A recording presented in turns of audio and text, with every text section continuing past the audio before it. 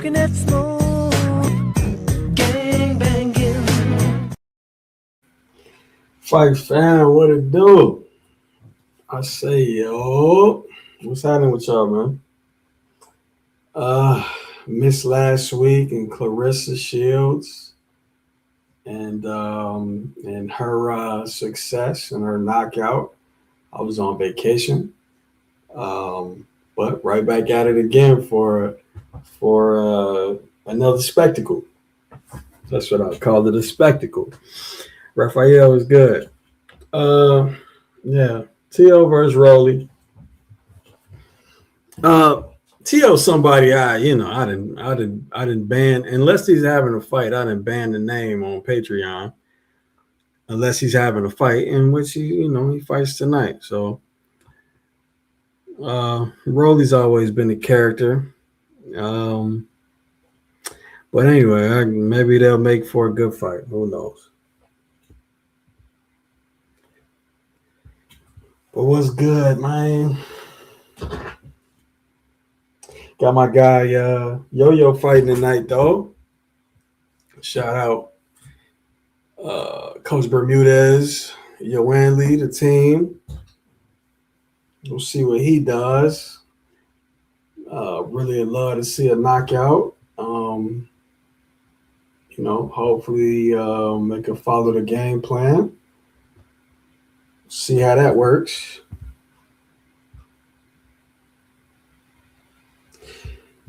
Nate Blue is good. Coming in on break, letter boxing gems for the breakdowns of Haney and Boots. Yeah, it was gonna be so it's a little slow period in boxing for sure. We're waiting on the final announcement for Navarrete Foster. That should be cool. Even though I don't know if we could put that on YouTube, probably not. We'll probably do the breakdown on YouTube and then the film study exclusive to Patreon, but because of the top ranked film, but we'll see on that. Then we got Canelo and Billy.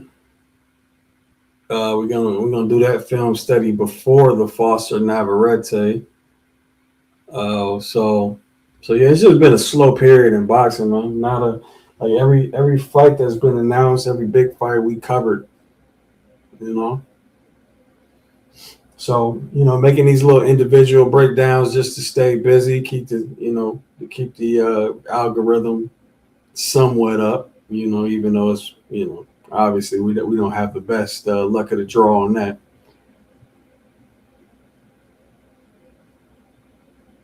Next, we were gonna do Benavidez next, but then I changed my mind and I said, man, let's just do. I'm having Jake do the like an all-time great joint with Crawford because I didn't. So when he retired, I did a little tribute live playing all our film studies, but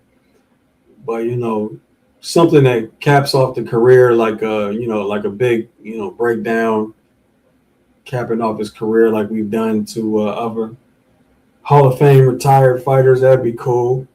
So that's in the works right now. Then we're gonna do David Benavidez. Don't know who else after that, man. I guess I'll take some suggestions.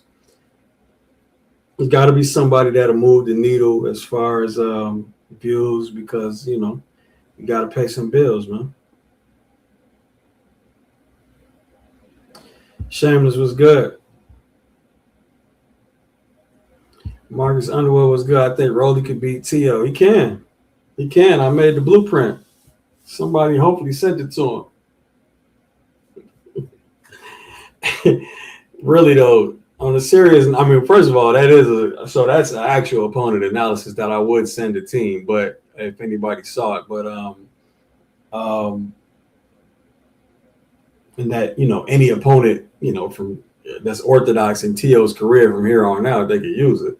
But anyway, no, T.O. is a better fighter than Rolly, bro.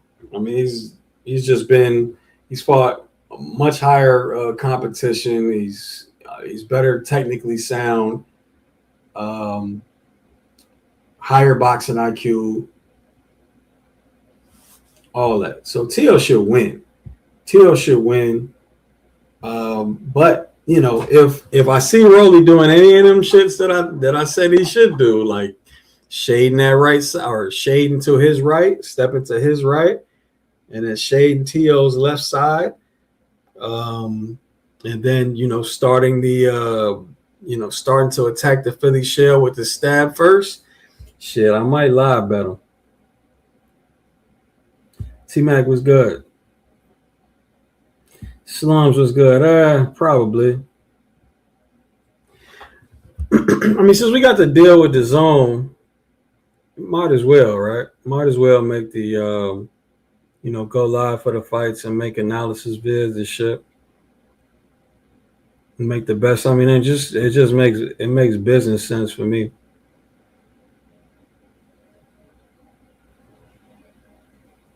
I didn't see the Serrano fight, bro. I took I just watched shout out to Hector Bermudez again, Coach Bermudez and Team Griffin last night. I just stayed on for Avius's match since I helped out with that one as well. Then I kind of did something else.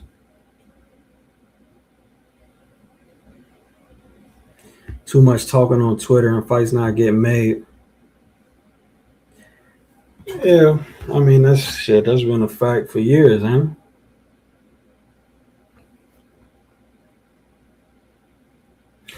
I mean, to tell you the truth, man, I told my Patreon members, man, my timeline or the things I've been paying attention to on YouTube at least have not been boxing, dog. It's just been too much gossip talk, man. I can't do it, man.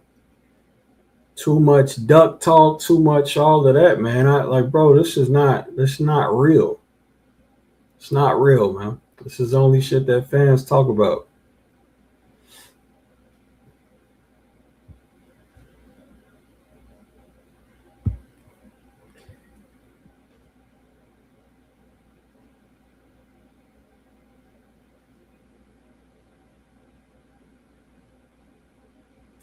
T.O. is, but at this stage, T.O. is more of a crapshoot fighter. Let's be real. All right. In recent times, who's had the better corner? Didn't have mental breakdowns, isn't coming off a loss, and ain't having doubts. I mean, those are all intangibles, dog. I mean, it's hard to quantify intangibles, man. All that could be true, or all that could be bullshit. That could make all the difference, or none of the difference at all. That's why we stick to the skills and stick to the film, man. There's no, I mean, who knows if that's gonna play the factor? I don't know. Pac-Man was good. If Rolly does everything he did against Ryan, exploit his need for permission, be patient, and time him, he will win. Yeah. Well, I mean, I I hear the book language. Yeah, bro. Put out a blueprint.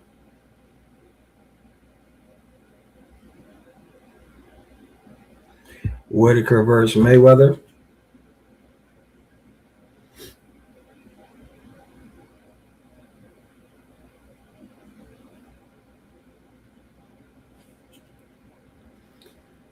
I can't do it, T Mac.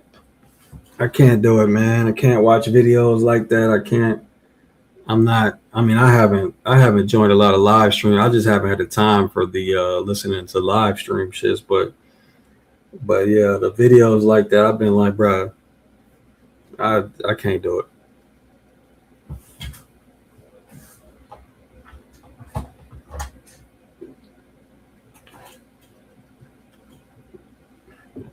Everybody turned into a fan. Now, now I'm with the fans that's saying, it just sucks that fights aren't getting made, dog. Like that's the part that everybody should be worried about. Fuck, whose fault it is, man. You'll never really know that. You'll never really know that because you're not behind the scenes. And then and I and as I tell her again, as I tell the patrons, dog, Once a fight starts getting negotiated online and on the internet, bro, you know it's bullshit, man. You know it's bullshit. That's not how fights get made, man. Once you start hearing numbers online and shit, like, oh, that shit, it's gonna be problems getting this shit together. So everything after that is just, I mean, it's just noise. Ali, you got all what you doing, brother? What's good, dog? What's up, man? You got all types of noise in the background. Let me turn it down. Let me turn it down, yo. Turn down the noise.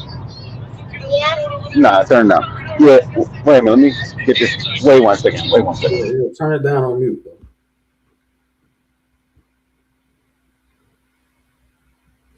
CMP was good. Facts. Shit, no, I mean, I mean, oh, 3 million this, 5 million that, 6 million that. How many times have you heard numbers in a fight and that shit actually got put together? Not a one time, brother. Touche. Still. Where you at, Ali? It's just a lot of. It sounds like you're on the freeway or some shit.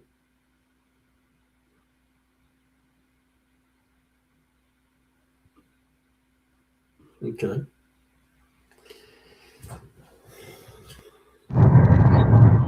it's worse now. Worse. Let me see. Where are you at, sir? I'm placing. I'm doing my thing, yo. I'm Are on the you way. are you at home? No, did it sound better now? No, bro. Are you driving home? Yeah, I'm driving home. It's if it's too Man, loud, bro. I'm about to call you back there. I'm about to Yeah, call you back there. you're gonna have to come back on when you get there, brother. All right, brother. Till All right, then. all right. All right, one. Well,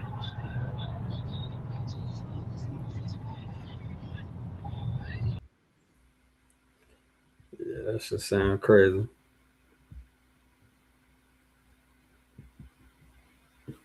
Senator, appreciate that, bro. Definitely happy you're getting the most out of it, man. Ali knows how to make it. Killer K in the building. First thing she talk about is Ali.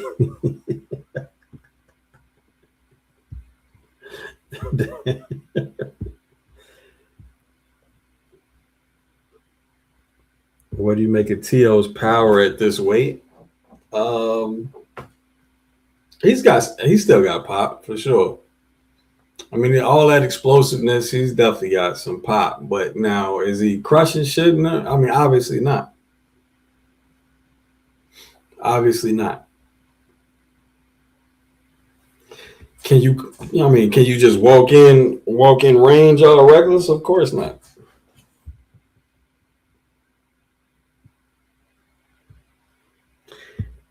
Rapper, yeah, bro, yeah, they fooled in a lot of people. A lot of people. Still, because, or I mean, honestly, bro, I don't know, man. They're fooling a lot of fans. I'm not gonna say they fooled in a lot of content creators, man. I said this a long time ago when I first started doing live streams, man. A lot of this shit is people hustling and hustling boxing and just hustling, like normal on YouTube. So it's a lot of rage bait, or it's a lot of what I'm saying, trying to bait your emotions and all that type of shit. So you'll view for a long time, maybe even argue, maybe what I'm saying, like you have something to debate, have somewhere to spend your time, bro. It's all for the bread. So a lot of content creators know better, and are just happy just to let you waste your time on their channel, arguing this shit back and forth. Some content creators don't know no better, and but same shit though, right? They just they just in that motherfucker arguing with you.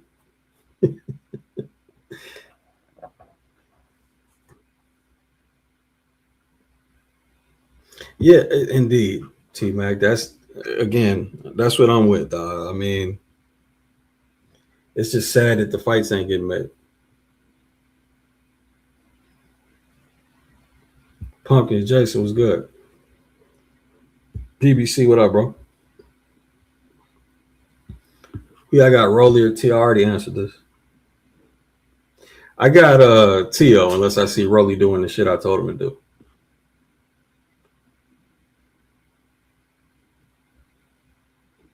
I hope so. Centering. Politely was good. Got a good, simple game plan, but a good game plan considering both styles. I mean, just to keep it real with you, I don't think Veron could fuck with Yoenli mid range to inside. So the job formulating the game plan was to uh, make sure we can get that exchange environment for as long as possible. So, I'm saying the whole thing was how do we consistently make this a mid range to inside fight, and that's the whole game plan. Don't mind telling y'all because it's that simple. You know what I mean?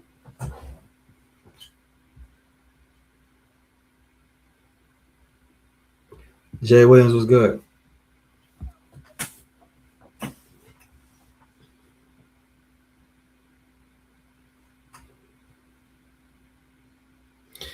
All right, we get some. Who is this? Okay, Utria versus Mikado. Okay, I ain't even study this shit, dog. But if I see something interesting, I will lie. But be long getting to this.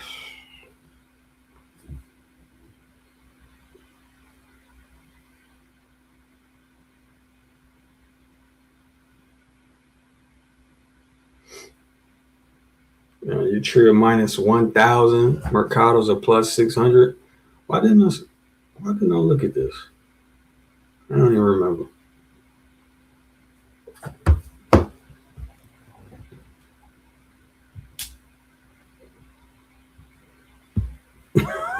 I mean, you shouldn't be. It's funny, right? But you shouldn't be confused, man. Like that's in that most people. How many people really know football? How many people really know basketball? How many people really know any sports you watch? How many people are that interested?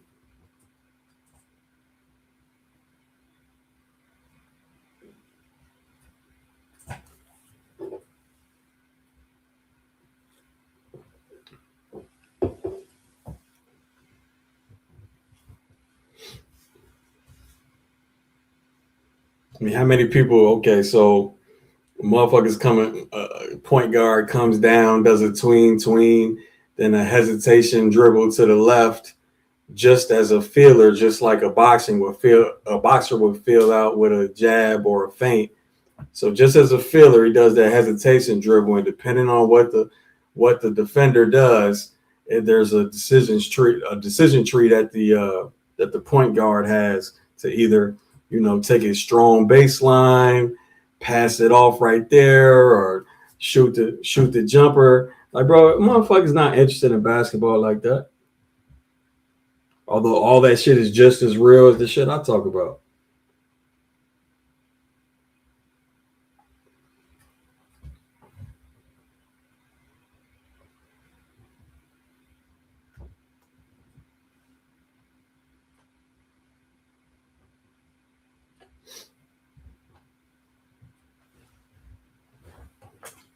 So it's all good, man. It's definitely all good. It's just not to get into no type of debate with him because clearly he didn't. He likes willful ignorance. But these the folks that be debating in the comment section.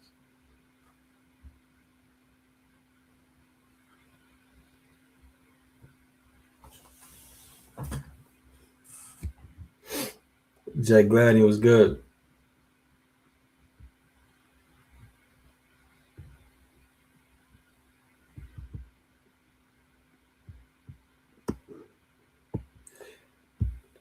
Shout out Ben 10 for coming to channel member. Was good.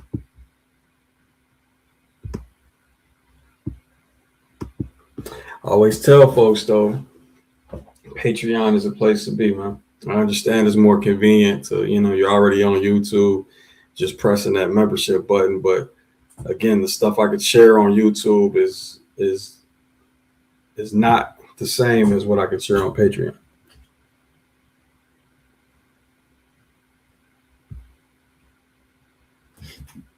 Mike, what up, bro?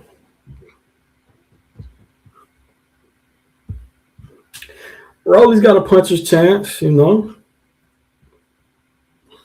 I mean, unless he follows that video, man. I'm telling you, see that man stepping right, or you see that man starting off offense with a stab jab on the shell, he got a good shot. Anyway, this fight started. Utria looked real relaxed with that circle jab. It was poor technical form on it. Now he's just frozen in place. Nah. I mean, this is the type of dude that you would know not to bet on eventually. Frozen like a statue. Nah, bro.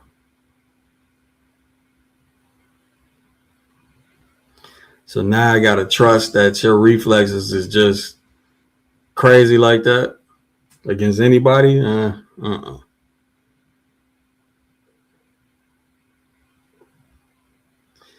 Didn't get off the line of attack after that double jab overhand.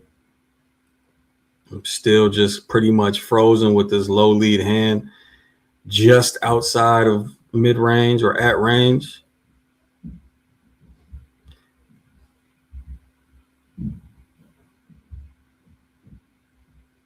I don't know if I've seen a feint yet. I don't think I have.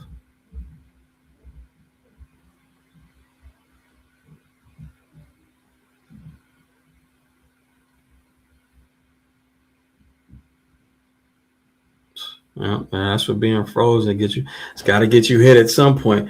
I'm talking about the whole time I've been talking about Utria, whatever his name is. I'm not talking about Mercado yet. Mercado's the underdog for a reason.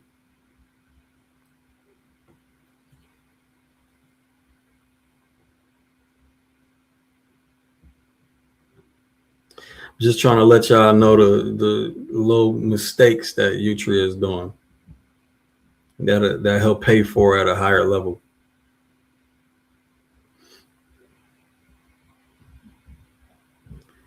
Didn't terminate, so he got hit with that counter punch after that 3-punch combination. It's also too many beats. I mean, he had no inputs to truly get away with that slow 3-punch combination without guessing. Now he's getting stabbed. Now he's got to watch out. Back that on a straight line again. No termination. Got hit with another left hook. That stab is important. He needs to turn up the pace right here, man, and not let that stab fester into anything else. Or he should chill and start to relax and disengage. But he doesn't want to let that stab work into nothing.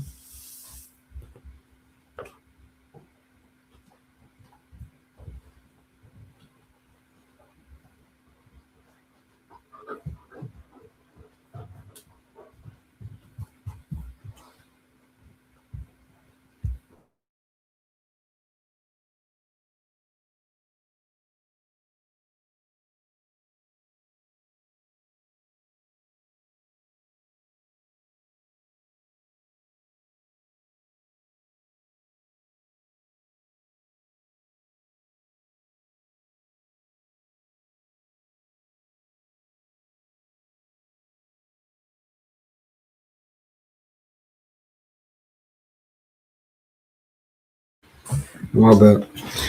All right, here we go. Round 2. Let's see what goes. Let's see if Buddy still sticks to that stab and what builds off from it, or what Utria does to deal with it.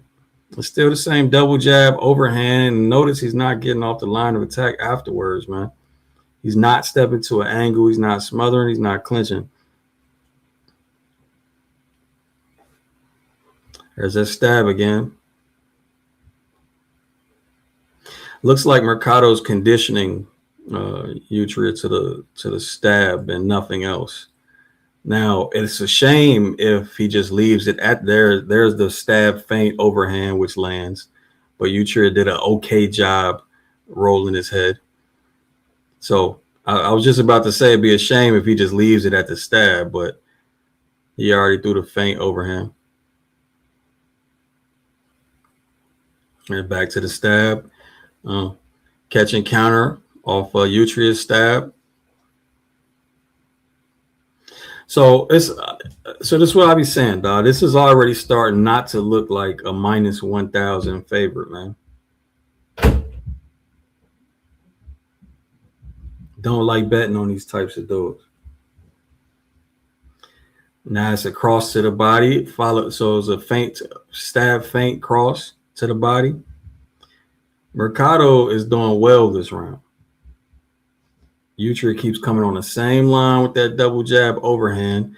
Now, granted, okay, nice little left hook from Mercado. Granted, Mercado is leaning over that rear leg to evade the double jab, which could put you in line with an overhand for sure. So that shit might land at some point if Mercado doesn't decide to do something different. It's actually one of the attacks that I told Avius Griffin last night about Mourinho's.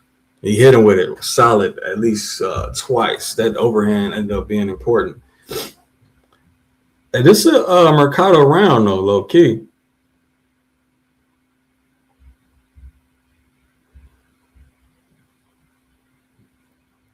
Back to the stab. I told you, you don't want that shit to just become an easy perception tool. Like now, Utri is not even really doing nothing about it. They both dropping hands, throwing hooks and shit.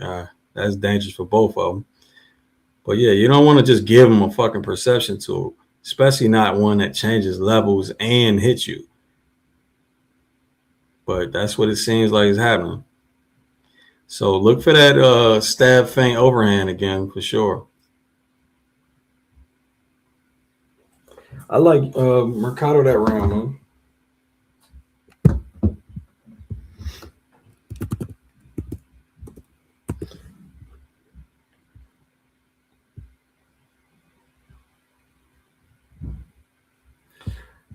He has all the talent and skill to be dominant at 160 and be undisputed at 160. There's still a lot more that goes into it.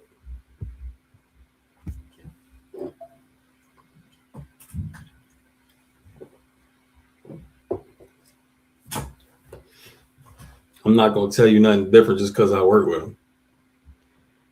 It's a lot that goes into that shit, man. You see, usually stand on it. I'm probably butchering his name, but you see him stand on that line of attack though, getting hit with stupid shit.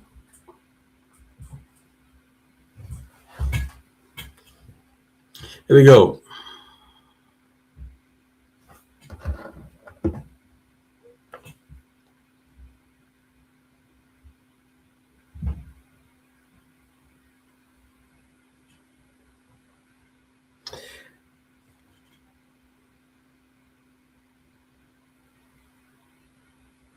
All right, so now Utri is trying to use distance and a little bit more athleticism, bouncing in and out so far. Trying to adjust a little bit because he wasn't doing well eating the stab.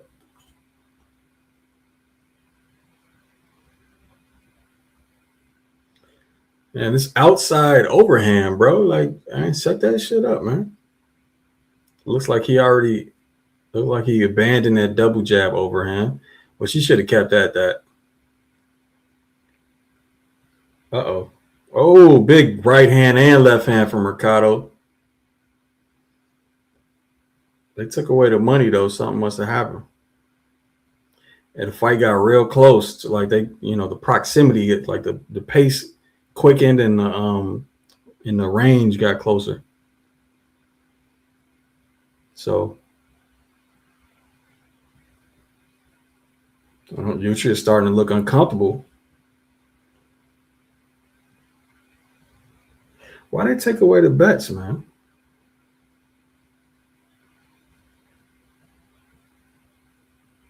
Oh, I'm not. Yeah, I don't know why they did that shit. Because I'm not even. I'm only 3 seconds away from where they're at on the counter.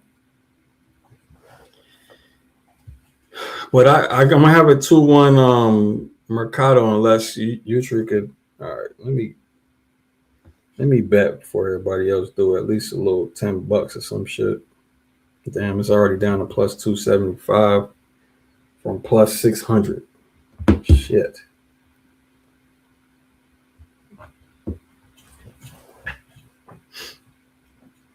But yeah, I'm gonna have a 2-1 Mercado unless Utri do something to pull itself out.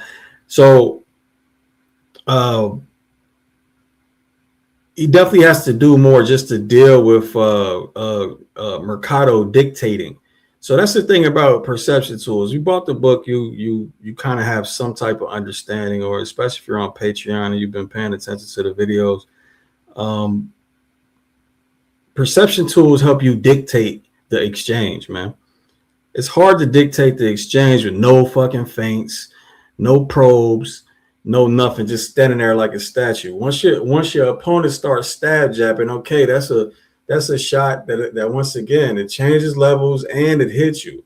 So you either set up to counter that bitch, but then that's gonna be hard to do because you're not dictating when it comes.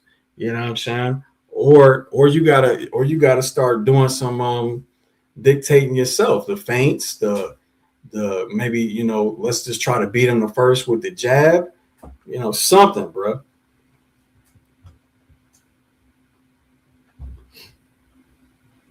But right now, the team, him, boxing IQ looking like ass cheeks.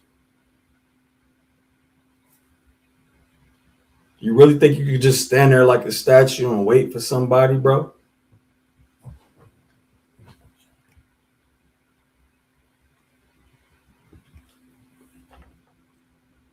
I'm already getting money on the cash out, bro.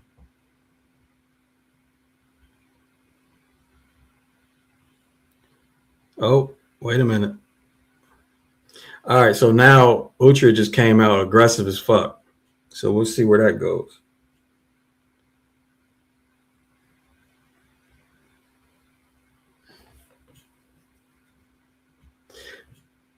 Mercado survived it so far, though.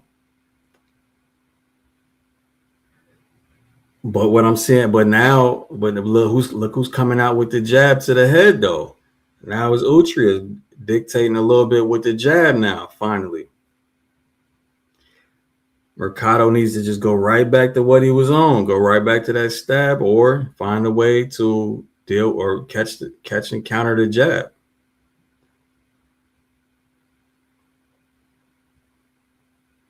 And it looks he's struggling right now, for sure. Neither one of them stepping off the line of attack.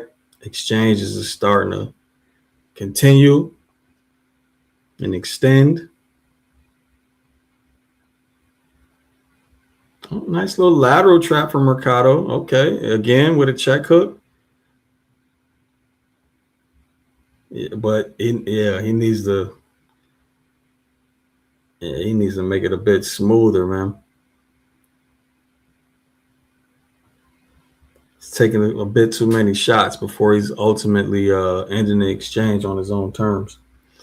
Not doing terrible. Oh, there's an overhand. Not doing terrible, but not doing great. I don't know why he just abandoned the stab jab. That's a real problem.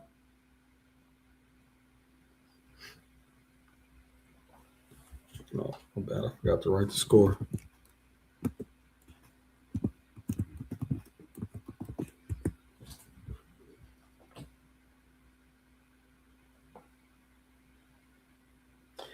Straight up abandon that shit. He throws 3 jabs there and adds in a stab jab, but that's nothing like he was doing. He got the best of that exchange.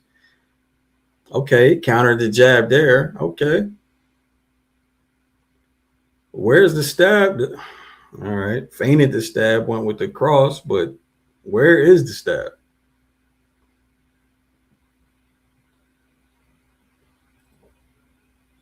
That's what started all this shit. Why are we abandoning it?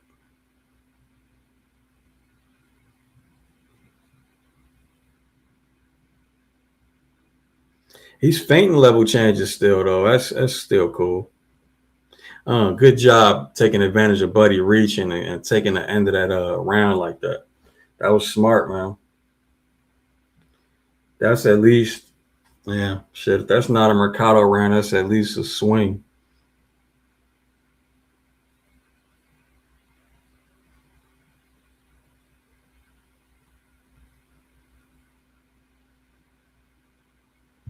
About time, dog. He was looking like shit, Rock.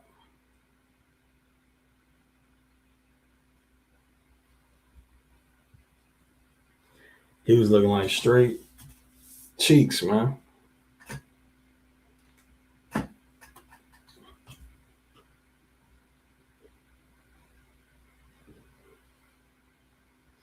But he's so you say he's improving, huh? I missed the shit, bro. I missed it. I pretty much only watched Avius's fight. I'm gonna give it a swing, man, just in case they hating in there. But Utria had a good start of that round as well. But damn, dog, Mercado's gonna fuck this up by putting away that stab jab, man. He's now he's letting Utria dictate with a jab to his head, and he can't catch it. All right, now he's countering it, but you're gonna need more than just a counter, dog. You can't counter every jab. Yeah, I mean, the counter either got to be hard enough for the motherfucker not to throw no more jabs, or you also need to be able to defend the jab without countering it.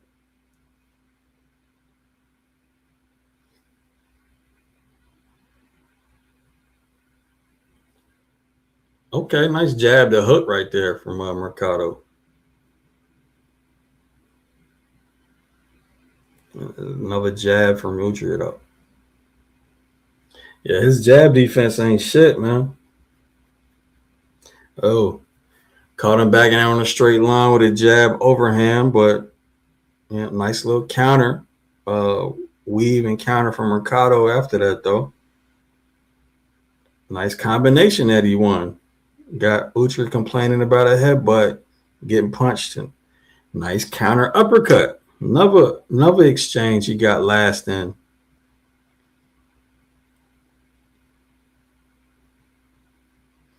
But look who's consistent with dictating the start of exchanges, man. It's Mercado now.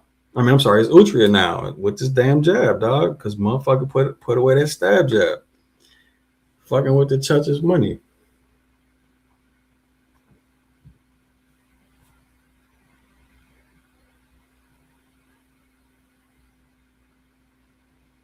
Uh-oh. Some bad blood. Ooh, big right hand from Mercado right there, though. Nice. Again, he faint. I like how he's still faint. Okay, big right hand from Utria. I like how he's still fainting the level change with dog. You have to show him the threat as well, bro. It can't just be a feint without the actual punch. And that shit truly went away. After the third round, we might have seen like 2 stab jabs, and that shit was the reason why he started taking over the fight. Sad, man.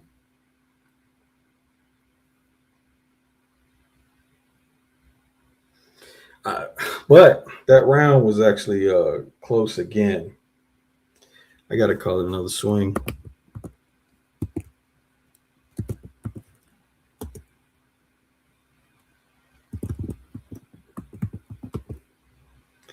That might see, I might have given that one more so to Utria, but you know what I'm saying. I get the other one more so to Mercado, but still, I can see him going either way. And it's three of them. It's only one of me. Y'all know how I do this shit. Getting cash back on a Mercado bet again, though.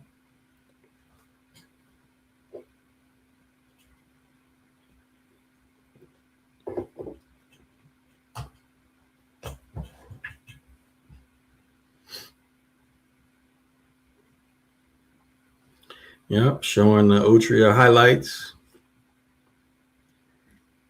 You know what the zone on. If they're glazing anybody, I'm pretty sure I know who it is. The favorite. Nice body work from Mercado, man. Utria is. Yeah, I could never bet on Buddy. At least not pre-fight.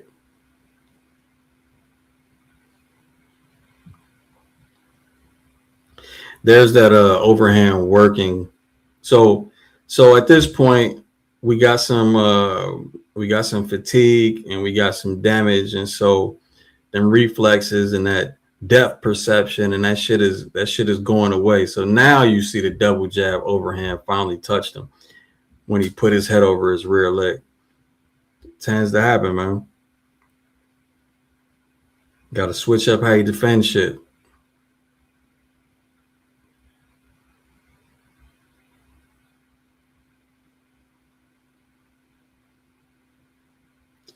Okay, Mercado, you haven't done anything, bro. This has all been Utria. What's happening?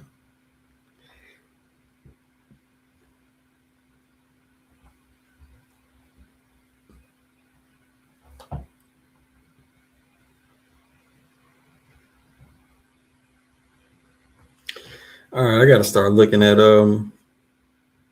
more bets though. This one they're gonna make, or they could give to Utria too easy. Yeah, Mercado's fucking up.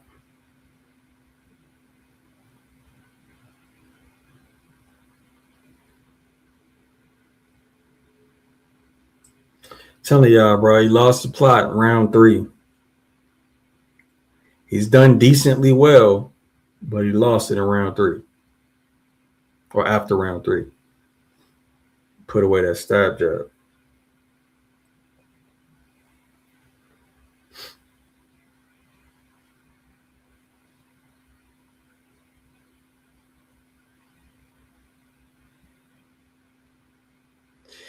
But if he wins another one, like he's gonna lose this round unless he hurts Utria. But if he wins another round, I'll fuck around and bet the draw as well.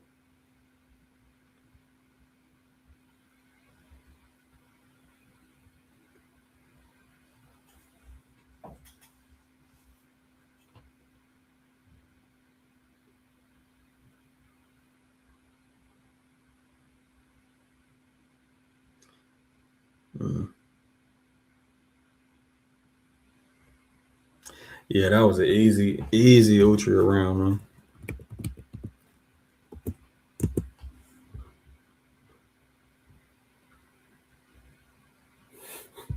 man. Hanging out with the Goof Dynasty.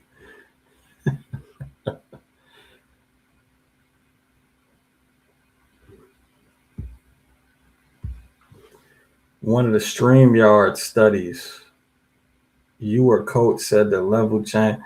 Bro, so that the context, I have no idea what context we said that in. But level change to where the ops hands are, no, I mean that would all depend on, you know, your hardware. Like, are you tall? Are you short? So yeah, it sounds like we're missing a bit of context here.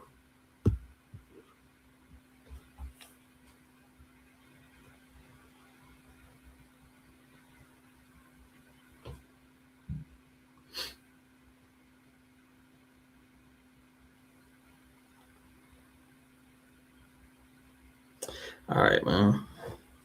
Round 7, man. I need Mercado to win another round. It's a better draw and to keep my bet up. Period. He's losing this one so far too.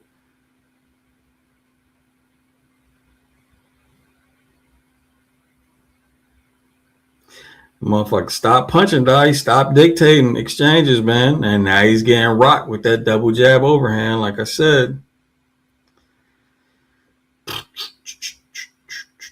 He's not dictating shit, dog. He's letting Utra get off first every single time. And it's keeping his hands at home. All he's got is these, wide ass counter punches.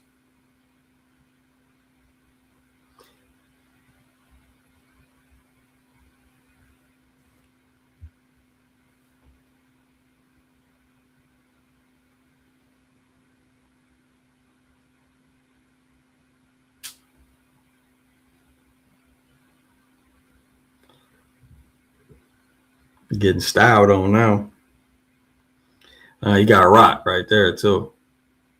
By 1-2. He stayed on the line of attack after he jabbed. He got rocked by 1-2.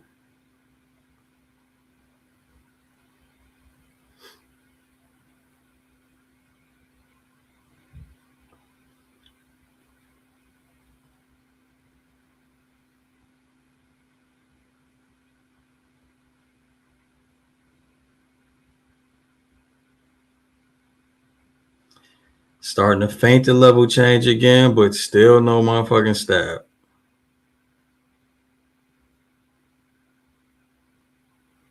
That's interesting. Forward shifted, got on the inside, got to go into work. Okay. That's all right.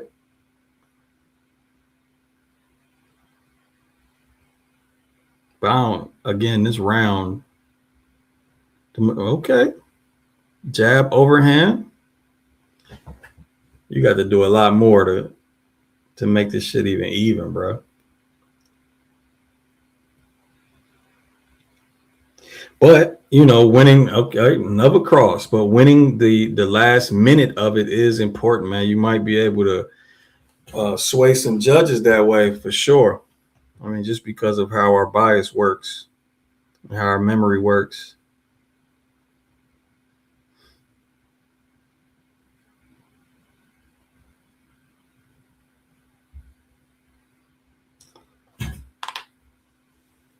But truthfully, dog, that's not really a swing round, but I don't know. Since I understand that shit, I'll call it one.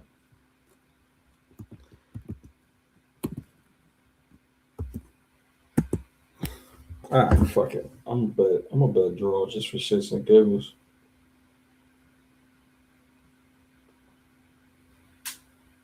If they bring it back. Oh, here we go. Plus 700.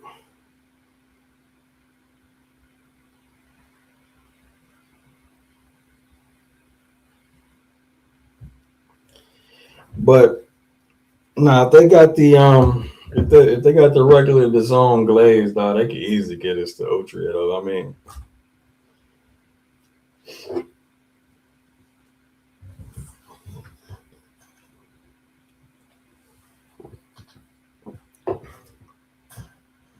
I think each of them has one round that they somewhat dominated for the most part. Okay, nice work from Mikado to start this round, though. It'd be real good if he actually wins this one. I think, but yeah, each of them only has one round that I think it was no question about at all. That they won the vast majority of exchanges in. Other than that, I think, the rounds that I gave them, they did enough to win them. And then the rest of the rounds was close. Nice move, Mercado. Good cross, man. Mercado, he's winning this round so far with a minute gone. Nice combination. Good job stepping out afterwards. Nice counter jab from Utrecht. Back to a stab jab. Finally, bro. Work that motherfucker, bro. That's what you got away from, man. Again, got the last of that exchange. Got 8 a jab. Bro, this motherfucker definitely needs some jab defense in his life. Learn how to catch some shit.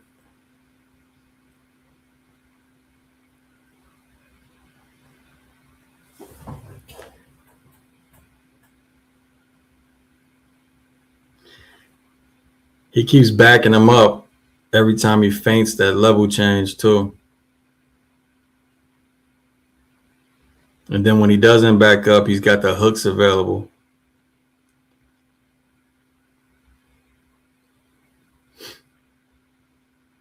And good jab. Nice cross to the body that time. A nice counter 1-2 from Otri. Oh, big overhand right from Mercado. Nice left hook to end the exchange from Mercado. Another 1-2 from Mercado. Backed him up to the ropes.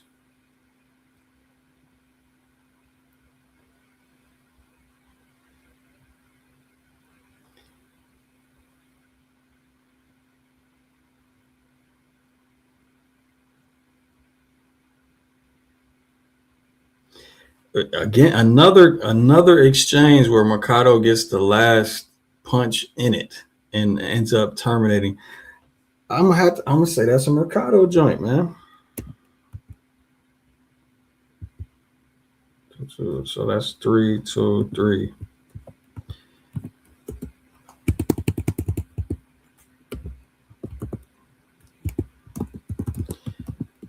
It'd be nice to come up on a little upset right now.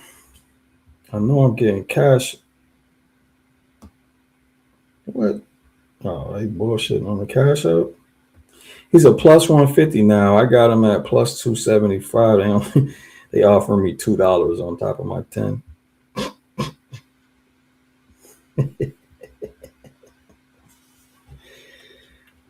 Okay. Well, fuck it. I'm just gonna keep my bet, but I got the draw at plus 700.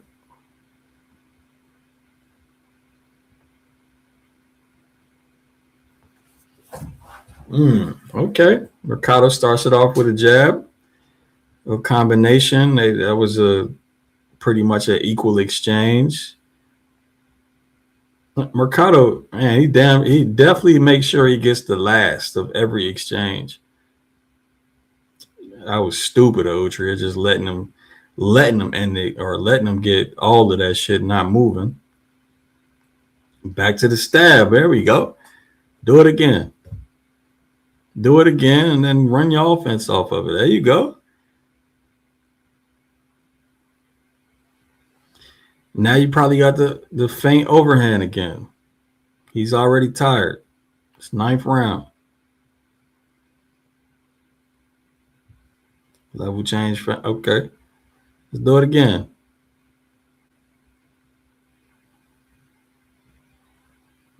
Bro, that single mid-range jab is trash. Okay. Pre-slip to the swivel jab. But nice little counter from Mercado, though.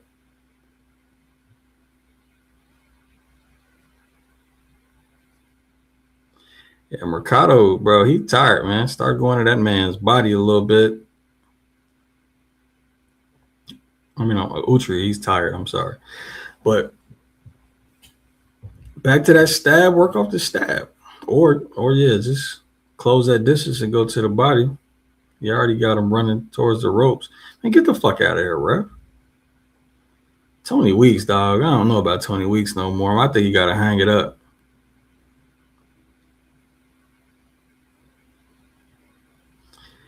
Bro. Now, Uchi back to being frozen again, bro. That you know that shit ain't going to work in the 9th round.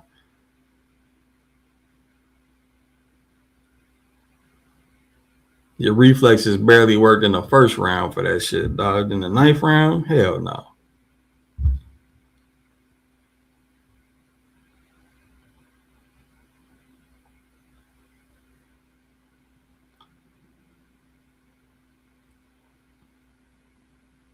Okay, now I'm getting major cash back on a Mercado bill. He must have went and became the favorite.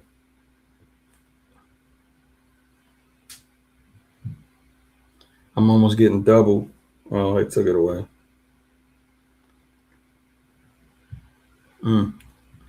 Nice cross.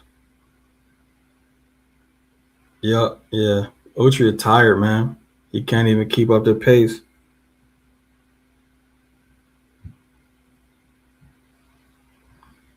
Just getting outworked. This motherfucker just bobbing and weaving, throwing his hands and outworking him. All right, I'm getting double. Uh, mm, should I keep the bet?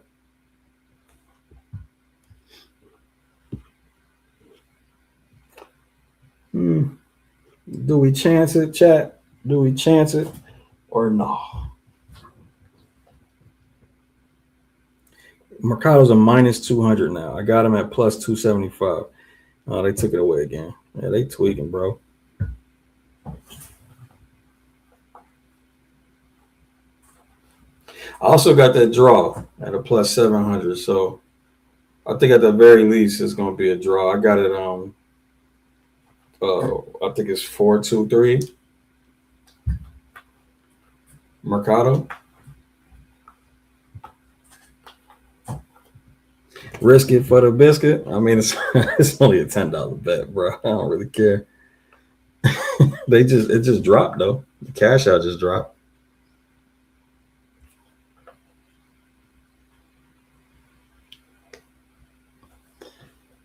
Let's see what that means. Why did the cash out just drop?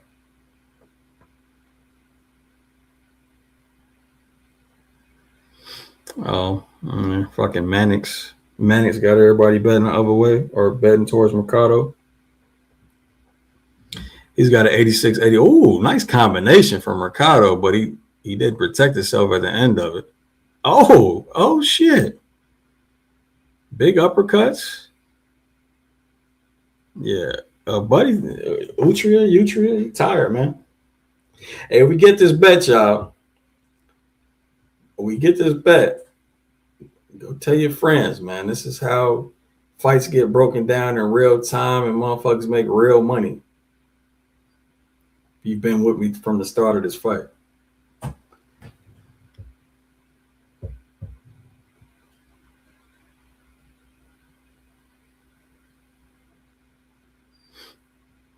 I mean, that's whether it's the draw or Mercado.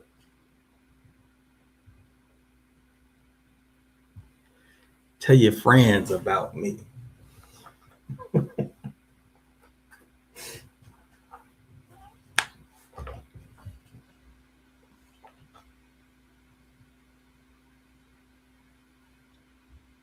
Yeah, Mercado on his ass, pause. And he still has way more energy, man. Go to the body, fool. Yeah, you're doing all the level changes. I mean, I understand you want to bob and weave, but go to the body, sir.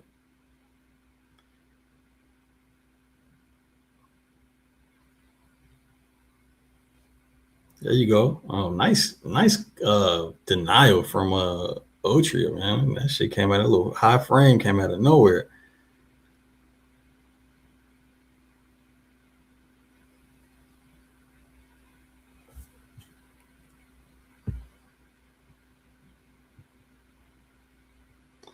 You get, again, Mercado outworked him in that exchange.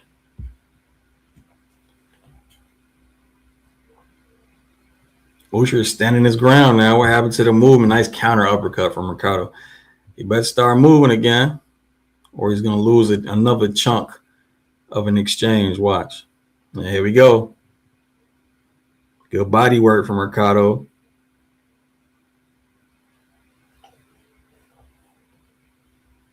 Here we go. Get in touch, buddy. He been there, bro. What you saying? Come on for? He been in front of you, bro. You the one moving. I'm gonna call that one a swing, man. But I got it. Damn, what was my I stopped scoring. Then I had it 4-2-3. So 4-2-4. I could call it. I don't know. I think Mercado. So I favor Mercado in the round, but again, I know what they be on.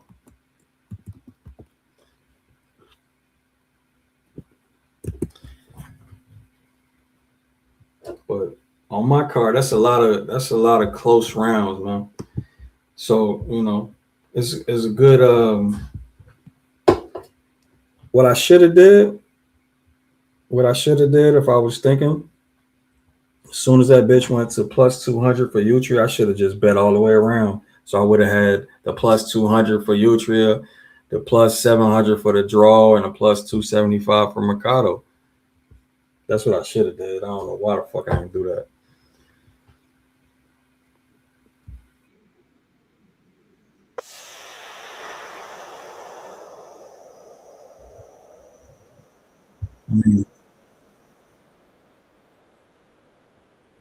I mean, I know it sounds counterproductive, but anybody that makes, that does hedge betting, you understand what I'm saying. Let's see what they do.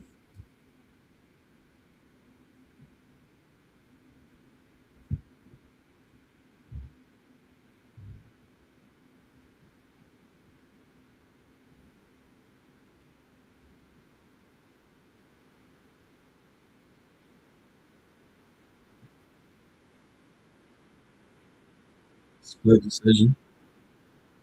Uh-oh.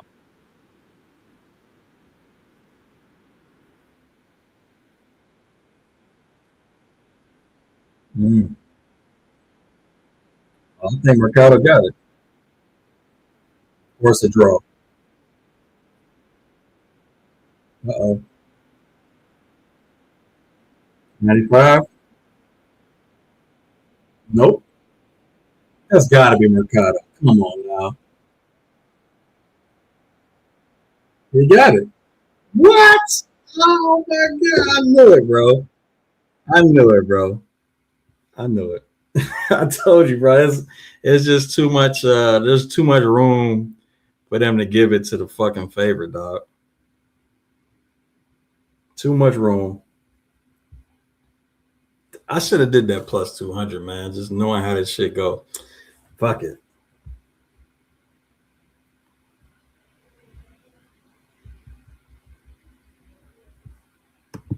Too much room.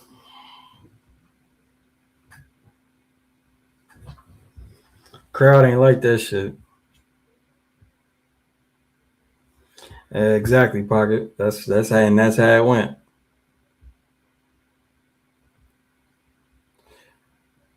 Scientific was good.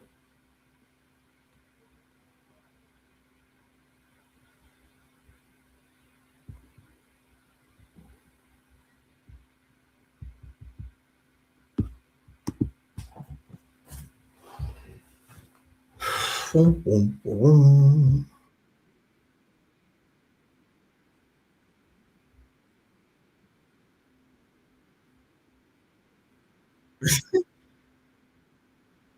only gave him one of the first eight, dog. That shit is, bro. Fire that motherfucker. That's wild as fuck, bro. They said the motherfucker had him winning one of the first eight. Jesus Christ, man. Mm. Real McCoy was good with you, bro.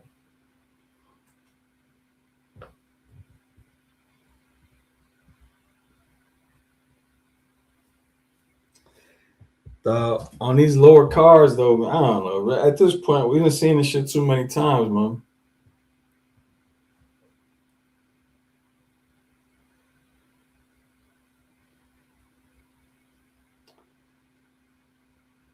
Like even having all them swing rounds, dog. I had it 4-2-4, four swing rounds.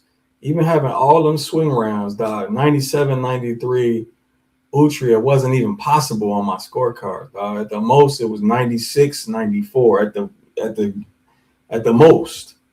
So 97, 93 is egregious, man.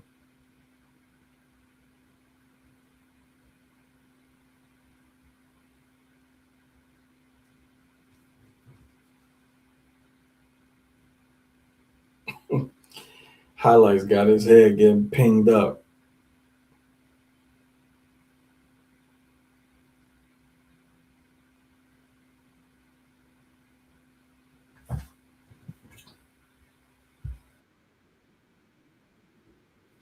Yeah, he ain't it though. In case y'all ain't know. Whoever got him walking in front of somebody and freezing don't deserve their job. Ha. Joseph, what's going on, man? Hey, brother, how are you doing, my friend? I'm good, man. How you been? Oh, been working hard, man. Working hard, brother. And yeah, man. Honestly, dude, it really stinks that this card is before the big one next Saturday in London, England, at the sold out Otina, Right. because everyone is talking about that, and no one is talking about this. Really, you What's can next always week? tell how big the fight. Huh? You said what? What's What? next week? Oh, Hergovic and Tommy. Moses versus Philip Hergovich for the IBF heavyweight crown. Yeah, Oh, this right. this Okay. that one. Where's I'm everybody talking about that at?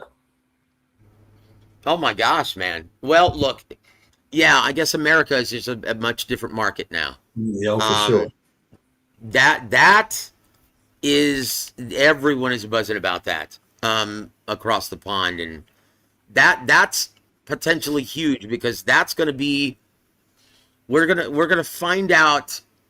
We're gonna see what Moses E. Telma.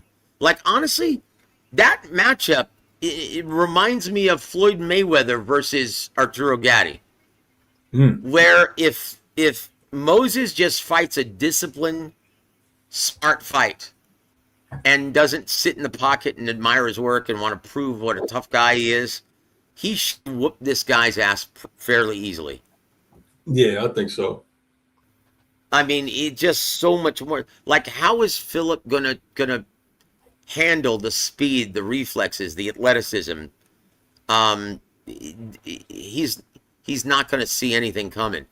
Like, and Moses' footwork, moving in and out of range, it's brilliant, and he's so fast and he's so strong, and I can't see Philip um being competitive in this. But He said man, he the said he pace. did. He said hold on, Joe. He said he didn't believe in film study, so I got to tell him by knockout. Well, why do you think Ronnie Shields dropped him?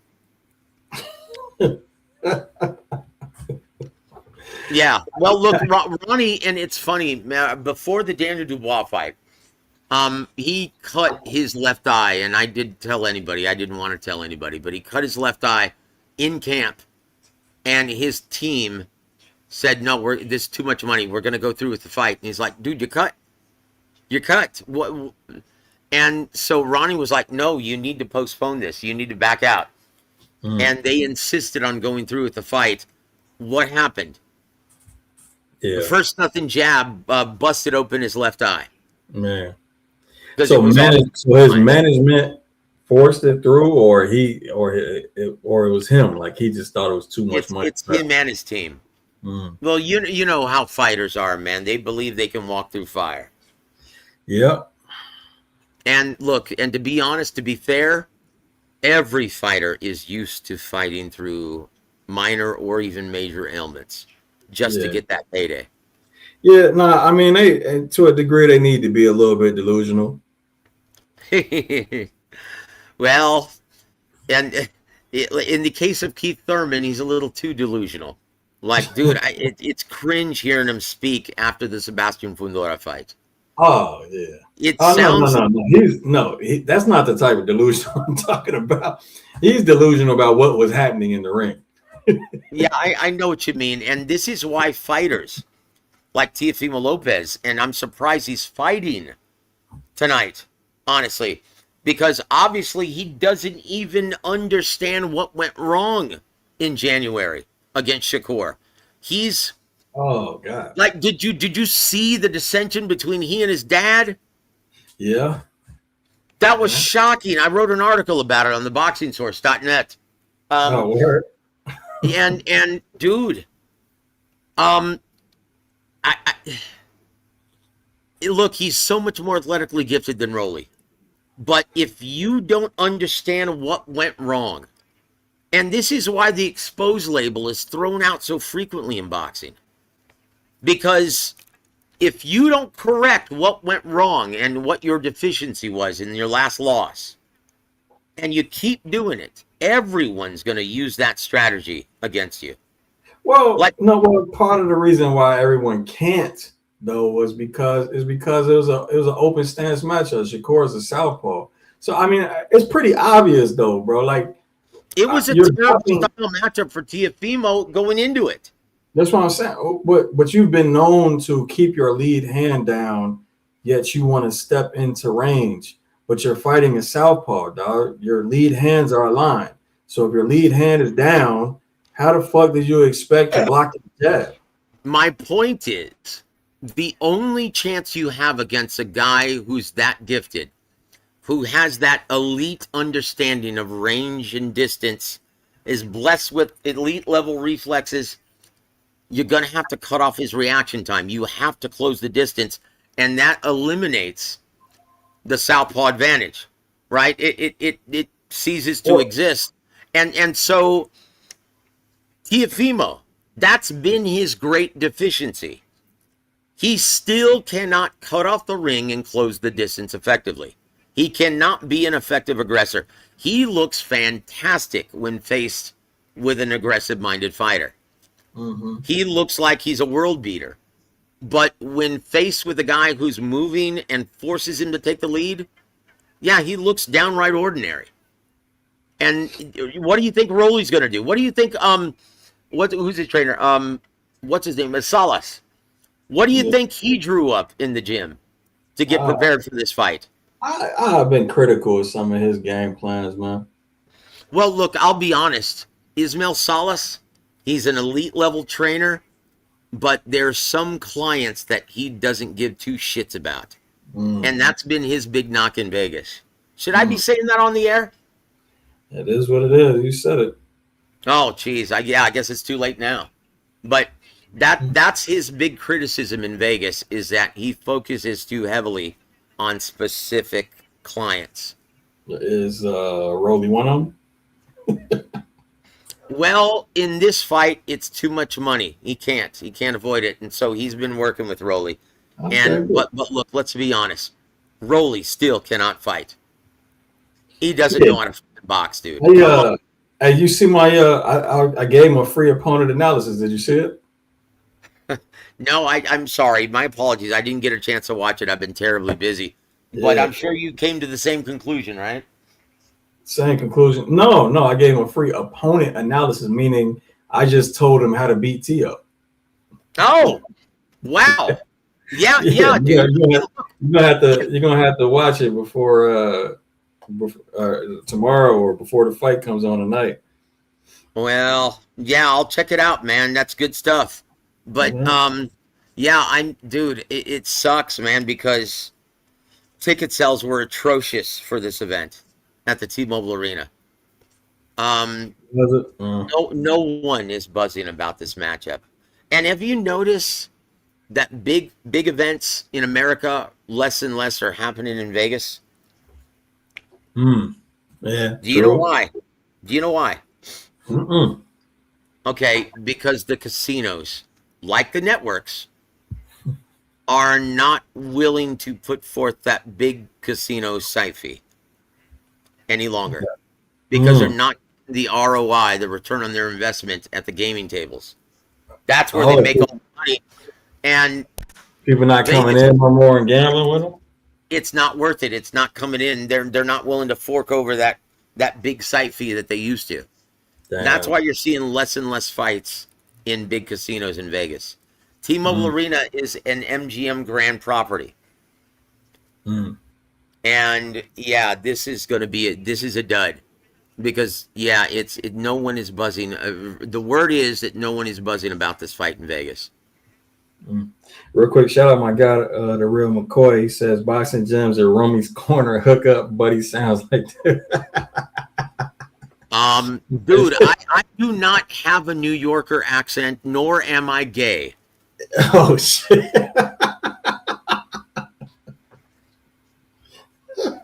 Oh shit. Yeah, I used to work with that clown at Eastside Boxing. Oh, Rummy's quarter for real? Yeah. He's well, put it this way. I'm sure he's been to a few P. Diddy parties. God damn. And I'll leave it at that. Yeah, please But leave it. that's real though. That's real. That's what I'm saying. That's the biggest significance, right? And also, I actually understand this business, but the thing that we do have in common is he had a really good relationship with Emmanuel Stewart, Okay. and that's how we initially met. Yeah, I don't mind. So I don't mind his channel. I mean, I think you know, some of the historic stuff he does is good. Yeah. Like I said, he's an avid student of the game, but yeah, dude, unless you've been in this business, and you know, Ryan, there's a huge difference. Yeah, I get it. Okay, so compared to Max Kellerman, yeah, he sounds insightful.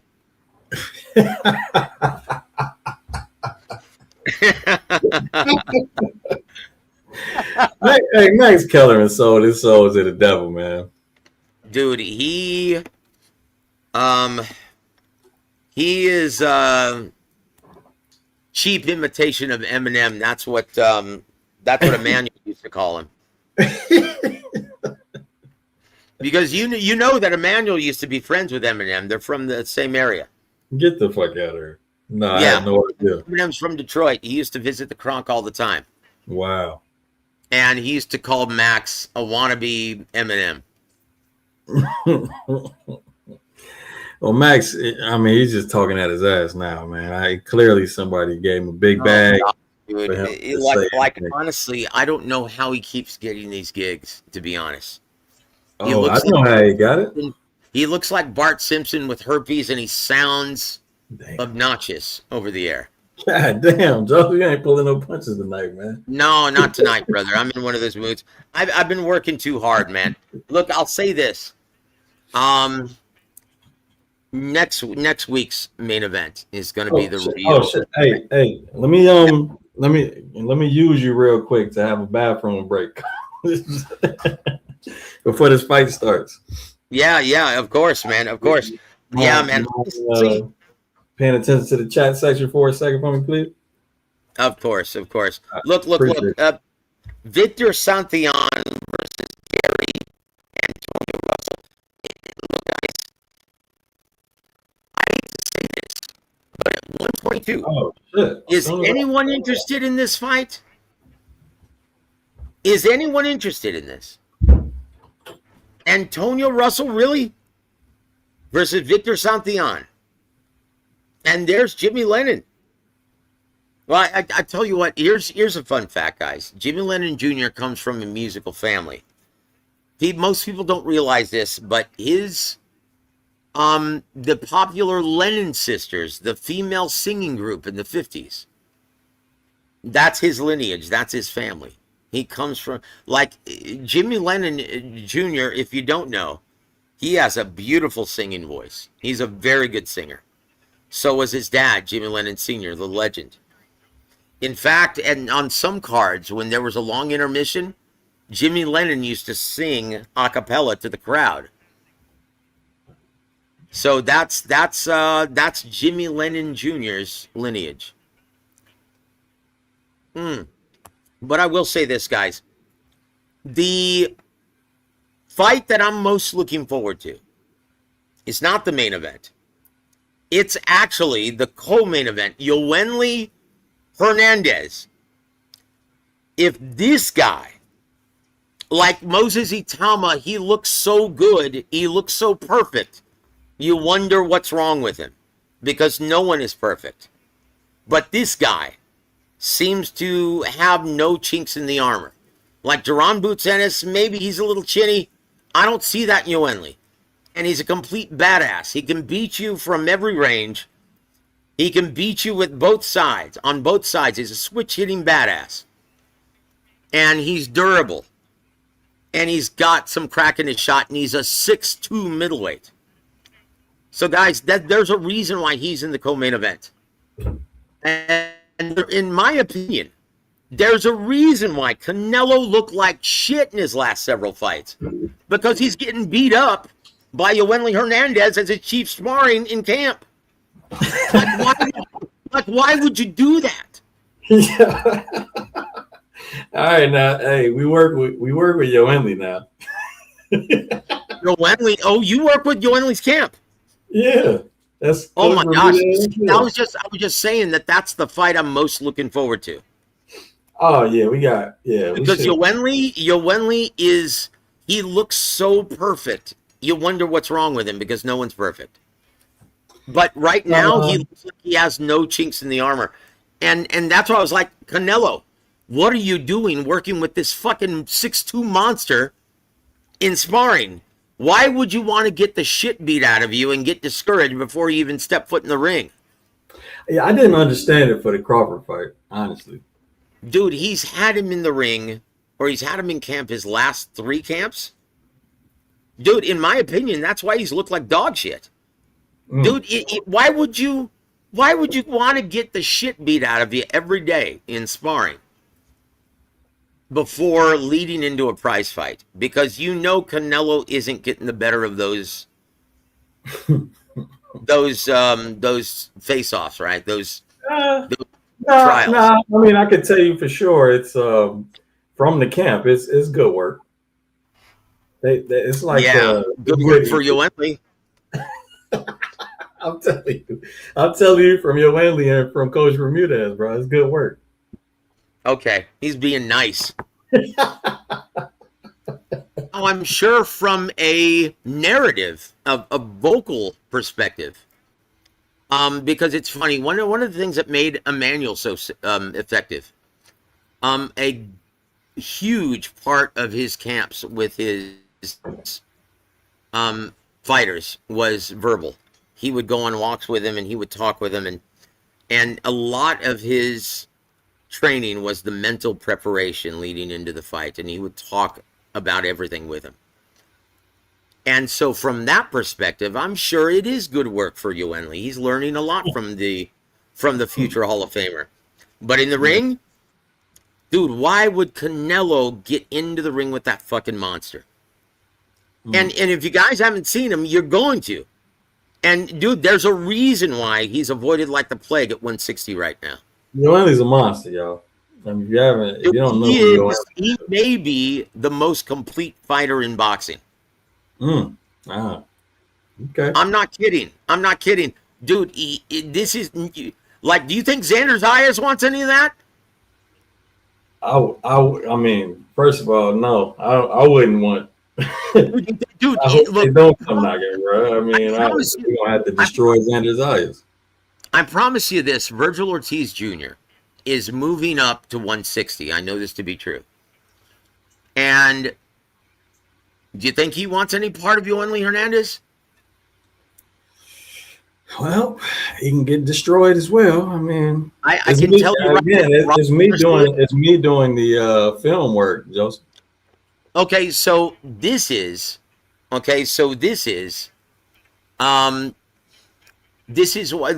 he's in the co-main event tonight, because they need eyeballs on him. They need him to become a much bigger ticket seller, because without that exposure, everyone is going to continue to avoid him like the plague.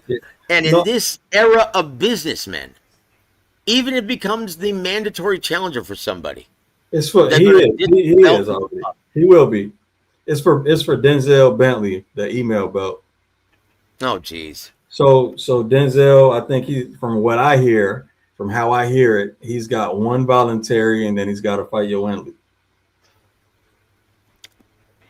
Oh well, I tell you what, he's going to relinquish the title. He say he ain't gonna fight that motherfucker. No. I'm serious. It's just like so I can see Yoeli eventually fighting for a vacant world title, but dude, no one. It's like his fellow countryman Iglesias in '68. No one wants to fight that guy. Is that 68? Oh yeah, it is 60. I was thinking 75. Yeah, and he eventually had to fight for a vacant world title, but no one wants to face that guy, and no one's talking about him, and they can avoid him in the camera lens. You broke up a little and bit. That's what PBC. Oh, I'm sorry. That's what PBC. That's what they want to avoid. They don't want him to be avoided like the plague. They want him to get this exposure. That's why he's in the co-main event. They want to, because that's, think about this. How many other prospects does PBC actually have that has the potential of a Yoenli? Zero. That's my point. That's my point. And so this is why he's in the co-main event, and this is why this is the most anticipated fight for me on this fight card. Got it. I want to see how you Well, this I'll tell guy. you, Joseph, I'll tell you straight up, like I told the chat already. I mean, I did the film work for this one too. So the game plan is basically just to maximize the time that we can keep the fight mid-range to inside. That's basically it. Because Verone can't fight mid-range to inside. As soon as he feels that fucking power, as soon as he sees the crisp, compact, efficient work of Yoenli Hernandez from mid to short range, yeah, he's going to be running to the hills. He's going to be looking to survive and not win. This guy going to get his ass whooped if he tries to fight Yoenli.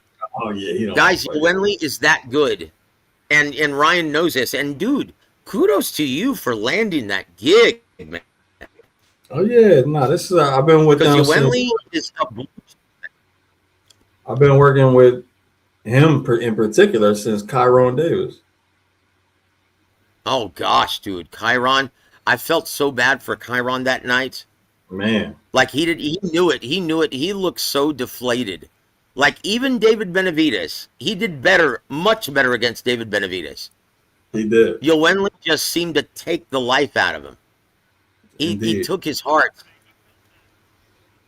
Yeah, he's a monster, man. You let that motherfucker fight his fight. He's a monster, dog. I can't even. Yeah, he is. Like I said, up to this point, he looks damn near perfect. And so you wonder what's wrong with him. Hopefully, he doesn't follow the latest line of Cuban exiles, right? Where they, gosh, dude, it's so disappointing. I tell you, Joseph, I know what's wrong with him. Okay, go ahead. I mean, again, I work with the what's wrong with him is he likes to go to war. Oh yeah, but he wins every single battle. If you go to war with him, he's gonna win that war. I'm just saying he likes, but that could be a gift and a curse. Like, you know what I'm saying? You can't just go to the war against absolutely everybody. Why not? like honestly, if you're, I know that it's very sporting of you, right? You're giving your opponent the only chance he has of winning. But dude, if you've got, but he's a monster. Oh, you're breaking up again, Joe. And dude, that's what's missing. Oh, I'm sorry, man. Can you hear me now? I can hear you now. Okay, so that's what's missing from the boxing product today. More fighters don't have the mentality of Yoenli Hernandez. He wants to prove that he is the fucking baddest man in the ring. Like, it's become fencing matches today. Like, people looked at, like Rolly said this leading up to the event. He said this is why boxing is dying in the American market and is thriving everywhere else. Because in the American market, too many American fighters, they're looking to survive. They look like they're afraid to get hit. It's become sparring matches. And we don't want to see that. Like, for example, Devin Haney, after the Ryan Garcia fight, looked like he was as nervous as a toothache against a shot fighter like Jose Ramirez. That was disgraceful. Yeah, it was. That was disgraceful. That turned. Yeah, dude, it's like, and you expect to get paid millions for that? And you want to be on pay-per-view with that? That keeps people away from their TVs and away from the arenas. No one wants to pay to see that. Yeah, it was hard to watch for sure. That whole night was hard to watch. Yeah. Watch. Someone in the comment section, is this the guy that said Virgil Ortiz, Charlo was a done deal? No, I said it's going to be made. It's going to be done in November. You're going to see it. And it's going to be at 160. What other options does Jamal Charlo have? I know he's trying to get... No, once again, understand the business of this, brother. And Robert, where do you think I got it? He said it was fake news. That's who told me. So I don't know what you're talking about. Fan section, okay? Ching out, dude. I swear, fans are funny. It's like fans are funny, man. They think they know the business and they think they know this sport. But unless you're in it, Junior, it's best to just be quiet and listen. That's man, I was talking about that earlier, man. There's this huge, all these narratives going around with all the ducking talk and all this other shit. Like, bro, so every time I'm on YouTube now with some free time, I'm watching like some science shit or some, you know what I'm saying? Or just maybe some documentaries. Like, right, I'm not trying to pay attention to boxing right now because it's all fan narrative bullshit. Well, you know me, brother. You know me. I'm busy with my ministry. It's God's Perfect Love Ministry, and now we have over 54,000 subscribers. Thanks be to God. Oh, nice. That's what occupies all of my time. But I still work. I still work with promoters. Oh, here's the latest. Well, no, I can't talk about that. But just look forward to next Saturday. It's going to be a great event, and and you're going to notice the crowd. Here's an example of the difference in crowds, right? And this is what's wrong, right? This is what's wrong with the boxing market in America. The fans, for some reason, have bought into the idea that it's a more insightful or intelligent way of looking at things to shit on everything. Right. They think that's okay. So now when you go to the UK, here's an example. My brother, he's one of my best friends, Thomas Triver. He's going to be doing the ring announcing next weekend at the sold out O2 Arena in London, England, for the IBF heavyweight title fight. And he's a rock star over there. He gets mobbed like a celebrity. Over here, no one recognizes him. Mm. And his name has become, and his likeness has become synonymous with big time boxing over the last 2.5, 3 years. Right? And no one recognizes him. Why is that? No one recognizes him here, but he's a celebrity in the UK. Why is that? Shit. It's because these self-absorbed fans who have their own boxing YouTube page make it all about them and not about the fighters in the sport any longer. Oh, yeah, I hear you on that. That's what's wrong.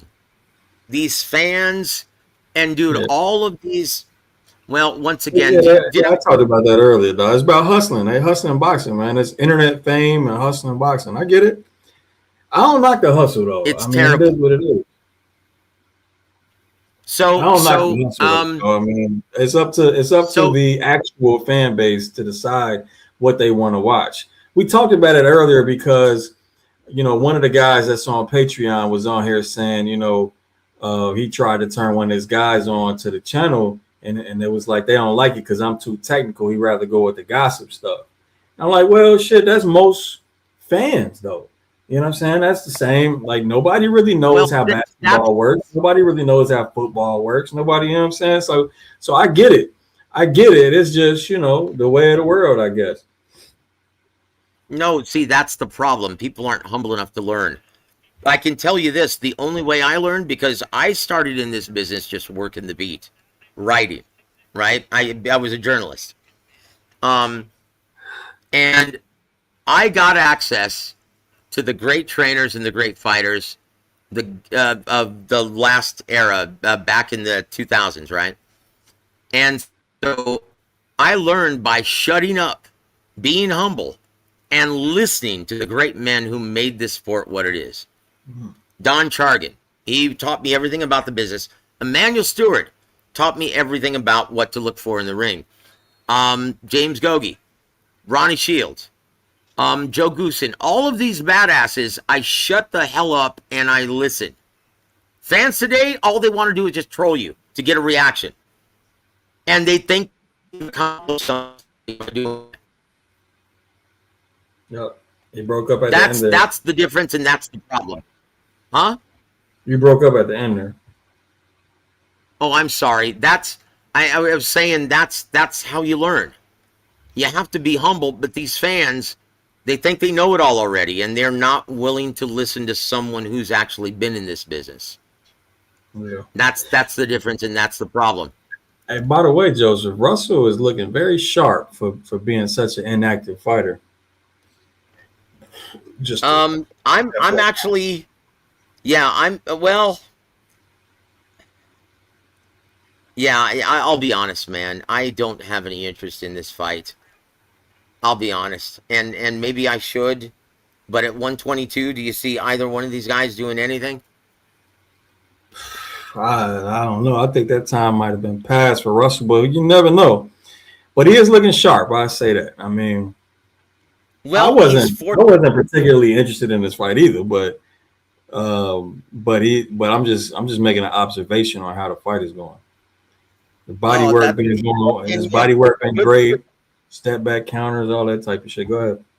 Yeah, good for him, man. He's being very patient and forcing his man to fight his fight. Not so much right now. Yeah, man, look, I'm just focused right now. When you're talking about 122 in March of 2027, it's going to happen.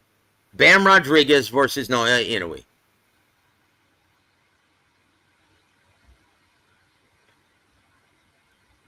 Can you hear me? Bam versus Inoue? Yep, March of 2027. Wow, they decided that already. So he signed a two-fight deal with Turkey Al Sheikh, and so he's going to be fighting. I thought it was going to be on the Canelo co-main event on Halloween. But apparently they're looking at now it's going to be on the undercard of Fury Joshua.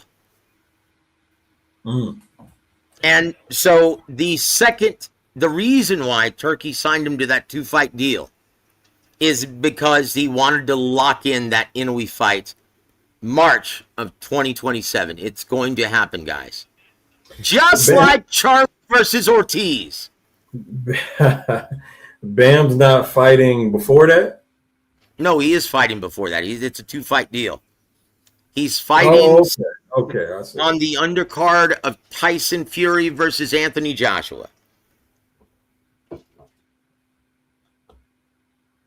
Wait, okay. I thought you just said that was the Inoue date. No. Inoue is March of 2020. Oh, when is Joshua Fury? It's November 14th in Madison Square Garden. Let's see. Okay. Gotcha. Yeah, that hasn't been announced yet either, has it? No, because we'd have been making the film studies. Hey, all right, man. So you just got some news on this show, on this live episode. Yeah. Well, making them film studies cost me money, so I'm definitely gonna wait till them posters drop.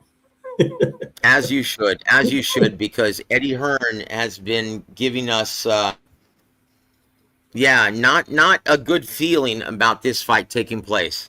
Man, everybody's full of shit about fights taking place, man. Anytime they talk about it, I wish so. Hey, Joseph, earlier I was talking about. So I was telling folks, as soon as you hear an online negotiation, like an internet negotiations, just know the fight is dead. The fight is dead, man. Dude, honestly, I am sick Like I don't even go on social media anymore. What up? Like honestly, real quick, let me know. I'm letting Taylor on. Let me know if it's an echo from either one of y'all because I can't hear the echoes. But go ahead. What up? What's up? Go ahead.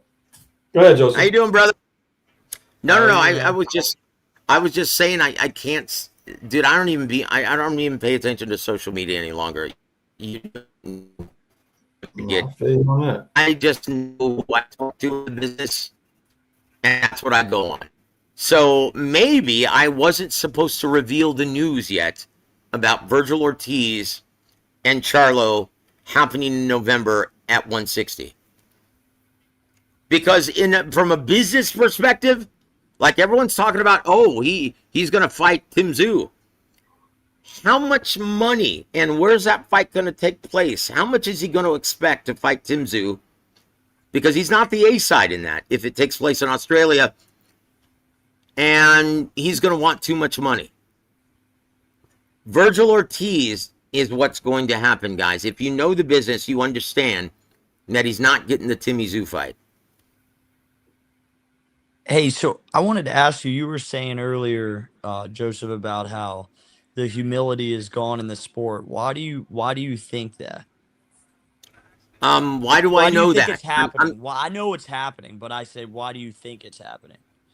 Oh, okay. That's a very good question. Because of social media. It breeds sociopaths and narcissists. Everyone is concerned about their own stature and willing to learn. Like if you talk to a guy like a great man, a Hall of Famer as a trainer and a fighter, James Buddy McGirt, he doesn't even pay attention to social media anymore, and he doesn't even like to deal with fans anymore. Because it used to be, when he used to show up to events, there was a certain amount of reverence that fans would give him.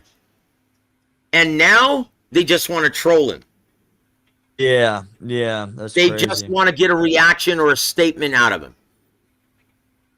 Well, yeah, I definitely like. It's funny you're saying that because you know, there's a recent example that I have with a fighter which I was trying to introduce to the Boxing Gems community, and he just completely like he basically in the process of going to pro, and he just blew it off. And I don't know, man. I just feel like like everyone has an answer nowadays, and like they don't. Everyone likes to think that they're experts, but unless you've been through it, you don't know. You don't know nearly what you think you do. Yeah, they're not students. They're not studying the sport like a student would. But that's how Ryan and I learned this business. By listening to the very smart people within this business. We listen, we learn. And that's what's lost. Once you learn the terminology, you learn what you should be looking for, then you go out and study your own. And then after a long time doing that, then you'll be somewhere here. Yeah. But that's funny though, James. Like you're still humble though. You still have that like student hunger where you're still like even like the master. Wants to learn. Yeah, that's Arjun saying that. Keep learning and find out new things. And Yep. Arjun, what up? Like, that's why I like being part of the Patron, is because everybody in there is very humble. There's not any trolling. There's not a lot of gossip. It's just like, hey, like, what are we seeing on film? Yeah. It's relieving. It's very relieving. It's definitely different from the YouTube community. Oh my god. That's a nice promo for your Patreon. Yes, I love it. But yeah, you're right on the. It's a real boxing community. Yeah, we don't. I've had to kick out 5 people from Patreon, bro, to keep that same energy going. To just you know what I'm saying. Let's talk about breakdowns, bro. If you're here for the bets, okay, you only talk about bets over there.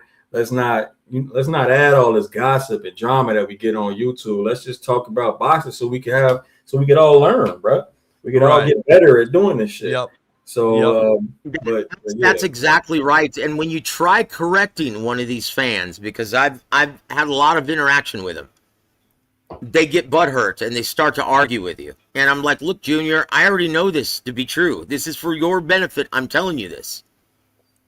Well, Just you like know, I would just like a the good guy in word- the chat, right? Who's like, oh man, a reporter said it was Cap. Robert Garcia. Dude, apparently he didn't want this to be revealed so soon. Because I think already a know good that word fight is is like happening.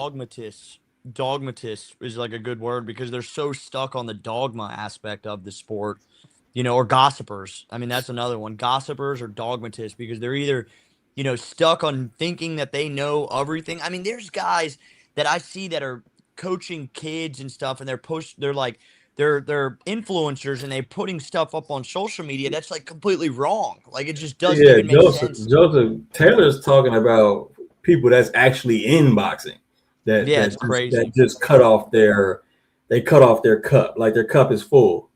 That's Right, what we're right. talking Yep. And I can't blame them. Like, here's an example, guys. I remember before the Joshua Usyk one fight, I was asked to be a guest, a quote unquote expert, an insider, to voice my opinion on this show, and it was based out of the UK, this channel. And I went on and I told them, I said, look, unless the judges, unless he gets a knockout, which is highly unlikely, or unless he gets a gift from the judges, I don't see how Anthony Joshua can win this fight. This style matchup is all wrong because Anthony Joshua is a pocket counterpuncher. Usyk's movement and footwork is constant feinting movement, is going to freeze Anthony Joshua, and he's not going to know when to let his hands go. And I said, I can't see Anthony Joshua winning this fight unless he lands a big shot.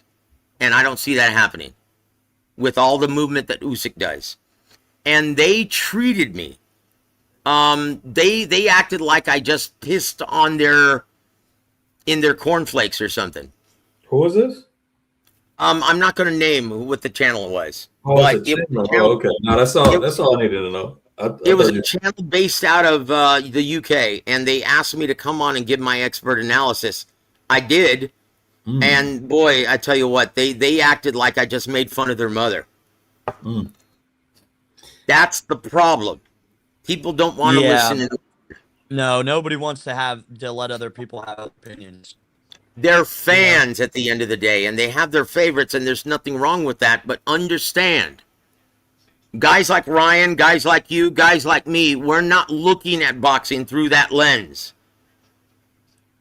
Our only bias is what's good for the health of the sport and what's bad for the health of the sport. That's our only bias.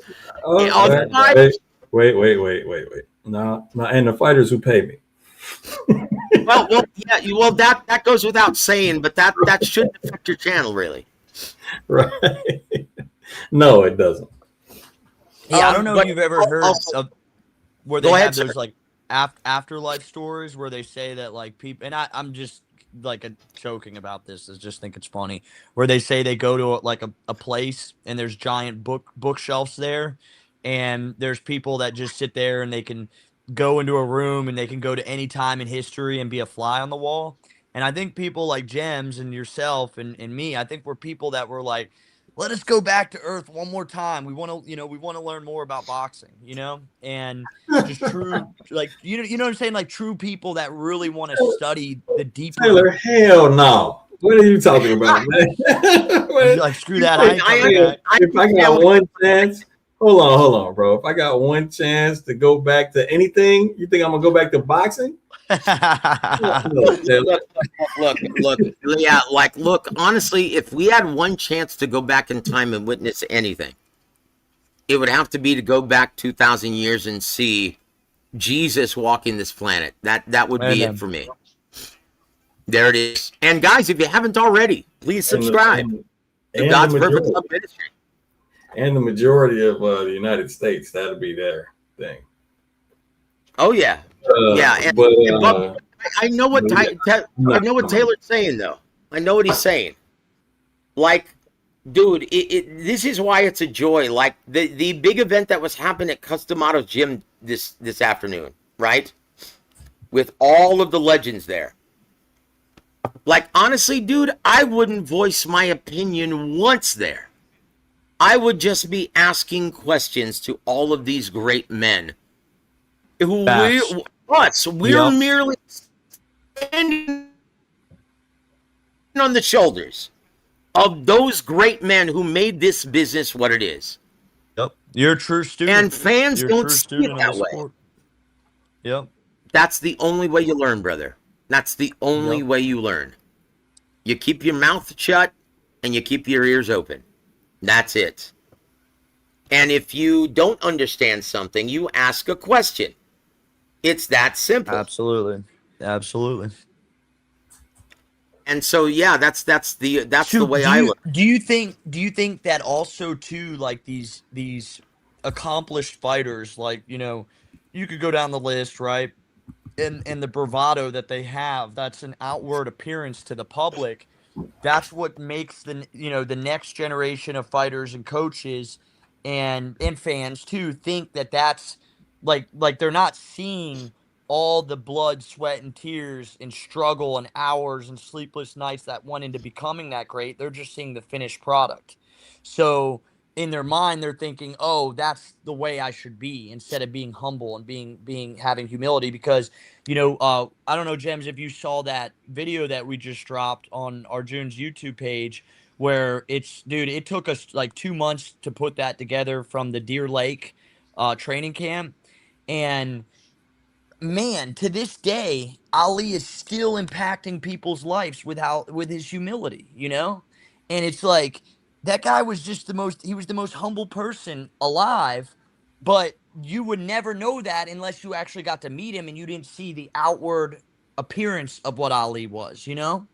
That's it. And what's amazing is that was all by design. He wasn't that way. He was a good, humble kid when he was coming up in the business. And John Chargan taught me that he went to a wrestling event one day and he saw Gorgeous George get on the mic and talk to the fans. And that's what he tried to mimic. The wrestler, Gorgeous George. I'm so pretty. That's why he always said, I'm so pretty. That's why he did that. He knew he had to do something extra. It wasn't it was an enough act. just to whoop that. Yeah. Right. That's it. Right. But yes, you're absolutely He wasn't correct. like that in he private. he was such a good, humble guy and almost like a genuine philosopher. Like he Right. genuinely, he was a very deep guy, and a lot like he likened to a lot like Bruce Lee, to where everything that came out of his mouth had weight. Yep. Unlike this generation of buffoons on social media, everything that came out of his mouth had weight. Yeah, but a lot of these top level fighters though, they still have to have that humility to get to that level. So it's like, I know they're trying to sell fights, but I don't know, like it just feels different. Well, look, this is why Emmanuel always professed to me that this business and this game was 90% mental. Even though you put your bodies through hell to get ready for fight night, it's mental, because you have to understand it's a very fine line. You have to be brimming with confidence just to step foot in the ring, but the only way you're going to get better is if you're humble, is if you see that scope of reality, and that's tightrope. That's why it's such a mentally taxing game, and most fans don't realize that. So who do you think in this generation of fighters, who do you think walks that tightrope very well? Right now, I have to say no one in the American market, that's for damn sure. Like, honestly, dude, everyone, this is why the business in the American market is deflating. This is why DAZN only has, and here's some news for you now as well. This is why DAZN only has 422,000 subscribers in the American market and has 17 million around the world. Wow. Because the fighters are not what they used to be. They aren't willing to walk through fire and go to war. What about for Bam? ribbons. Bam Rodriguez is. I feel like he walks the tightrope pretty well. Well, he's a He's guy very who's humble. He's not like a lot of these guys, you know. he's a product of the lower weight divisions. But think about this though. When is the last? Well, I don't want to say anything about Bam. I love the Rodriguez family. Jesse's a good man. Look. In my opinion, fight like weight divisions like 122, 118, 115. Those are the best divisions in boxing because they combine all action with elite level skill. Yeah, very technical. What other divisions can you say that? So that's not a real fair comparison, right? And they fight each other. And they fight each other. And why? Because money's not an issue. This is why we profess all the time that paying out inflated purses is such a terrible thing for the health of the sport, right? Because look at Devin Haney. Look at Keyshawn Davis. Yeah. Look at Tank Davis. Right. When you pay them inflated purses and you give them millions for soft touches, how much is it going to take to get them to take on a real challenge? Right. Yeah. It becomes near impossible to make the best fights happen. And we're seeing that right now. When is the last time Devin Haney's fought? Norman, right? Yeah, almost a year ago. So he had a chance to fight Rolly. Turned that down. It wasn't enough money for him. Yeah, that is kind of crazy. How old is Devin Haney? I have no idea, and I don't care. It's near with the American 30, I think. Yeah, so he's going right into his prime. He's almost kicking 30. Yeah, in the chat. See, if he's in his fighting time, this is when we should see him. 27. Go ahead. Oh, 27. Yeah, he's. I'm sorry. What? 27. Oh, he's 27. Okay. Well, he's entering his young. fighting prime. This is when we should see him the most. This is when we should see him the most active. Yeah, the chat. But everyone's become businessmen. They said Inoue walks it well, and then another person said Usyk walks it well. Hands by Trey. Appreciate the super chat. He said, putting in some for a new mic for Joseph. I'm sorry, guys. Let me get you. For some reason, my mic is breaking up on my Wi-Fi. So let me reconnect from my phone if that's okay. All right, I'll put the link back out. All right. Thank you, my friend. I appreciate it. Yeah. What up, Gems and panel? Everyone should study Salvador Sanchez, in my opinion. Any 118 to 140 that spar in the chat. Is he asking for sparring partners? I don't know. That'd be kind of strange. Yeah, that's different. That's a different request. People from different countries could be here.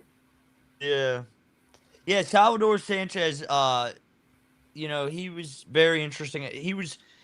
I just read an article about him in the Ring magazine, the last month's Ring magazine. The poster was he was the little giant, right? They call him the little giant. Salvador Sanchez? Yeah, he was. Yeah.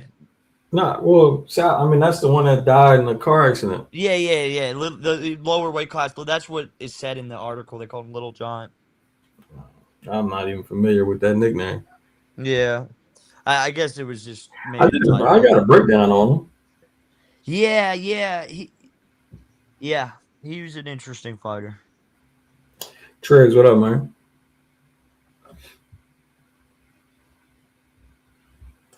Action was good. Yo, what up, bro? Yeah. Some of the best had moving. The rankings, when I get a chance, man, the ring rankings, they are all jacked up this month, man.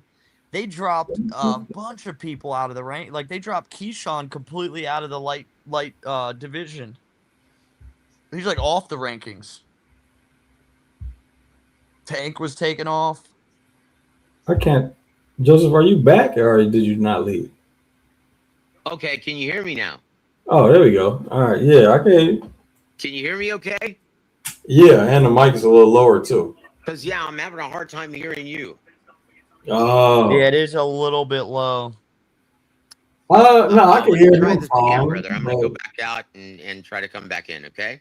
All right. Sorry about that, guys. Yeah.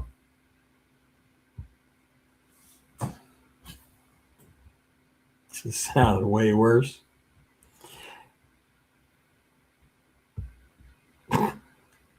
Y'all be going hard on these microphones and shit. I appreciate that, bro. What's good with you?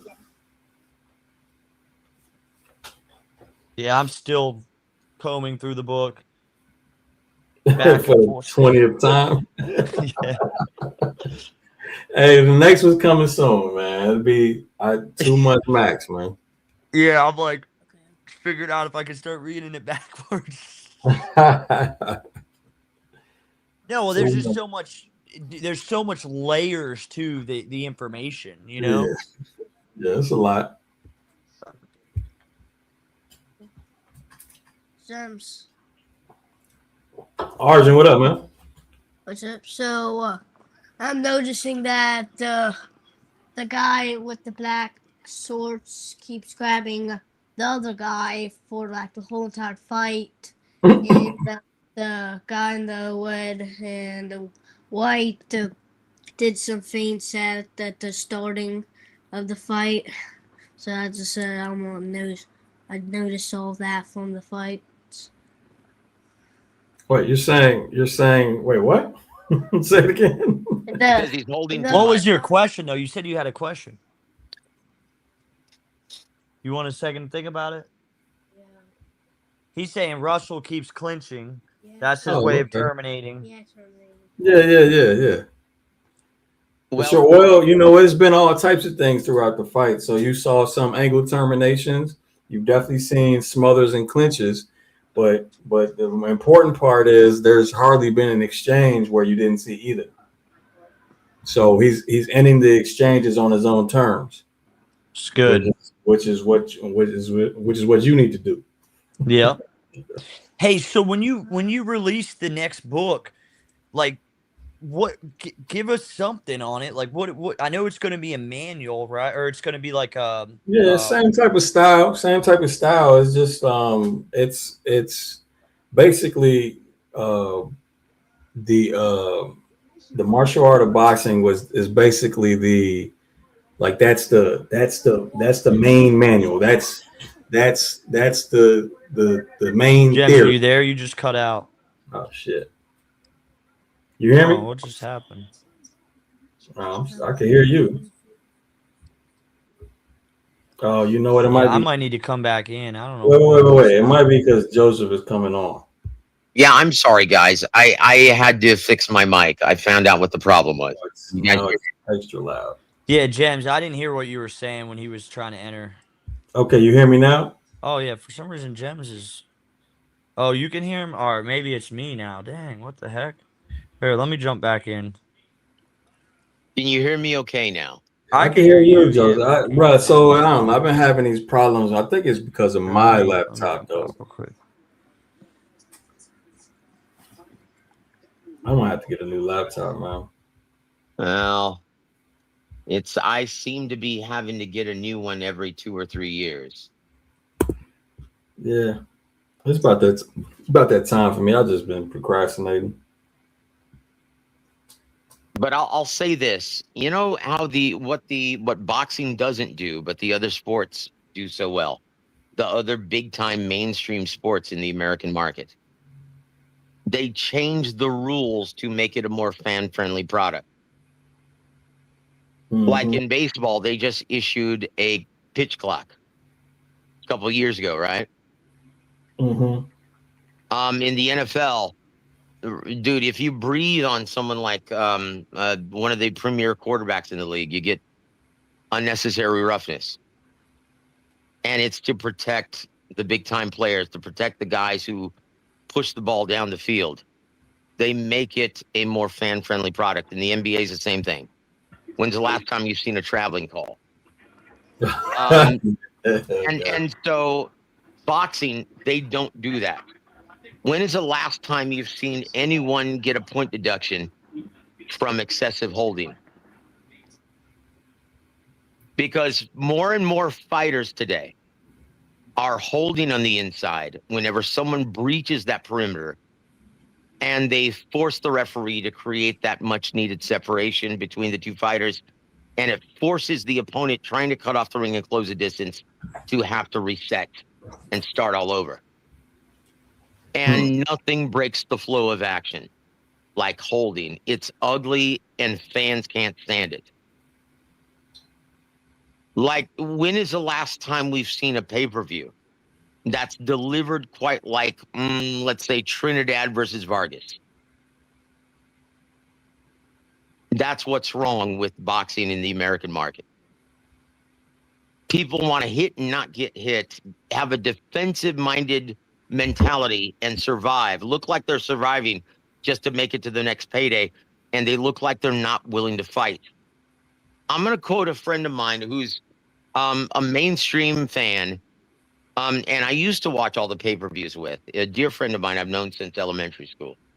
And he said, you know what, after the Charlo Canelo fight, he said, you know what, Joseph, this is why I'm not into boxing anymore, because maybe I'm stupid, maybe I don't know what I'm looking at, but I usually like to see more fight in my fights. And he's not wrong. It's like it was embarrassing when you heard Shakur argue with Shannon Sharp, former NFL great, right? It's like all he had to say was, hey, man, you know what? Watch my next fight. It's going to be a lot more entertaining. Styles make fights. And I can't help that. It's just like you being that's what you were talking about, though, that insecurity that's coming out of social media. Like, we all know that he knows more about boxing than Shannon Sharp, but you know what I'm saying? Oh, wow. But here's the thing, though. He forgot, and his publicist didn't do a good job of reminding him before he went on that show. He forgot to tell him, hey, the guys who know less than you, because you're the best fighter in boxing, the fans, and this guy's just a fan, you forget that he is your boss. Fans are the real bosses of boxing. Yep. And every businessman in the American market today that used to be boxers, they used to be prize fighters. Now they're all businessmen. Look at Keyshawn Davis. They forgot that. Yeah. You can't forget that the fans are still, but that's what like Floyd normalized, making the enemy. And a lot of fighters did that. Muhammad Ali did it too. You know what I'm saying? But dude, Muhammad Ali went to war. He went to war. No, like, I know what you're saying. Honestly, y'all. I mean, I think the problem is Shakur just rather been right than sell himself. That's all. Honestly, if you're going to be an ambassador of this sport and you want to be a mainstream commodity, a mainstream attraction, then you've got to do a better job of representing the product. I agree. Yeah. I agree. Now, was it smart? No, not really. I mean, not to what he wants to do, especially on that big of a platform, because a lot of people watch that platform. So I mean, this is the time where you say yourself, the PR person you got in your corner is supposed to tell you that. But yeah, he just rather have been right. I mean, Shannon Sharp don't know shit about boxing. Duh. Yeah, and most mainstream fans, pretty much 100% of them don't. He got called out. He's like, your fights are boring. He said, and everybody's like, that's not we know that Shakur has skill, so we get to see the skill behind it. And we also know that he's had entertaining fights along with fights that don't have a lot of action. But for casual, Shakur was right in what he said. It's just it wasn't the time to be right. All he had to say, like if I were his publicist, I would have said, Look, all you have to say is, hey, tune into my next fight. I promise. Yep. Because styles Yep. make fights. It's like you being on the Baltimore Ravens and being in a defensive battle with the Steelers, and the final score is 7-3. Not very entertaining for the fans, Shannon. But hey, you just win and you move on to the next week. Yep. Yep. It's the same thing. That's what you have to do. You're representing boxing. Yeah, and You're I an think ambassador for the sport. If you want to Yeah. be the face of boxing, damn it, you better do a better job. Yep. Hey, Jem, sorry, before I was losing the mic. So the second book, what are we looking at? Yeah. The martial art of boxing is basically the model, and then the fighter system is the developmental application. Got it. So how many pages do you think it's going to turn out? Probably less than the first one, but it'll be that much more detailed with exactly, you know what I'm saying, how to develop and shit. Yeah, are we looking at drills? Yeah. So you're going to actually have technique drills. In a way, or at least drill concepts of technique drills. At least. Got you. I'll send you some samples. Yeah, I'm excited for it.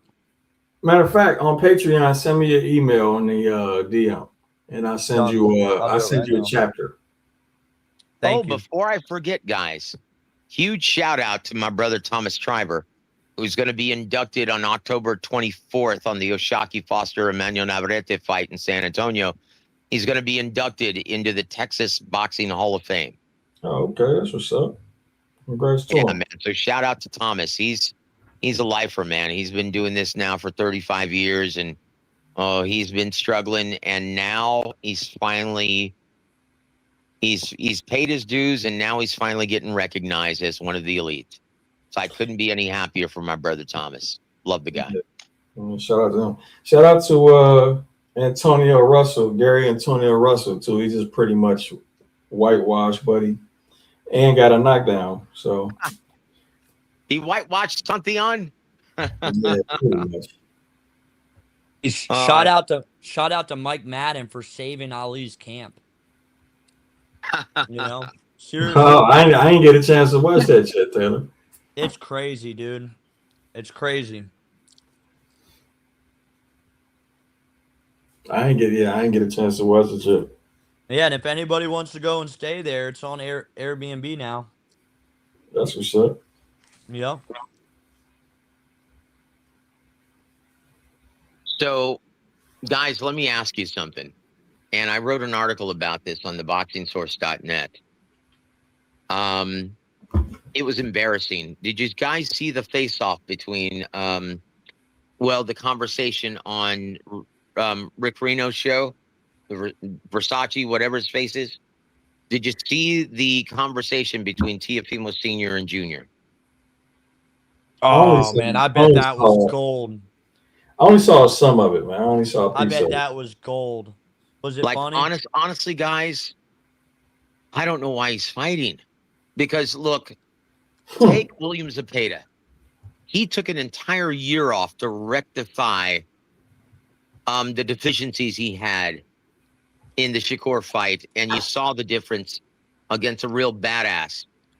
And he won that fight decisively, right? Who was Teofimo's last fight? It was Shakur? It was Shakur in January 31st, and he was dominated, and it was downright embarrassing. And for a guy like Teofimo, and like we were talking about between it's a high wire act, right? Between brimming with confidence and having humility to understand the reality of things. This is why so many prize fighters don't deal with loss very well. Because they can't process that. They believe that they can beat Godzilla on any given day. And you have to have that mentality to even step foot in the ring. So you can't blame them. Point. But they don't deal with loss well. And so you saw in this conversation, Teofimo bringing up, you told me, where's your power, bro? You got to hit him, bro. You're going to hate yourself. And is like, you weren't there. Where were you? And the father became really defensive and said, so you're blaming the loss on me? And when does it get to a point where loyalty becomes liability? Yeah. We crossed that threshold several years ago because let's be honest. Oh, is he going to be coaching him on this fight? Yep, he's his chief second. Interesting. And so how long have we known that Teofimo Lopez has a problem with cutting off the ring and closing the distance effectively? How long have we known this? Long time. Since George Kambosos, Sandor Martin, Jermaine Ortiz. When are you going to fix this? And if the guy that you're with can't do it, then you hire someone who's at least going to be a second set of eyeballs. And a guy who can actually teach check this out, Joseph, check this out, man. It's been so long that I made a breakdown for Tio versus Sandor Martin, and it was in that breakdown pre-fight. So that means it had to have been known well before that. And that's that was what, 2021? I saw it. 2020? I saw it as early as the Lomachenko fight. Unfortunately, Lomachenko just didn't let his hands go. So we were just talking earlier about the humility aspect in that tightrope, and someone's like, "Yeah, Tio Jr. tried to be honest to Senior. Senior cannot see through his own ego." So, do you Gems and wait. Well, hold on. But finish out the thing. So they never resolved it? No. Now, in the final press conference, they said, "Oh yeah, everything's good." They tried to sweep it under the rug, but you could clearly see it. Where's that interview conversation? at?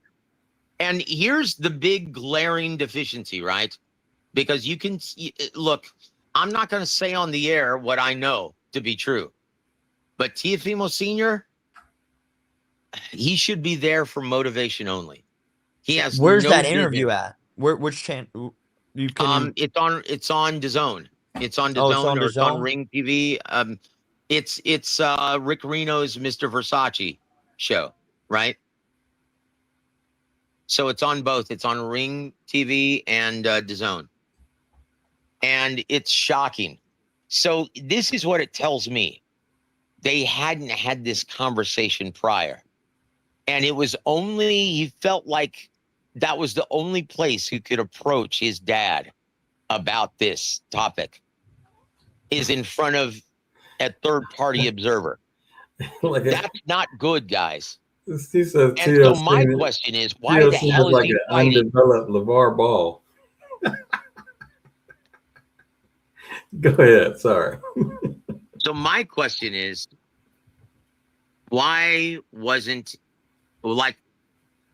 is he fighting right now? He doesn't even understand. Yeah, that's gonna mess with his headspace, man. Because Ismael Salas, and if they take the lead, Rolly Romero and Ismael Salas, if they try to force the fight against Tio, they're damn fools. Because the blueprint is out, and this is why the exposed moniker is thrown out in boxing so frequently. Because unless you fix that deficiency, everyone is going to make their strategy and game plan based around your deficiency. And so if you think... Oh, I found it. If you think Rolly's going to take the lead and be assertive in this fight, you're nuts. Hey, can I play the audio of it? Is it? You said it's on DAZN? It's on Ring. And I got it off. I can't do Ring. Can't do Ring. All right. Thought I'd ask. If it was DAZN, then yeah.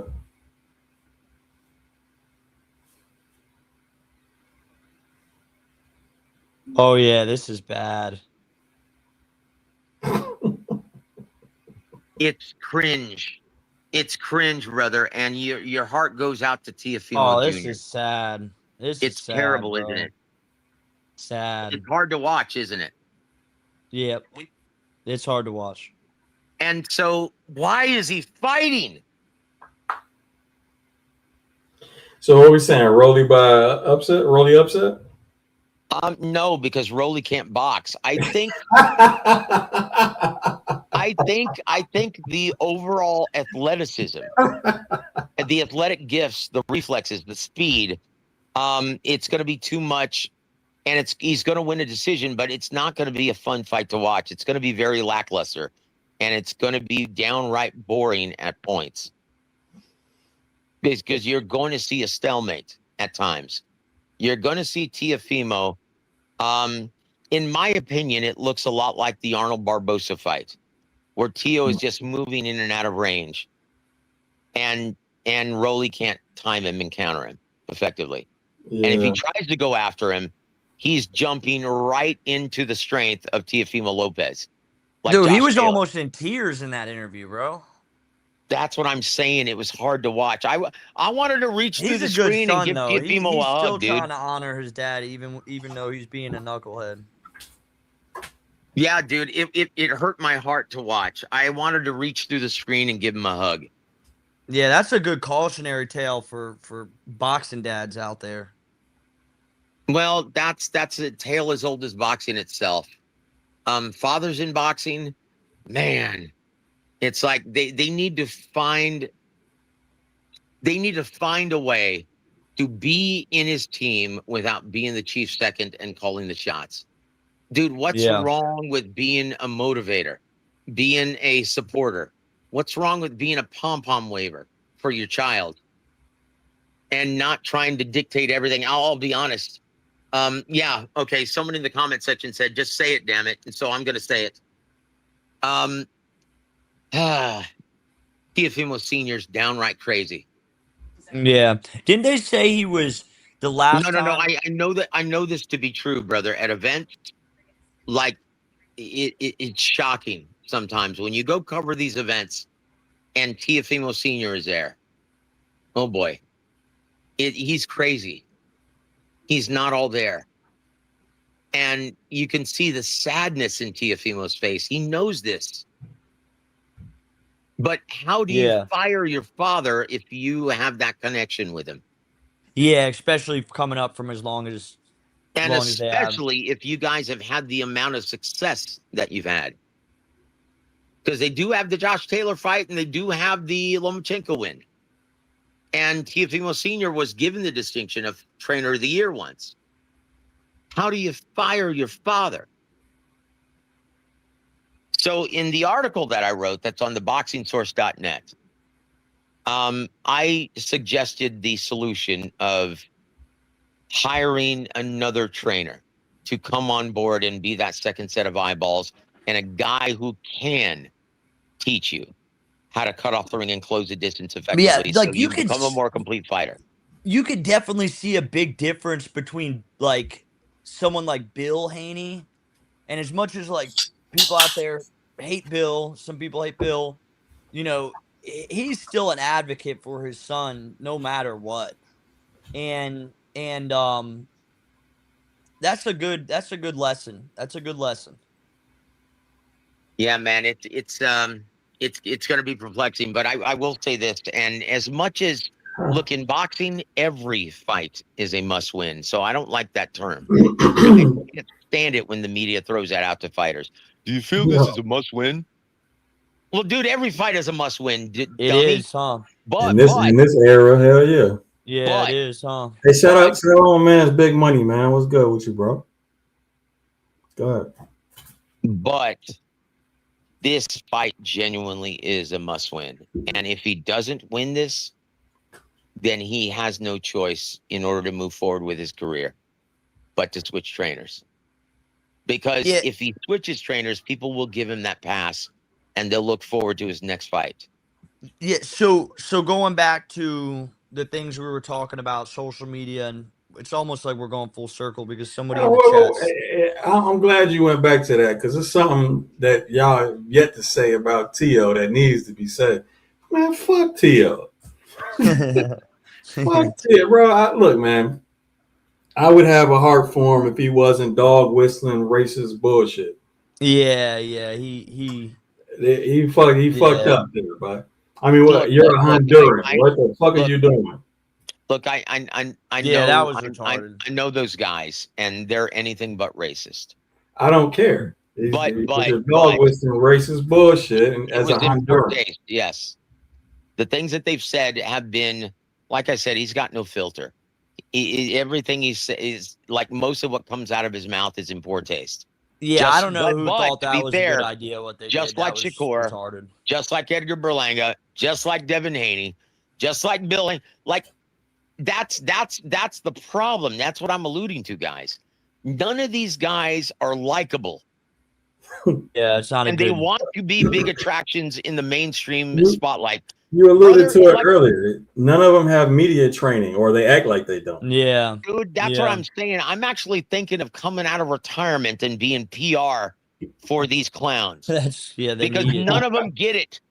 That's what I used to do when I first started in this business. When I was writing, I became PR for several fighters, and Yeah, well, I was it's just like these. Like, think about this, guys. What these guys say in press conferences and to the media. If they were playing for the NFL or the MLB or the NBA, how much would they be fined and suspended? Yeah. Oh Yeah. shit! They'd have been suspended indefinitely and shit. Fined hundreds of thousands of dollars. And until we clean that up, yeah, it's very hard to like these guys because everything that comes out of their mouth is nonsense and noise. Yeah, it's not a good because it's all noise. There's no and that's what I was going to ask you, Gems and Joseph. We were talking about, you know, the humility aspect and then also social media being a big part of it. Why do you think that every fight is a must-win fight in this era? You know, I know we know about you know, Floyd and getting the O, right? And everyone protecting their O, but beyond that, why is it like that? Like, why has it got to this point to where fighters can't have arcs? They either win or everyone hates them, or they're, you know what I mean? Like, it doesn't make sense. Oh yeah. There's only one platform now that shows boxing, and they're largely inactive. Like, if they fight twice a year, that's a miracle. Right. And if you lose today in this era, I remember the book I showed y'all that I was reading on Patreon. Yeah, I saw that. I saw. First of all, that book is fucking trash. Oh, really? But they did give good insight as to what happened in the decline of boxing, going from the so-called golden age from the 20s to the 50s into now, and how, what was the theme? Like, what was the big takeaway? So basically what happened is TV fucked it up. TV? No, it's not just TV. That's not telling the whole story. I can give no. It's a whole book, but the start of it was TV started to only cherry pick the top. Like, this is back in the fucking late 50s and 60s. They started to cherry pick the top, and then and folks wanted to sit on their couch and watch on the TV more than they wanted to come out to those small gyms and them small club shows that was all around the city. So the industry of boxing started going down. Oh, wow. Right. Never thought about that. Right. So then, like, that was way before pay-per-view. That was way And then in the 80s, that's when the shit got worse with the pay-per-view and all that type of shit. And the paywall. Well, look, the worst thing that could have ever happened to boxing happened in the what was Floyd Patterson is fighting Yankee Stadium versus Ingemar Johansson, the rematch. Mm-hmm. That was the first ever fight on closed circuit, and that was on it was produced by the Teleprompter Corporation. And it was closed What circuit. year are we talking? That's the 50s? Yeah, that was, man. That's when the real disaster started to happen, because they made so much money with that rematch in Yankee Stadium. And it was shown only on closed circuit, in which other promoters, they would stage the events in small arenas with a big screen and a projector, and it was done by the Teleprompter Corporation. And that's what started. That was the Interesting. very first pay-per-view in history. That ruined everything.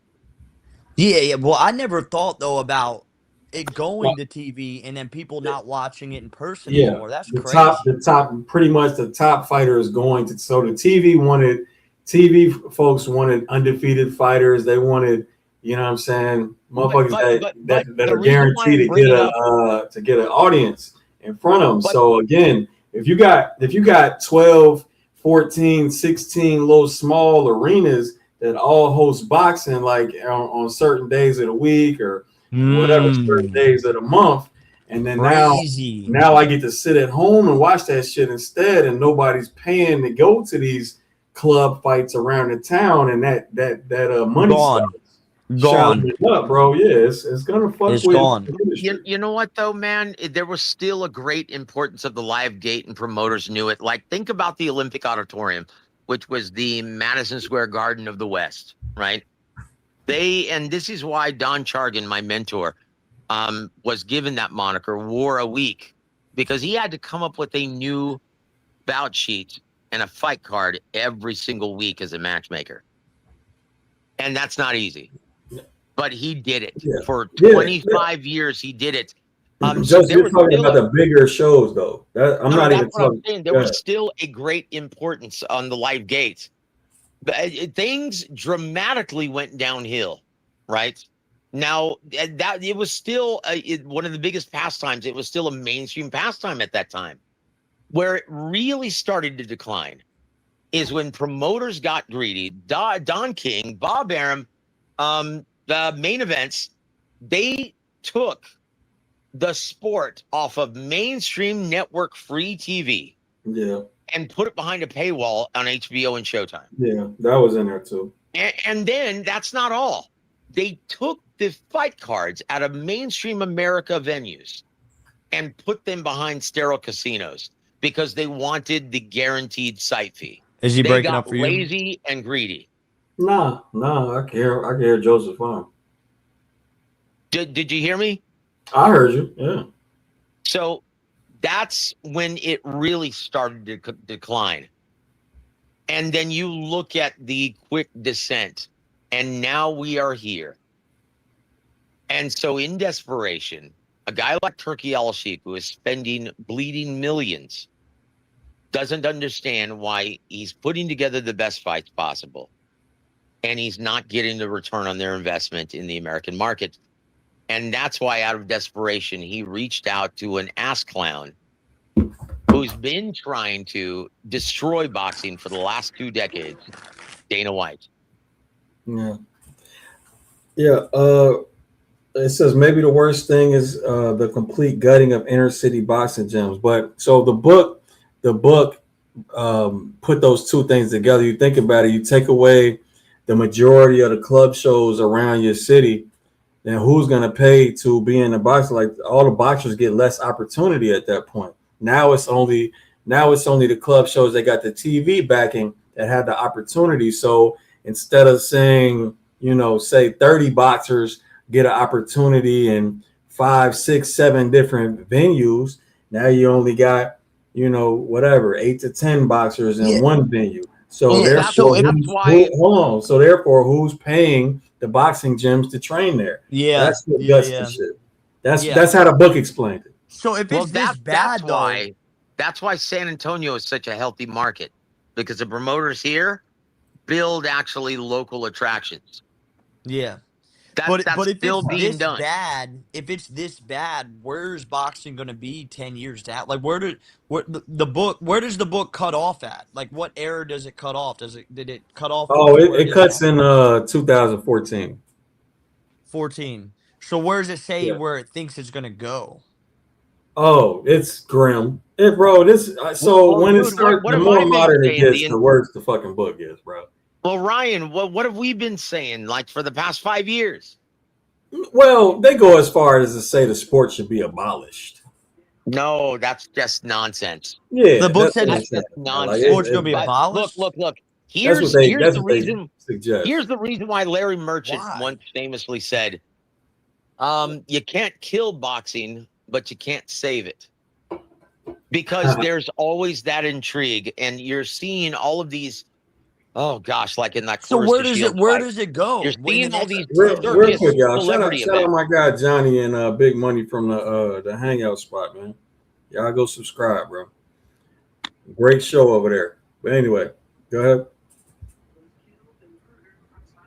Where does it go in 10 years? Where does it go? Where does what go? Boxing? Where does boxing go? Yeah, Well, like where is look. Here's the good part, that it's not dependent on the U.S. market, right? Because you're seeing boxing Right. flourish right now in the UK, Japan, Australia. Those are still big markets, and they're hot right now, red Yeah. hot. So we they live in the like wrong country. So that's the good point. But in America, honestly, without Turkey Al Sheikh's involvement, and if DAZN ever decided to pull their investment from the American market, boxing would be relegated to club or regional shows exclusively. And once again, we pointed out earlier in the show, on the broadcast, that this is why Vegas, you see less and less big events in Vegas, because they're not willing to pay that big casino site fee. They're not getting the return on their investment at the gaming tables. They're doing a They're moment of not silence willing right to pay now. for that. This is a problem. And Ryan, you know, I pointed this out 5 years ago, that this is where we're headed. Yeah. Yeah. But luckily, this is a global sport. So Yeah. you're Right. still So gonna be but able in to- America, what is it? Is it just going to be very hard for fighters to come up? Like what do you think it is going to happen in America? No, Look, I mean, Zuffa's going to be around. not for long. You don't think so? No. Here's the problem. And once again, three of the biggest problems. And once again, in order to come up with a solution, you have to identify the problem properly, right? And so problem number one is piracy. It destroyed the music industry. Yeah. We still haven't been able to figure that out. And fortunately for music, you can tour extensively all year round, every year. Like, why do you think Mick Jagger at 83 is going on tour again?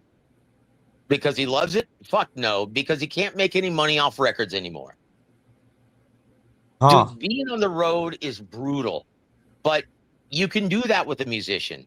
You cannot put a fighter in the ring every week to alleviate the stealing, the piracy. That's problem number one. Problem number two is paying out inflated purses. And this is the reason why I said not for long. What is Dana White doing? He's making the same stupid mistakes that Al Heyman made, Yeah. that Well, Eddie Hearn made, to put us in this position. Because when you pay out inflated purses, like let me ask you something. When is the last time? Wait, I can't wait. I thought that was all Turkey still though. Oh, of course it is. He's a part owner of DAZN and a part owner of Zuffa. Yeah, And he owns Ring. I totally agree with that though, Joe. They're doing the exact same shit. So when is the last time Jermell Charlo fought? When he made that $10 million purse for just running and surviving. 23? It's been almost 3 years. Right? It's been 3 years, pretty much. Yeah, And 2023. so there's no urgency. When you pay out inflated purses, one, it's terrible for the health of the sport because it makes it virtually impossible to put together the best matchups. And two, these guys have no urgency. Look at Devin Haney. He hasn't fought in almost a year, and he's the WBO champ. And Right. he's So with himself out of knowing, several matchups. yeah, we see what's happening. We see it. They're not fighting. All Now, that, here's the third problem. It's become a terrible product to the mainstream and casual fans. You've turned them off completely to the point where they don't want to watch because they want to see action. And it's turned into 50-50 like fencing matches. Yeah. In which every time someone gets in the inside and tries to fight, your opponent just wraps them up like an octopus and forces the referee in charge to separate them, and it starts all over. And it breaks the flow of action, and it's not good for the fans at ringside or at home on TV. That's part three. So Dana if you think you're going to take over the sport and have a success, why are you paying these guys absurd they doing the same. inflated purses that are sometimes 5 times their market value? Hey man, but it feels like every 5, 6, 7 years somebody comes out the woodwork and starts the cycle again. So, hey, by the way, shout out, Jessica. What's good with you? And shout out to the team. Yo, Wenley's in the ring. There's Coach Bermudez. Shout out to all of them. But basically, DAZN is really the only, like, it wasn't Pro Box starting to go under, and then they got like a deal with where they're now charging people to watch Pro Box.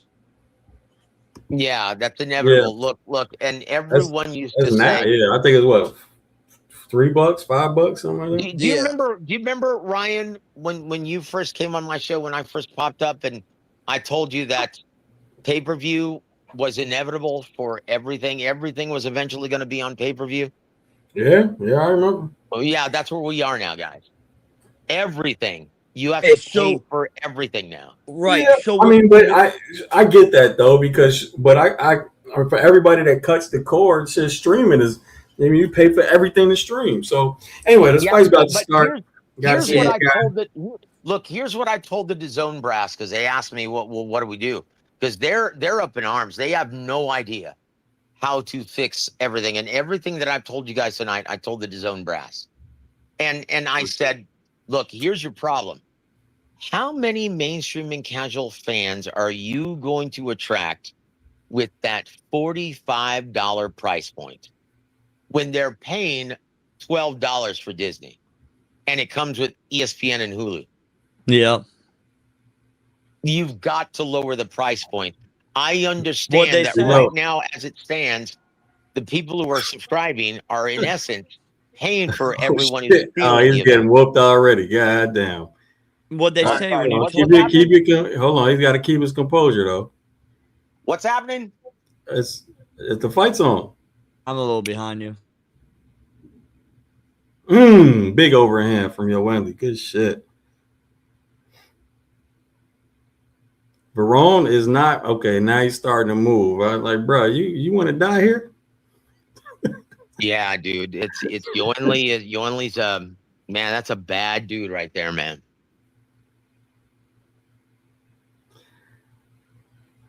Another overhand. Jesus, a jab, a little swivel jab afterwards. I don't like how Verone's taking the shots, man.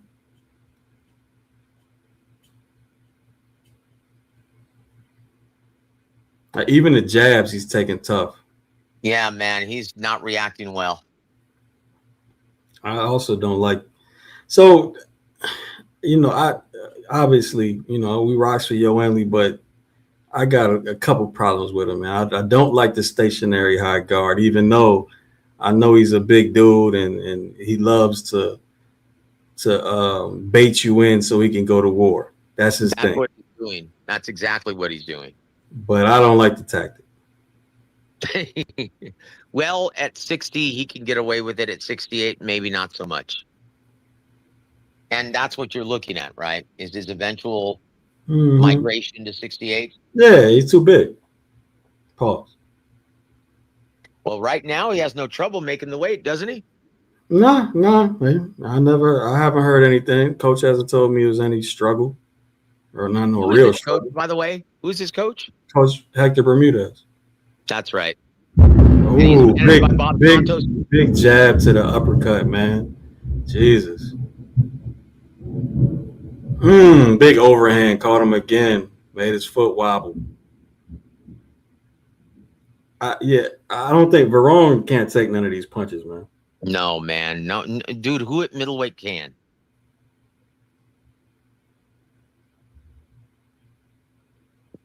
Gee, another uppercut. Yoenli's a bad dude, man. He hasn't even caught him super clean yet. And he's not taking the punches with Jesus. Well, that's why Tom Brown put him in the co-main event. They want to get more eyeballs on Yoenli.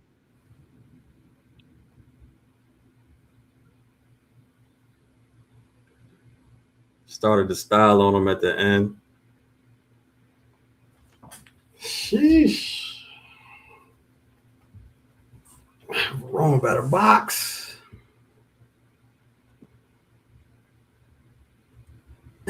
'99 overall, my player. 1-0 LeBron. A little bit. Joseph, what did DAZN say when you told them that about the advice you gave him? I said you have no chance of incorporating more. They said, look, realistically, our goal is only to get to 650,000 subscribers in the American market. Then we'll be breaking a profit. I said, but look at your price point. Like for us, the diehard fans, the demographic that you used to be able to rely on, the overwhelming majority of them are now stealing the product. In a market that has over 360 million people, you only have 422,000 subscribers. That's the problem. And it's because of the price. I would change that damn name, man. What the hell is wrong with you, man? What happened? Ali's a fool, that's all. Verone better box, dog. He's gonna die. Well, I think that's the point, brother. This is a coming out party for you, Winley. I'm saying, so what is it? How is it doing Verone well to stand in front of somebody like this? And I made a goddamn game plan. Like, bro, what are you doing? Like, this is the end goal. This was the end goal for us to have Verone standing in front of us. Well, makes for good entertaining product for the fan. Yeah, for sure. And that's like, honestly, man, that's going to be the biggest dilemma. And this is why you've seen over the last half decade celebrity boxing and circus events. God, this is why, because they've been trying to appeal to the mainstream demographic once again, and it just blows up in their face. They get people to tune in, but it's a terrible product. Hey, you did an analysis on this? Verone can't get around the goddamn high guard, which is kind of surprising. But every time Yoeli lands a punch, this man is flying around the ring.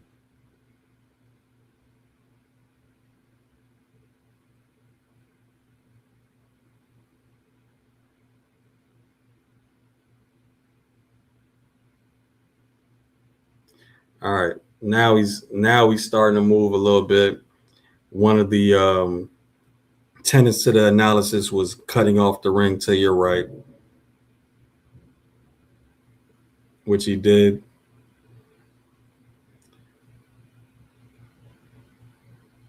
He's even landing a semi-consistent jab. There's a left hook that was a little sloppy. You know, in the break, between fights, Ryan? Yeah. Someone asked me, give me the breakdown on Fundura's situation. Can we talk about that between fights, please? You can talk about it. Go ahead. I don't know nothing about it. Okay. Well, this is a problem. And we're going to talk about it extensively between fights. Yep. Verone struggling to get through this high guard.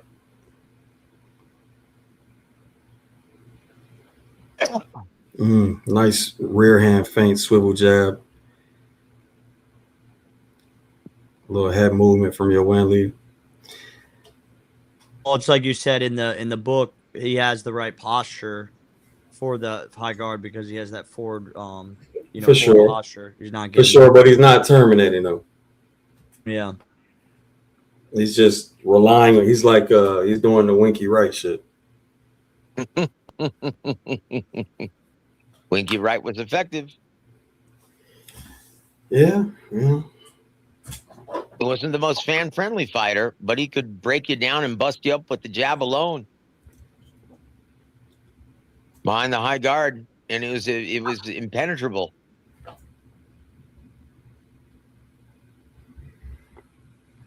Man, Yoeli's landing punches on the fucking guard and moving the man.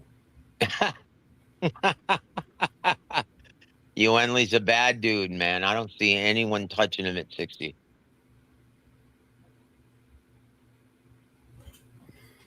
You know, it's funny. Promotions 101. In order to increase a fighter's market value, you have no choice but two things: to keep him active and to stick him in with the best opposition available. What's that? You have no choice. That's the only way you can increase his market value. And that's what they're trying to do right now with Yuenli. Unfortunately, there are no takers in this era of businessmen. No one wants Yuenli Hernandez. And can you blame them? Yeah. I'm gonna be extra critical because I'm part of the shit. I don't like the stationary high guard. I don't like the playing around. He's having fun in there, man. Let him have fun.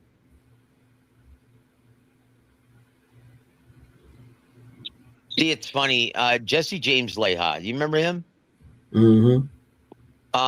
A long time ago, about 20 years ago, he told me, you know, I am in the mindset where I get paid to train because fight night is the fun part. That's the lights, the camera, all my friends and family come out to see me. It's we're on HBO, we're on the biggest stage of boxing. That's the fun part. But it's the grueling wear and tear that you take in camp.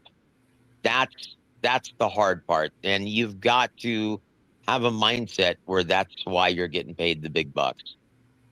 And so forgive Yoenli for having fun tonight, because yeah, the grueling part is over and he's made it to the big dance. And so these fighters like to have fun. And I'm sure Yoenli is he knows he's in with an overmatched opponent and he's just having fun in there. I like to have fun with knockouts. Yeah. You don't get paid for overtime.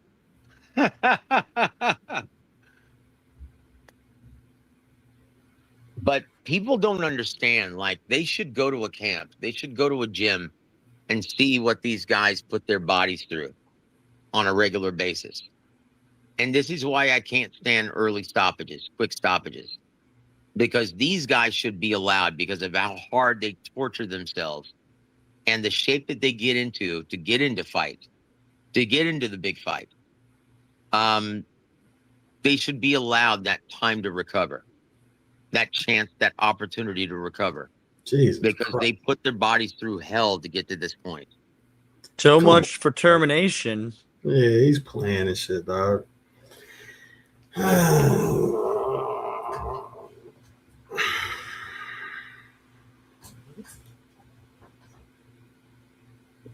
So you don't like that he doesn't have a sense of urgency right now?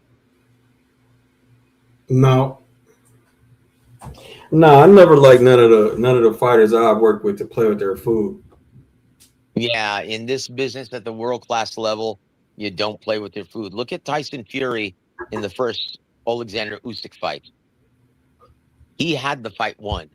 He was dominating Usyk, hurt him, and he was playing with him. And what happened in the 9th round? Should change quick. Yep. It can change in one punch. Your life can change in one punch. But these fighters, man, goodness gracious, like a guy like Yuenli, that guy, man.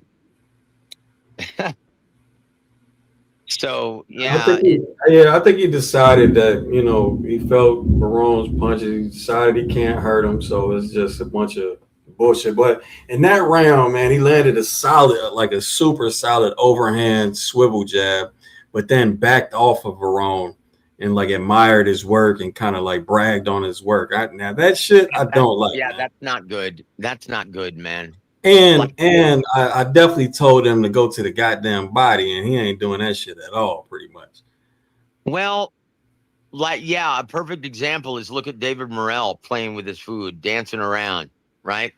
What happened?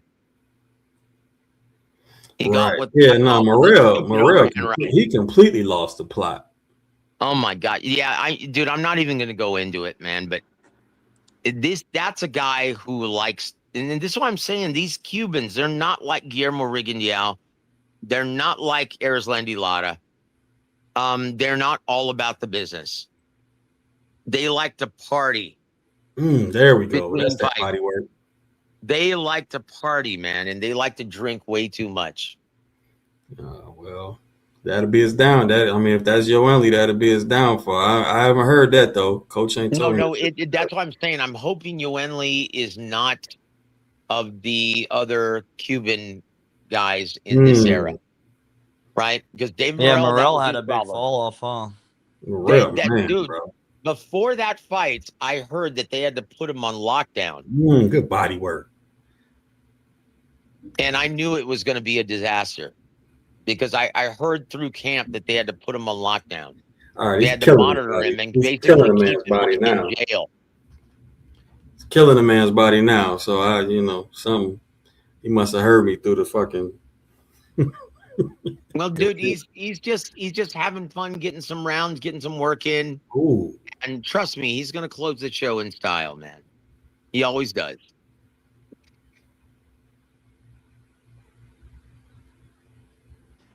Yeah, as you're getting bigger and bigger, Gems, you're getting more fighters coming to you, huh? Well, I mean, this is just a product of the connections I got with Coach Bermuda.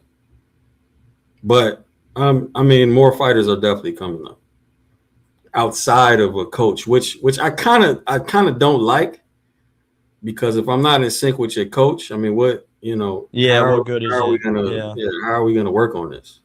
Yep. Go back to the body, man. Stop trying to headhunt. The motherfucker's definitely not trying to let you hit his head. That's swivel jab working like a motherfucker, though. Dude, someone in the chat just called him Christian Okoye. Probably Mike. Former Kansas City Chief. Yeah, it's good, Gems, being in sync with the coach, because then the drills and what they work on around it can be built. Exactly. Hey, Greg Oden.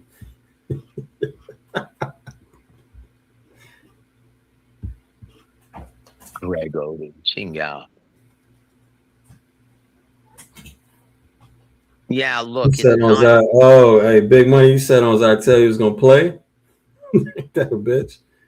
Yeah, look, I understand your frustration, Ryan. It's because, look, it's not enough in this business just to win.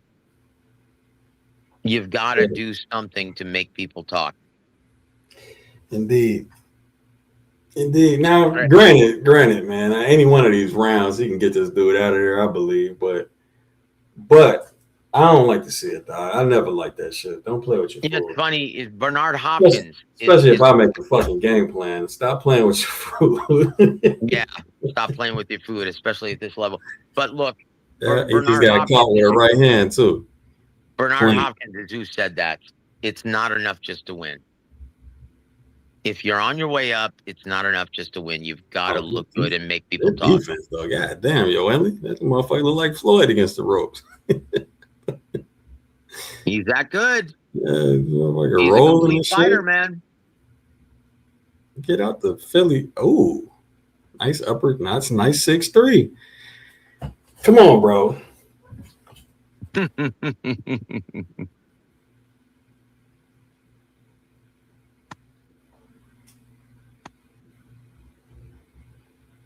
Gee, nice body work. Oh my God. That was a nasty sequence. All right, bro. Stop doing the boot shit and let's get it, man.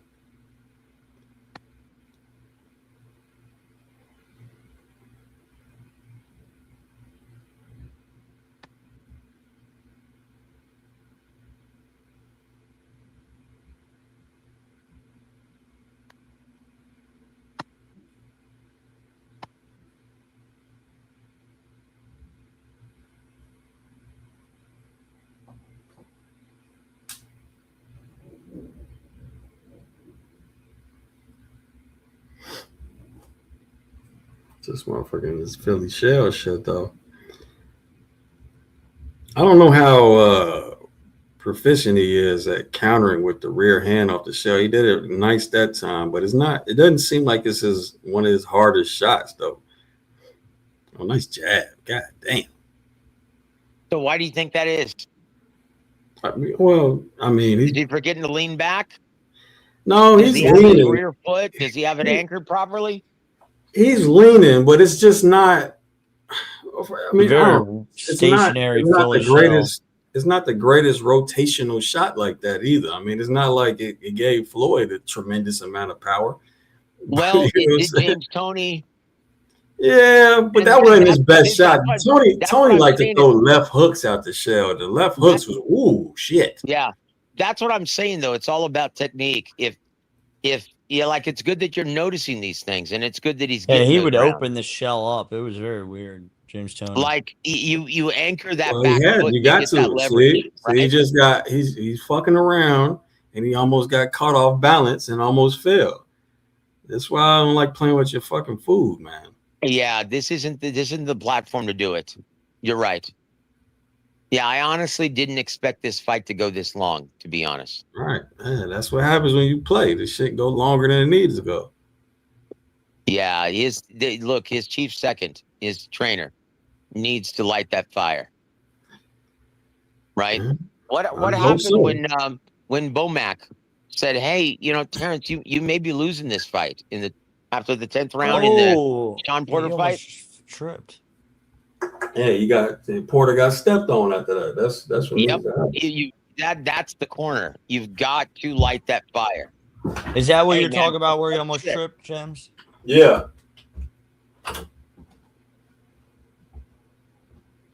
Yeah, at some point you've got to be like, "Hey, come on, enough's enough. Let's take care of business. You got the rounds in." Hey, so when we were talking about all these, systemic problems with the future of boxing, you got fighters like Kermel and you got, Julius Barlow, and you got a lot of these young guys that are up and coming. What is what are these guys going to do if there's only one platform to fight on? One platform that no one watches. Once And no one again, not watches. think about this. DAZN, they're boasting right now that, oh, we've got every major promoter on our platform now. That's an indictment. That's not something to boast. And you still only have 422,000 subscribers? Yeah, doesn't DAZN not even turn a profit? Like they've been on. No.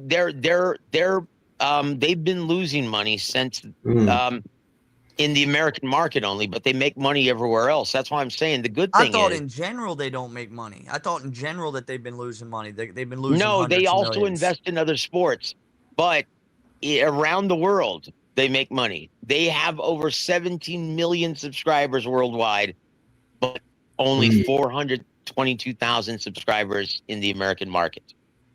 But when you consider how big the American market is, that is downright shameful. All right, they must have told Yolandi something because he came out on business in the corner. Yeah, I saw that. Yeah, it's time. It's time, man. Light that fire.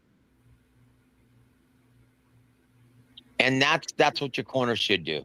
Like honestly, all the work's already been done in the gym. Like a lot of people put way too much emphasis on the corner talk. Your job as a chief second is to keep your man relaxed and refreshed. Yeah, because the work's already been done in the gym. You just it's been remind done him. in the gym, huh? And if you haven't gone over it at the gym, gone over it in the gym, then And the you work better hasn't not been done. shout it out to him during the fight because it's just going to discourage him. Right? That's what happened in the Teofimo Shakur fight. That's why that was so bad. Yeah, if the work hasn't been done on the outside, yelling at him ain't gonna do nothing, huh? That's right. It's just going to discourage him. And like for instance, for example, look at Bozy Ennis, his reaction after that third round against Anders Zayas. He goes, "Hey, how are you feeling? You feeling all right?" "Yeah." "Well, hey man, just stick to the plan, stick to boxing, And he was relaxed. He didn't freak out. That's how to handle things. Yeah, the last thing you want is the fighter to freak out. Your job is to keep him relaxed and refreshed. Throw water on him. Keep him feeling like he's in control. Last thing you want him to do is panic, because when you start creating that anxiety in your fighter's head, he's going to run out of gas. you start panicking. Emmanuel taught me that. Interesting. And so that's the corner's job. Most people, they listen to he's giving the great corner advice. Well, he's just reaffirming everything that he told him in camp. The work's already been done.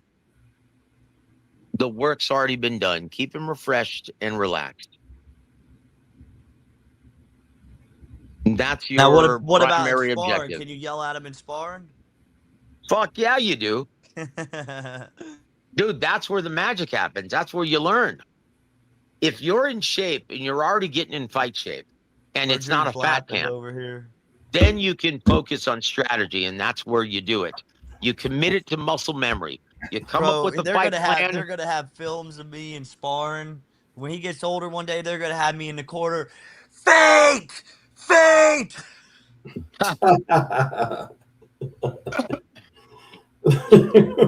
But most fans don't know this stuff. Terminate! Fucking terminate! We worked on this. Hopefully when he's older, man. Don't yell at him yet. I was gonna ask you. I'm like, what do we even do? Because everything's filmed nowadays. They're gonna have fucking footage when he's older of me going fucking crazy and You sparring. gotta calm down, bro. You gotta calm down, man. You gotta get that Phil Jackson in you. Pause. They're gonna have an advertisement for fucking your book. Right. This is what creating fathers like this. Yeah, it's just gonna be terrible, man. No, but that's a good point, Joseph, about staying calm in the fight. That's a very good. That's a good point. And you like as a trainer, like the veterans, they know when to turn it up and when to turn it down. If you look at Emmanuel in all of his fights, he was the very best. He would know when to keep his man calm, and he would know when to light a fire. Yeah. That's a big difference when you got that like famous clip of Teddy Atlas with Tim Bradley, and he's like literally lighting the fire. He's like, "We're firemen," And like honestly, Teddy though, man, he went a little bit too far. Like when he was almost chastising Michael Moore. Hey, you want me to fight for you? It's like, dude, it comes to the point where it's like, that's enough. Yeah. That's enough, dude. Like, if you really think you're motivating him at that point, think again. These guys are the bosses. You're working for them. You really think they're going to react well to you chastising them? Yep, that's a good point. Like that's the problem that a lot of fighters had with Emmanuel, like at the tail end of his career, because he would drill them at times. Like, do you remember the final fight that he had with Jermaine Taylor? No, I don't think it was the final fight, but it was the one before the Pavlik fight. It was the Corey Spinks, where he was like, "Look, you just let them, you just let them. You're doing nothing. You're just waiting, you wait, and look, he's stealing these rounds. Now, look, you got 3 minutes to work. Go ahead," and he walked off. He walked off because he was so frustrated because he could see what his man could do. He knows this guy. He's seen him in camp. And he wasn't doing it. He wasn't pulling the trigger. He wasn't executing the game plan. And Emmanuel, at the tail end of his career, he had a hard time keeping his emotions in check. And I could see that. But how do you tell that to a legend like Emmanuel Stewart, right? I understand the playing with one's food. What the hell are you talking about, man? Appreciate the super chat, though, bro. At this level, this shit is annoying to watch, bro. Look, man, because of his. All right, so I don't think Yoenli's lost around here, but, bro, are we really, getting this experience for fucking Daniel Francisco Varone? No, we're not, man. We're not. We're getting experience for the toughest fights in our future, not this shit. So Yeah, let's execute, man. All this fucking playing, standing there in a high guard, crosswalking to the side, crosswalking backwards. Like, bro, I can't stand none of this shit. yeah, Like, this is not good, and he's you're right. not looking He's great. not learning anything from this. I The mean, only just thing from he's somebody in learning, my the only position as the film guy for the team, bro, this shit is crazy frustrating to watch. the only thing Knowing he's how good learning is, he is. yeah, the only thing he's He just learning is hurt him. what He not just to hurt do. him though. He did just hurt him. But You know still, what? You're well. walking. Who knows? Maybe he injured his hand or something. Who knows? You never know until after the fight. Hey, is there any good books written on Emmanuel? Not that I know of. Shoot, you know what? Maybe I need to write one because Emmanuel was special, and most people don't realize what made him so special. And it was a lot of it was his heart. He focused when he would give you his attention. It was 100%, and he made you feel special. Like when I was doing commentary for his webcam, when that was his first inclination of his little regional or club fight cards, he used to call me Little Jim Lampley, and we used to stay on the phone for like 3 hours at a time. And he made you feel special. And you learned so much in every conversation. And even though he could be a hard ass, and when he got on your ass, well, you even felt special then. It's like, oh man, did you see Emmanuel look at me like that? Dude, he put me in check. And it was cool. But that's what made him so great. He made you feel like you were capable of doing more. He was the best of getting the most out of you. That's what made him special. And He's most just people don't realize that. crosswalk. He's just walking in the high guard. James, I'm guessing this wasn't part of the game plan. Yeah, yeah, Taylor. I wrote down crosswalk into the opponent with the high guard. Oh, I'm sure you did. That sounds just like some boxing gym shit. Yeah, dude. I'll be honest, man. I'm a little disappointed. Yeah, it's just playing for too fucking long, man. I mean, I could Dude, these tell. are funny, these comments. Have you read these comments? The one where it's like the dude's playing rock, paper, scissors in the mirror, trying to outrun the shadow of the treadmill, whispering a secret to a statue and waiting for an answer, putting training wheels on a unicycle. I'm sorry, I just thought that was... Veron doing the the Mikey Garcia against Spence, raising his hand after every round. Dude, there's no reason why this guy should be around this long. No, I told you was the one arguing with me, talking about let him have fun. No, I wasn't arguing. I was just saying, yeah, just let him have fun, man. He's having fun. He's in Vegas. It's a big show. He's in the co-main event. I didn't see this last. Yeah, that's dangerous, letting a guy survive that long. Like, dude, this doesn't look good. If you're supposed to be the monster of the midway, right? This does not look good. You want to make a statement, and there are a lot of people who are watching Yoenli for the first time tonight.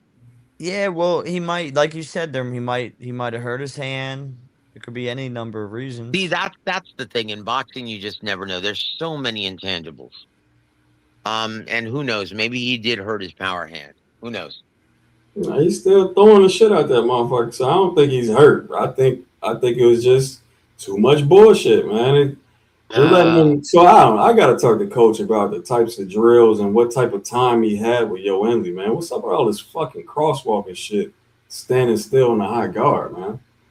That's not good. Man. Yeah, I don't understand how a fighter can lose discipline so much, when the stakes are so high.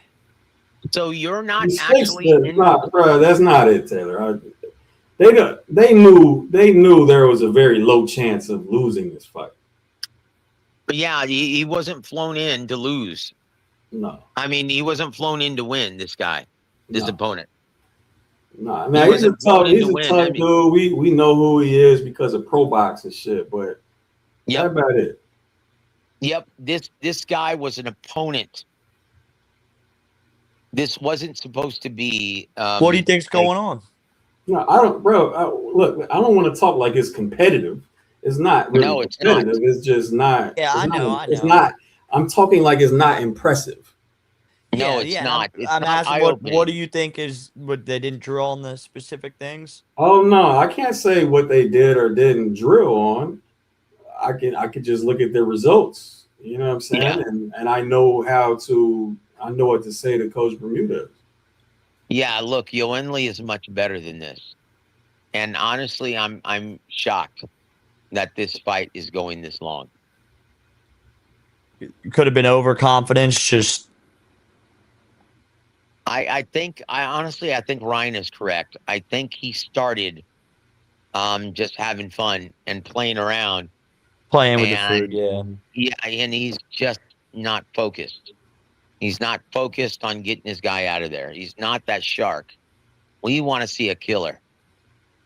Like Jerron Boots Ennis in his last performance, that's what we want to see. We want to see a stone cold killer in the ring. So you can't wait to see him fight the next time. That's what makes attractions. Right?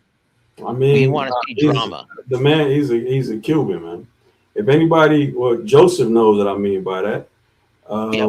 And shit, I don't know, a decent amount of people should know what I mean by that, bro. He's already got pretty much a strike against him as far as not having a real fan base here. That's right. You know so he has to go above and beyond. He has to do something to make himself stand out. I guess this is why I was looking forward to this fight, because he has to do something to stand out above the rest. Yeah, I never thought about that too with Cubans. I guess they do have a little bit. They don't have a fan base. Yeah, think about this. If you have a Cuban fighter, where do you fight him? Right. What market? You'd have to come to the United States. No, I'm talking about even within the United States. Where do you put him? Yeah, I mean, where would they? Florida. Florida's not a big fight city. They got the biggest population in Florida, but that's not. That's never been traditionally a big fight. Yeah, city. but it's because of the geopolitical. They've been basically cut off from our country, huh? So where do you put him? You don't put him anywhere. Like, look at Dominicans have the same problem. Look at Carlos Adames. Well, he's not a ticket seller, and yeah, that's why he's a hard time getting big fights. I never really thought about that. That's an interesting perspective. That's why we profess the business of boxing. It gives fans a greater understanding as to why certain things happen and why they don't. Yeah, that makes sense. Yeah, they got more to prove over here, huh? This is why look good. Look, bro, it don't look good when you play with your food and then shit goes a decision. Oh, it's terrible. against an overmatched opponent that should be just happy to be there. Yeah, interesting. That's not good. Yeah, Dude, these are the sort of perspectives, though, that you only get from the Boxing Gems community. So if people on here aren't part of the Patreon, you got to jump on and join. Sorry, I had to plug it. Hey, I love that promo. But hey, look, yeah, man, there's, gosh, you've got to do more. You've got to do something. You've got to do more, man. And Bernard Hopkins told me this a long time ago. Hey, it's not enough just to win. When you're coming up and you're trying to make a name for yourself, this is the entertainment business. You've got to do something to get people talking. Yeah, and that's what I was asking about those, fighters like Carmel and these guys that are supposed to be stars, but it seems like they're having trouble fights. Like what would Carmel Moten even do if he did get to the top 10? Who's he gonna fight when nobody will fight each other? You know what I mean? Like, what do these guys even do? It's just like in the last pay-per-view, right? Look at Scooter Davis. Everyone was talking about him. Now look how great he looked in the gym. Now great he looked in the ring before. And then he looked like shit in his last fight. Oh, no, I called that one. Oh, you called that one? Yeah, no, Scooter Davis didn't look good at all to me. Yeah. Well, he looked like shit in his last fight. And I was like, that was my first time really watching him. It And was I'm like, just, why it's are the we still same talking shit, about that guy? Joseph. It's the same shit. He stands still. Oh, it's terrible. He Terrible. stands I thought he still, bro. He arguably lost stands that still and fight. expects to out slick a motherfucker just from a straight up static position. Like, bro, all right, man. Like you're he's lucky he got a win, just like Buddy earlier was lucky he got a win for doing the Yeah, I thought same he lost shit. the fight, actually. Me too. Oh, man. Yeah, I was disappointed. And once again, man, it's not enough. It's not enough just to win. So You have to make a statement. yeah, so these younger fighters that are coming up, it seems like to me, I don't know, maybe I'm wrong, but if I feel like they're having trouble getting traction the same way that earlier fighters did by proving themselves and coming up the ranks. I feel like it's Well, just harder.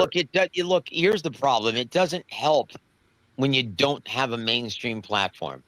This is the sole reason why Turkey Al Sheikh decided to make a deal with the devil and work with Dana White because he still has some mainstream juice. He is the only promoter in America that has any mainstream juice. Bob Arum doesn't anymore. Yeah. Oscar De La Hoya doesn't So anymore. boxing really is about to enter a dark age, huh? Dude, what are you talking about starting? Yeah. But Look, I'm saying without Turkey Al Sheikh's it's going involvement, to get even worse. look, if Turkey Al Sheikh, if something happens to him and he decides to pull his Bro. investment, yeah, we're done. Isn't Turkey dying? We don't know the status of that. We understand he's got some kind of ailment, but we don't know the extent of it Yeah, and we don't know the if status. he goes, the But whole I sport's have going to be noticed though, fucked. but I have noticed he hasn't been at the last several events. Yeah, that ain't good, man. So if he pulls out his investment and something happens to him, what do you think is going to happen to the sport of boxing in the American market? It's going to just go bye-bye. Yep. Look, So and there's a really, reason. really what Americans need to do is they need to get fan bases overseas. That's what they That's need to terrible. do. Look, you can't do that. Like, dude, it's always been a tribal and a regional product. You make your bones where your friends and family are. Yeah, yeah. No, I'm That's saying they the need to way it's go over there always and been beat traditionally. fighters. Yeah. So if you're a guy like Yoenli Hernandez, how do you make your bones in the UK? Yeah, so boxing's fucked basically. In America, sure, it's thriving in the UK. It's never been hotter. UK is the healthiest market right now. And the fans, you look at the fans. Watch next Saturday, right? Moses Italma versus Filip Ergovic. That the O2 Arena, I've been told, is already sold out. It's going to be fire for the IBF heavyweight trinket. And dude, you're going to look Bro, at a complete. they're saying it's a majority decision. Somebody retarded. You've got to be kidding me. That judge is retarded. You've got to be kidding me. This is not good, Gems. Dude, honestly, this really disappoints me, man. Yeah, some person said if you don't make it local, you don't make it. Thought about taking a week. Right. Look, and the reason why I know this, it's run almost exactly like the music industry. You start building your brand locally and regionally, and then the nationwide labels and promoters, and they start to notice. Yeah, That's so the way it's basically always you got to been. build your audience that way ahead of time. That's the way it's been, and that's why I said if Dana White were smart, he wouldn't be paying out these inflated purses. He would set up gyms in every major metropolitan area and start building attractions at the regional level because you need to start all over.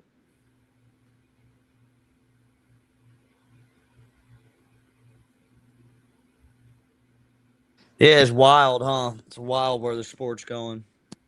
Yeah, dude, look, and it doesn't help when you have a pay-per-view and there's someone just texted me right now and said there's only 5,000 fans there.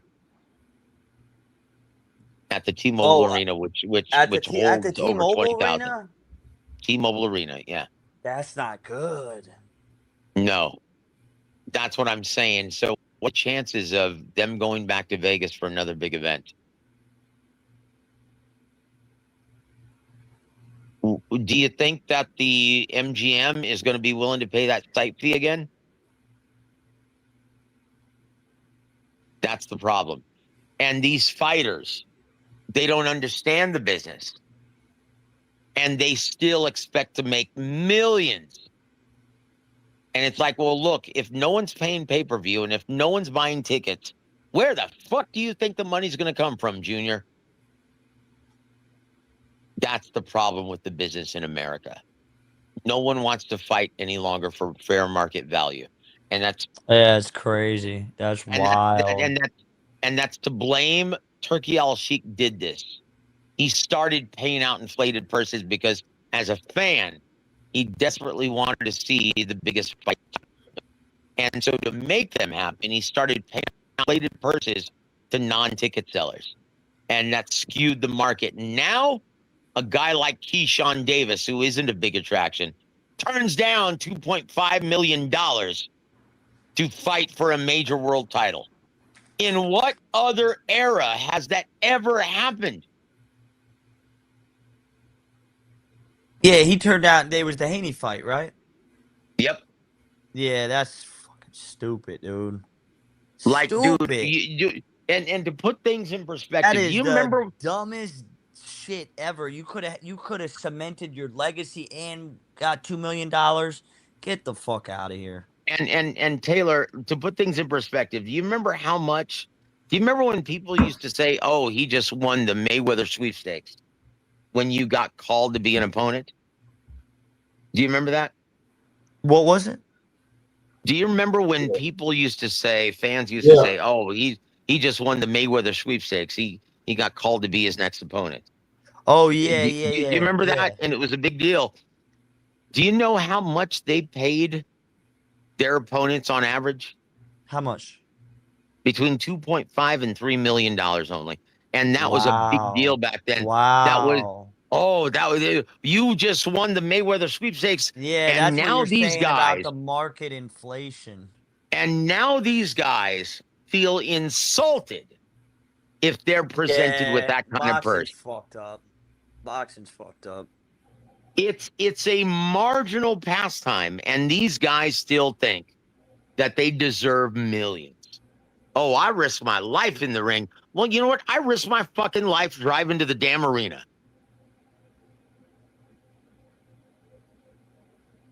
And what about soldiers? They don't risk their life. They get paid less than you. Hey, how about the 4-round fighter who only made $2,000 at a club show?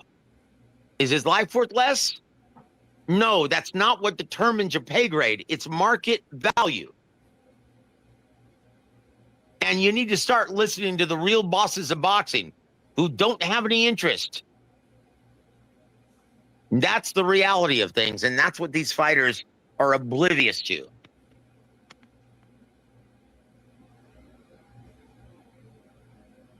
Well, yeah, and that's the other thing too is the coaches that are out there where their fighters aren't they'll never have a chance to get to that level. They need to be fucking like, I'm sorry, I don't want to be a dick, but they need to be honest with their fighters, dude. You know? Good luck with that. Good luck with that. They're all businessmen now. Oh, I want that bag. Yeah, well, I know. How are you going to get it, Junior, if no one's willing to buy a ticket or pay a pay-per-view? Yeah, that's what Once I'm again, saying. And also, how do you build mainstream attractions without a mainstream platform? Right. And that's what I'm saying. If you're better off fighting on YouTube. Right. If you got a fighter that's he doesn't have what it takes to be a champion, and you're making him think that one day he's going to get a big payday from this, it's fucked up. You could go out and, you know what I'm saying, sell solar or some shit and make money. You know what I mean? Like, not get hit in the head. Well, wait, Taylor. Wait, what is a big payday? Like that's what's going to make or break your point. I'm saying at least multiple six figures if you're gonna get a Oh good hell no, bro. 99.9% of boxers ain't gonna get that. No, never. It's always been a sport of the haves and the have-nots. No. You said multiple six, so like So 800,000, Yeah, yeah, 500,000. yeah. I mean, that would. It would probably surprise you how many boxers actually could get that, but it's still, yeah, bro. Like 99% ain't gonna get it, bro. Right. But That's if what a I'm. big payday to somebody is like, say somebody in a less developed country, if a big payday is 80 grand, then you can get that. Yeah. 70 grand, 60 grand, you can get that shit. Yeah. Yeah. Well, that's what I'm saying. It's like even the appeal of the sport is going to disappear because how it's like a pipe dream on top of a pipe dream on top of a pipe dream to even I'm not get a that man. payday. Where did this come from, Axiom? And why y'all? All right, I know this is out of nowhere. I don't know where that came from, but maybe y'all said something about Haney. But why the fuck are y'all counting the Ryan Garcia fight against Haney? because we saw it. So Yeah, it's because the No, witness. it's like you can't erase You that. can't And unsee it. they've Yeah. tried really hard to do it. I know what why? you're saying. Wait, bro. So wait a minute. Wait, a motherfucker come overweight and cheat, and it's cool. And No, steroids. no one's saying it's cool. But No, we it's all not saw what cool. happened. It's And terrible. it had nothing to do with the weight, and it had nothing to do with the That's nonsense. banned substance. That's No, nonsense. he definitely. You How? can't count that loss because How he could you definitely say it has committed- nothing to do with it? That's nonsense, man. No, it had nothing to do with it.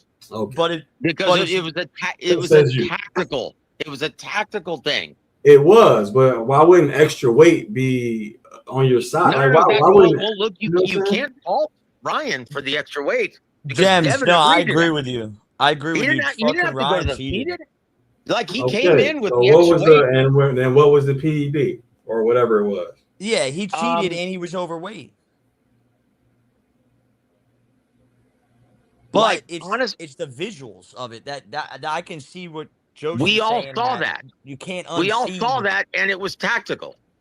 Yeah, and there was tactical mistakes behind it. Yeah, I could see, but people online I was the first one to say that. I said, "Yo, the fight is probably what did the cheating and all that shit have to do with the win?" I say maybe, I don't know, 3 to 5%. That's 3 to 5% too much. Right. Yep. Right. That's ridiculous. I don't even talk about the Ryan Garcia fight versus Haney. For what? Yeah, it should be scratched off the record, but the problem is the public saw it, and those visuals aren't going away, and that's the problem. Man, but if we're gonna speak about boxing intelligently, fam, we can't just dismiss that like nothing else happened. Absolutely. Like y'all dismissing all context. That doesn't. The other thing though, he took a lie detector test as well, and that doesn't mean shit. Lie detectors, if they're not submissible in court, no one should even pay any attention to lie detectors. Yeah, I guess. I mean, but look. Anyways, I'll be honest. I'll be honest. Y'all motherfuckers not doctors out here, man. Stop saying shit is an insignificant level. We could have been cycling on, cycling off. Y'all don't know shit about that shit.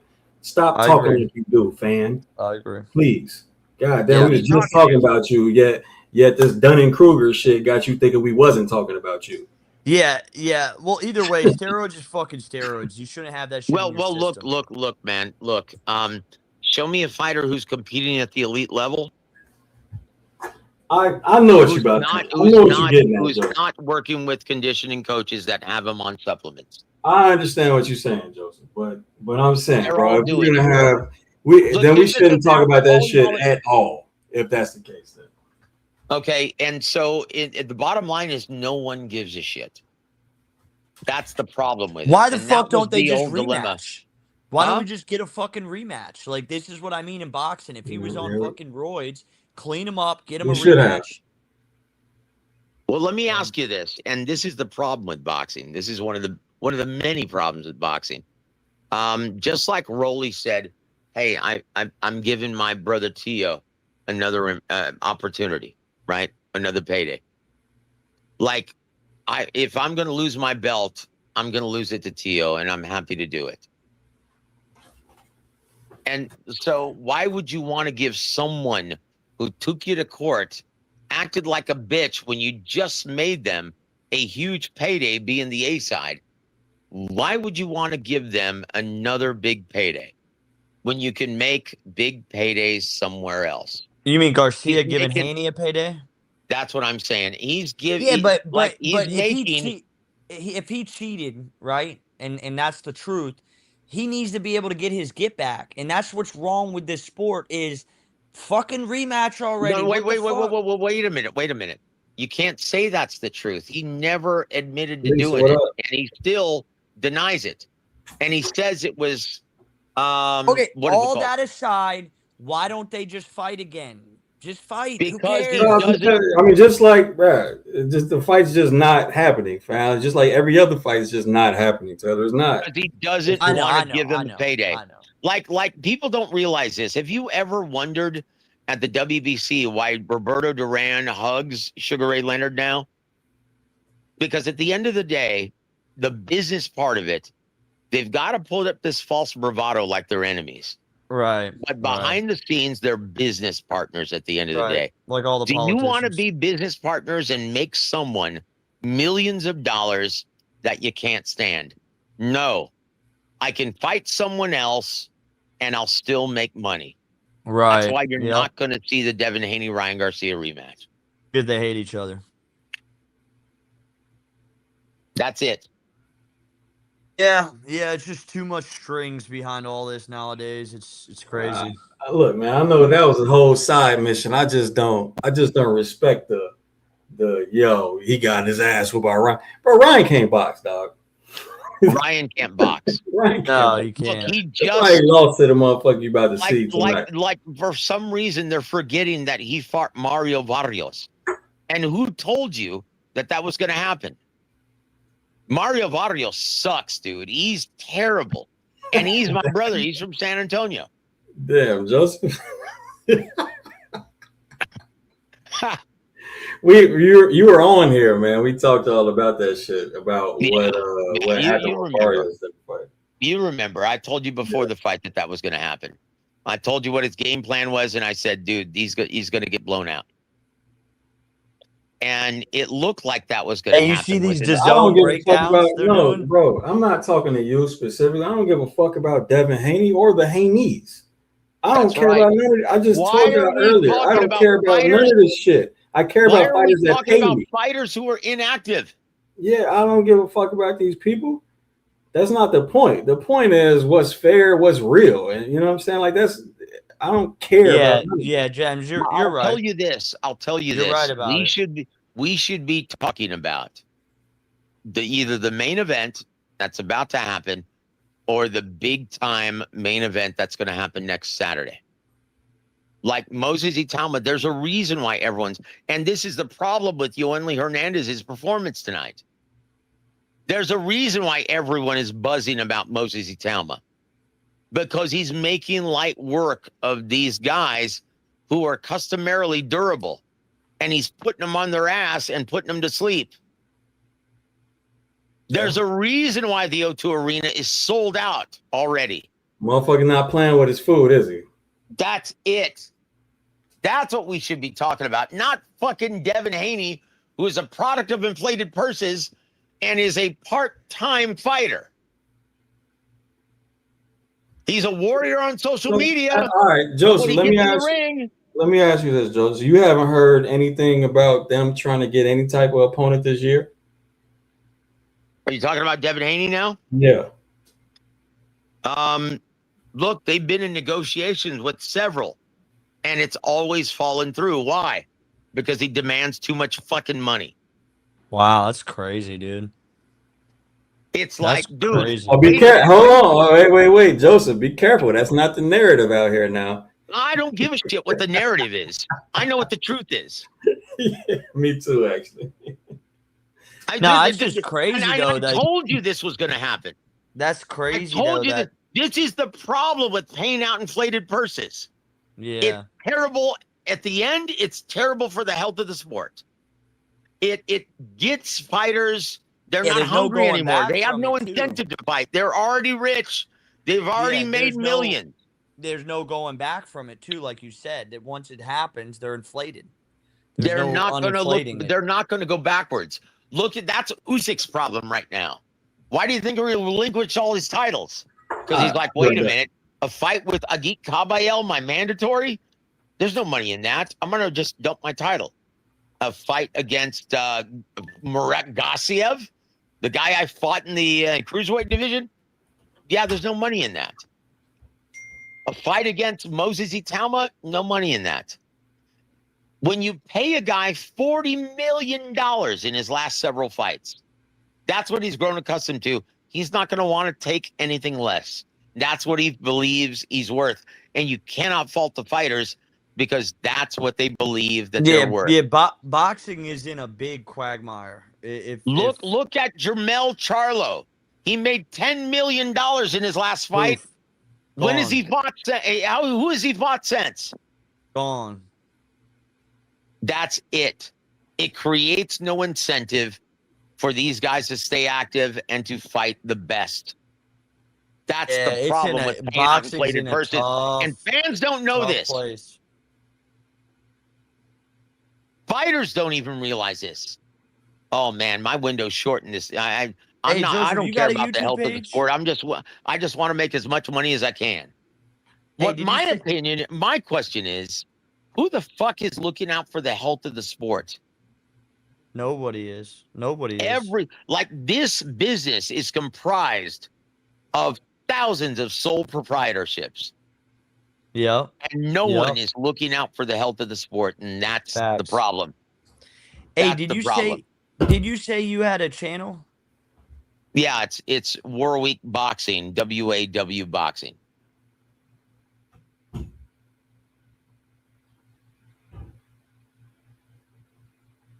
That's the problem, though, guys. And that's what I explained to the Zone Brass. And they were like, well, what do we do?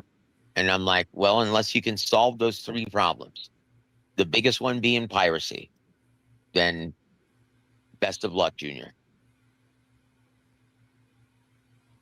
Best of luck. Because piracy is the biggest one. It destroyed the music industry. Like, Ryan, what was your favorite album growing up? Musically, what was your favorite album growing up? Ryan, you still there? He might have stepped away for a moment. Okay. So I'm a rock guy. I'm a musician. This is why I know the boxing business as well as I do, because it's run almost identically to the music business. And I was like, hey, I can give you mine. I grew up on Slim Shady. Okay. Well, in 50 Cent, your mind, Slim Shady, Dr. Dre. So that's when you bought CDs, right? Yes. Okay, and every song on that album is a classic, right?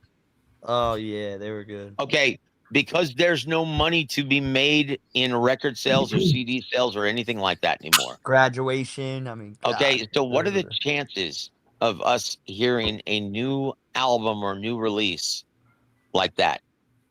It's crazy. You know what's crazy? Wait. You're making a good point. You know what's also crazy too?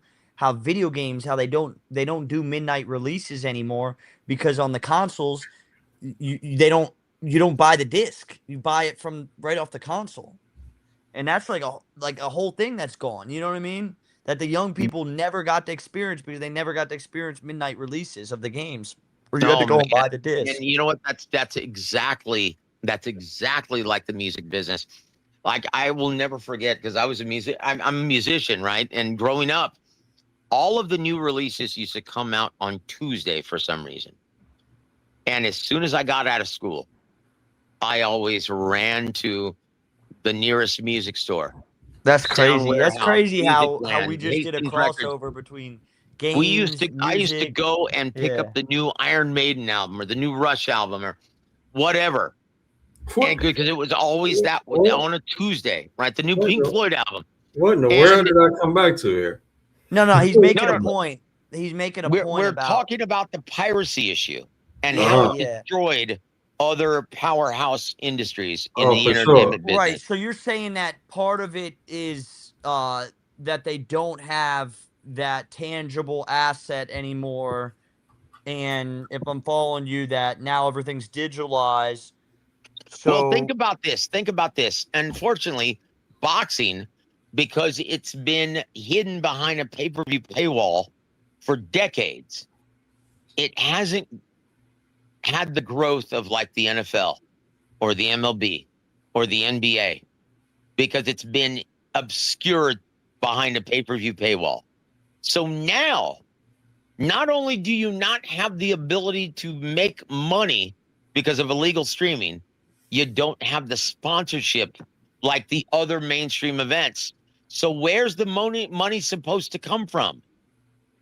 With all of these assholes who are demanding millions for soft touches, where's the money supposed to come from? it doesn't. It breaks. It's like you said. It's just gonna break, huh? Something has to give. And But nothing's gonna unfortunately, give. fighters are demanding more and fans are paying less. So what is a solution though? What would, like, we're talking a lot about the problem, but what is a solution to this? Like, what's You've got to hit the reset and you've got to put more importance on the live gate again. The live gate. You've got to hit the reset button. You cannot, like, you have to, like, promoters and networks have to put their foot down and say, hey, Devin, we're gonna offer you $2 million in your next fight because that's your market value. And if you don't want to fight for that, we respect that. But hey, you've had a wonderful career. Happy early birthday, Lisa. That's it. And you have to move on and start to cultivate different attractions, ones that are willing to fight for fair market value. This is why I said earlier in the show that Dana White, okay, he's not doing anything to improve anything. In fact, he's using the same bad habits and bad business practices that Al Heyman used, that Eddie Hearn used. It's a recipe for disaster. Who, Dana White? Yep. He's Dana paying White guys like Ryan Garcia and Nigel or Conor Benn $15 million. But wait. This is what I don't understand. Hold up. Turkey owns half of TKO. No, he doesn't know half. He owns a third. But still, that's what I'm saying. He owns a fuck ton of TKO. That's right. So he's the one who's pulling the strings. And he doesn't know shit about this business. Right. He's the one that's He's basically a glorified fan with deep pockets. Yeah, he owns Ring Magazine. If you open a fucking Ring Magazine, it says CEO Turkey. He owns a third of TKO. He's the one funding all the fights the big fights that are going on. So is it, Turkey, when Turkey dies, the whole thing just dies with him? Exactly that's been my argument the entire time since he got involved. What's going to happen when he finally gets here? Listen. What's going to happen when he finally gets tired of bleeding millions and it doesn't become fun anymore? What's going to happen? Or he's just physically not around to do that anymore. That's right. Look, either scenario, what's going to happen with boxing? What's going to happen? What happens? We resort to y'all gonna have to draw this combo to an end very shortly. Yeah. Yeah, is it starting for you? Yeah, we're probably a couple seconds. They're announcing rolling. All right, so last thing, Joseph, what happens then? What happens? Oh, what I predicted 5 years ago, that it just relies on club and regional events. Huh. That's why building attractions at the regional level, at the club level, is so important. That is the backbone of this business. It always has been. That's what I was saying earlier, man. That's what they relied on in the golden age of boxing. That's why San Antonio is such a healthy market, because the promoters I work with, we actually build attractions and get the local media involved. All right, here we go, yo. They already touched the gloves. Let's get it. Rolly got the mean face on. Oh, he can get the mean face all he wants. He can't fight. Oh, shit. What if Tio's trauma is gonna be shown? Dude, I here? love the. I No, love dude, the his memes. athleticism will be too much. Like honestly, dude, this is gonna be like this is like oh gosh, dude. I The love the only shorts where they got. the Well, here we go. We're watching it right now. Oh, All right. the only chance Rolly has is a puncher's chance, and that's not much. Tio's tripping forward though, but he starts with a stab. Who's gonna dictate here? It's Tio Yeah, with you're a some couple feints. It's gonna look like a Barbosa fight. He's already doing the opposite of what I told him to do. Let's see if he at least hits him with the stab jab. Okay, there's Hey, Ryan, hey, you gotta hit him, bro. You gotta hit him, bro. Where's your power? You're gonna hate yourself, bro. Yeah, that's pretty Holy good. shit. Yeah, dude, he's crazy. He shouldn't be in the corner. First lead hand hook. Rolly tries to throw. Tio catches fairly easy. That Yeah. right hand looked like it landed from Rolly though. That was quick. Dude, he sounds worse than Serena Williams when he throws punches. Now he gets a stab jab countered already. All right, so that means you could throw the stab overhand, Rolly. Let's follow the plan now. Now he got himself backed up to the corner. Okay, shuffled out. Nice counter jab from Tio right there. Nice hook from Tio right there. Stab from Tio. All right, you're not dictating, Rolly. Come on now. Got to feint, got to jab, got to do something. Yeah, he doesn't know how, dude. Okay, now he's moving to his right. What you gonna do with that, Rolly? That ain't it.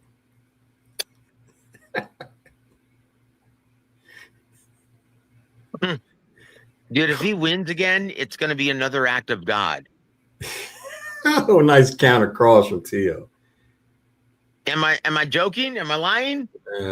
Rolly is trying to jab and then lead hand hook, and it is not working, man. He's not setting up the jab like that. Like trying to do that after not establishing the jab is pretty wild, man. Like when you've made the money that Rolly's made on his limited technical ability, like there's no incentive to get better. He's reached a wall and he's incapable of getting any better. He's using lateral movement, but he's crosswalking to his left.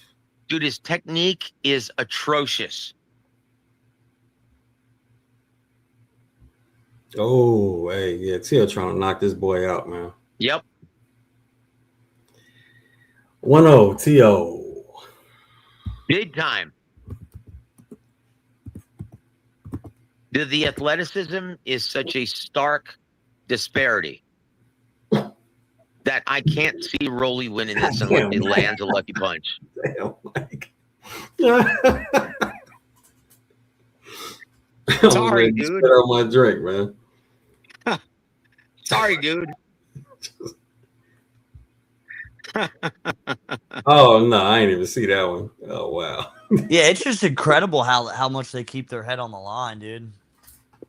Both of them. Can we hear y'all? You didn't hear me during the round? What are we talking? Is my shit on mute or something? What happened? What'd I do? Oh, you just got a hater in here, Joseph. Oh, that's all right, man. He's probably betting. He probably bet on Rolly. That's why. Oh, okay. Rolly still got a puncher's chance. There's a stab, but the problem is he's not really keeping form when he throws the stab. Like he's not ready to throw nothing else after the stab. Well, hey, what's proper form on throwing a stab jab? What do you want me to teach you on air right now? Yeah. What? No, Taylor. What are you talking about, bro? I'm saying so you want to throw any punch with the balance to throw something else. To throw something else, yeah. Yeah, that's That's what I'm saying. Oh, nice combination from Tio. So traditionally, Ryan, historically, if someone says, "Oh, he's got a puncher's chance," what does that actually mean historically?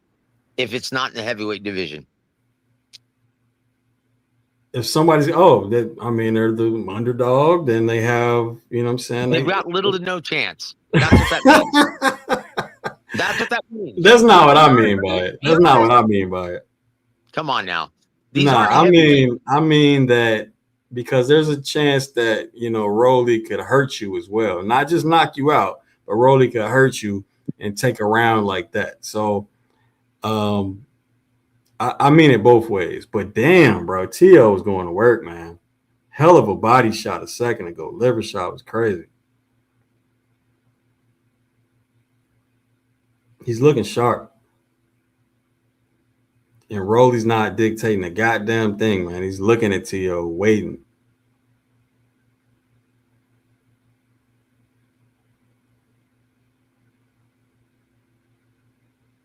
Okay, he's trying to throw a little probe now. There he throws a jab, but damn, his footwork though. A nice body shot from Rolly right there though.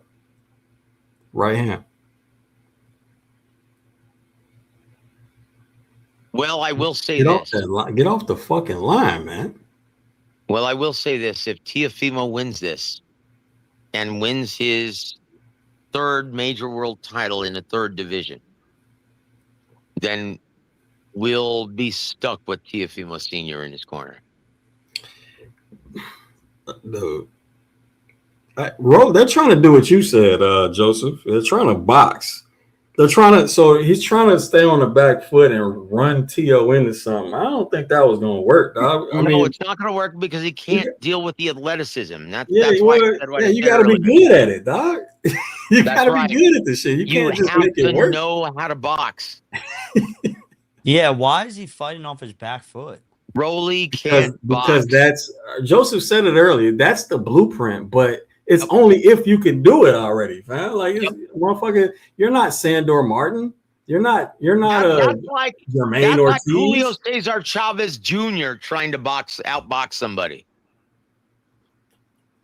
Yeah, is that a perfect analogy or what? That it worked for. You're not it. You're definitely not Shakur Stevenson. I don't know why you're trying to do this. Yeah, this is very ugly looking. And all he seems to get off is that fucking check hook. So I mean, he didn't showed it 10 times already. So if Tio still gets hit with it, that's on Tio. But it's just unlikely now. 2-0. And the sad part about it is, ooh, this is ugly, dude. Yeah, sad part about it is, man, I really like Rolly. He's a good dude. But I'll be honest. In the article I wrote, I don't think he has the heart. I think this is going to be his last fight. He's surrendered his life to Jesus Christ. He's a born-again Christian. You said Tio or Rolly? He doesn't have the heart for it anymore. Tio or Rolly? Rolly. He doesn't have the heart for it anymore. He's not. Taylor, watch when he throws out this stab jab, and you see exactly what I'm talking about. He doesn't have the structure to throw another punch afterwards. No, he doesn't. Look, and I said this on my channel like 6 months ago, that you're going to see him. This is going to be his last fight because he doesn't have the heart. He's a born-again Christian. His life isn't about this anymore. Hey, you're saying when Rolly throws the stab jab? Yes. Okay. Nice catch and counter cross from Tio.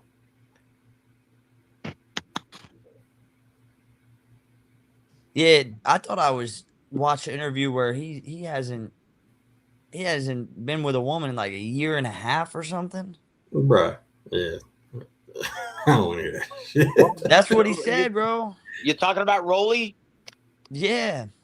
Well, that's because of the life that he was living before. Right? He was like, do you remember, you ever heard stories about Gene Simmons, Paul Stanley, Wilt Chamberlain, all the women that they slept with? Mm-hmm. Yeah, Rolly was trying to break their record. Oh, wow. Yeah. And so he got in trouble. He got in trouble, didn't he? Well, some shit came about, but anyway, bro, can we talk about this shit later? Yeah, we'll talk about later. But I'm just saying that's why he's not getting any better. He has no desire for it. He has no hunger, and this is why Rolly was always a weirdo. Even with the tumultuous relationship between Junior and Senior, Tiafimo was the favorite. Yeah, Rolly's not doing anything to change that either. There's a nice cross he just landed, but how. That's. Yeah, I can see it though. He doesn't look like he's in the fight. He doesn't have the heart anymore, that stab jab. Oh my god. Yeah. Yeah, what you gonna do off that? Yeah, that is horrible. He's got to turn into old school Rolly right now. He's not that same guy, brother. That's just physical as fuck. He's not that same guy. He's not the same guy anymore. Still trying to hit with that check hook, not taking his head off the line after he throws it. I mean, who was Rolly's last fight? Not dictating shit. It was Ryan Garcia, wasn't it? Oh, it was Garcia? Yeah. It's a while. That's been a while. Yeah, bro. I don't even know if he feels like he wants to win this motherfucker. Like, no. It's Joseph, I think you hit it on the head, man. I don't think he wants to be there.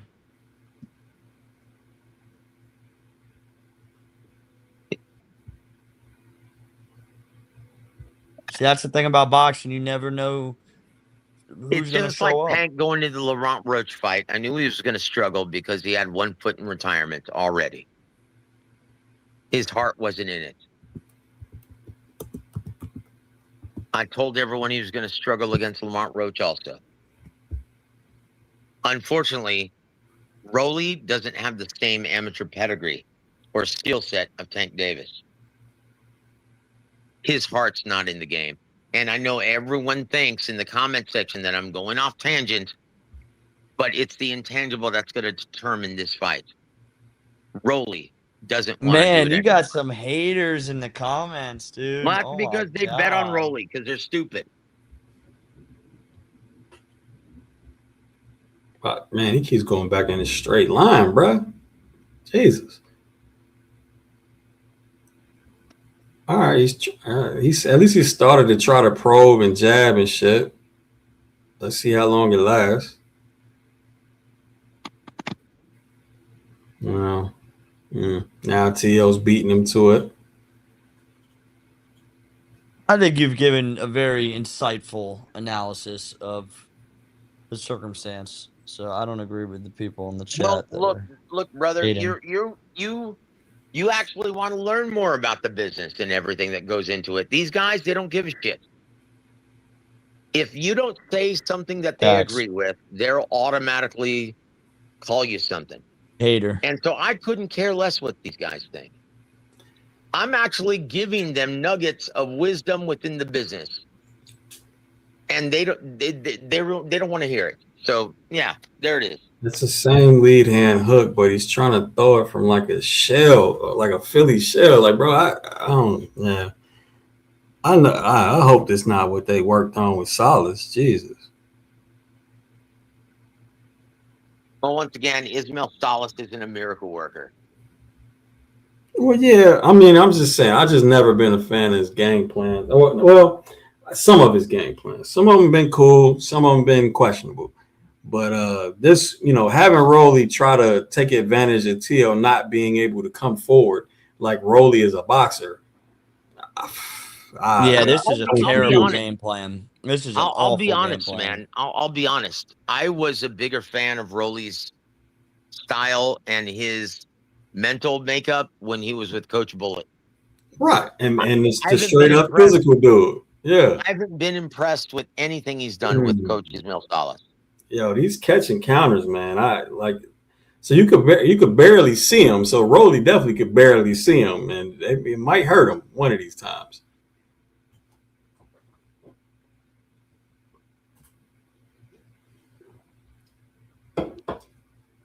Although T.O.'s power at this weight probably ain't really it, but.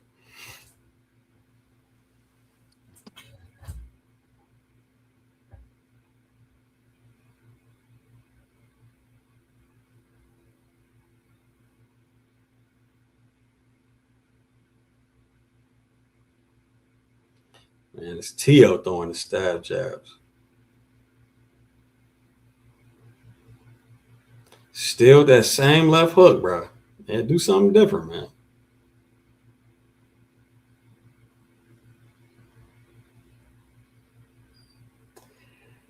Yeah.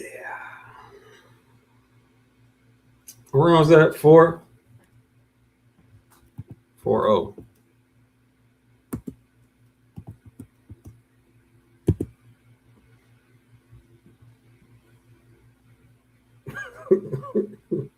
Okay. Well, we just gonna root for Rolly?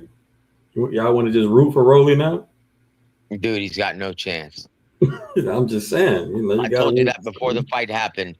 Yet, I'm being a hater. Oh, I'm talking about intangibles that don't matter. Rolly Apparently they needs to do. fight coming forward. He needs to stop fighting off the back foot. Well, then that plays right into the strength of Teofimo Lopez. That means he's going to get knocked out quicker. He ain't gonna do it boxing. That's This what I'm isn't saying. about He's got no working. chance. He can't deal with the athletic gifts of Teofimo Lopez. He's not that good, guys. He's lucky to be here.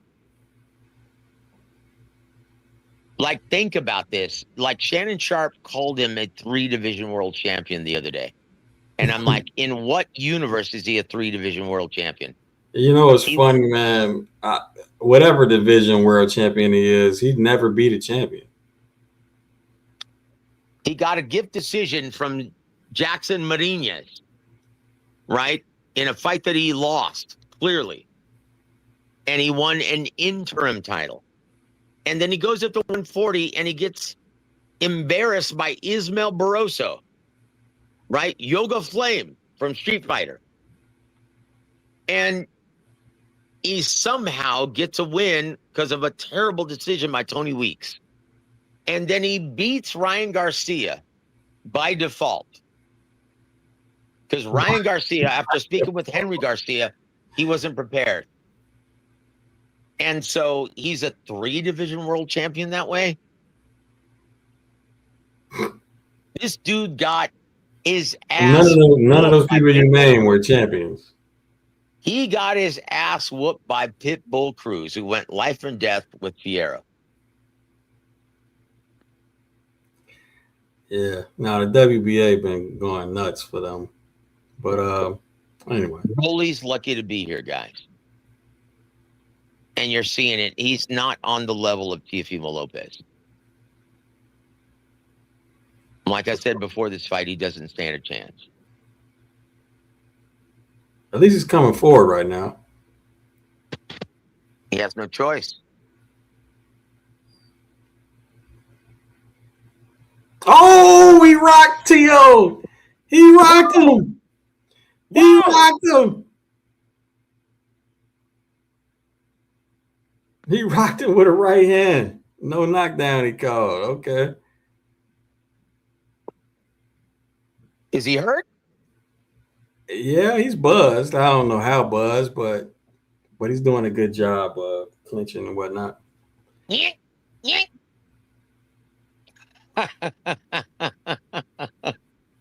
Oh, so he's bleeding. Somebody's bleeding bad. I think it's Tio over the right eye. Oh, yeah, he's bleeding like a motherfucker. Well, we'll see if the fight changes now. It was almost like the same way Cambosos did. Mm-hmm. It was a good shot. Wow.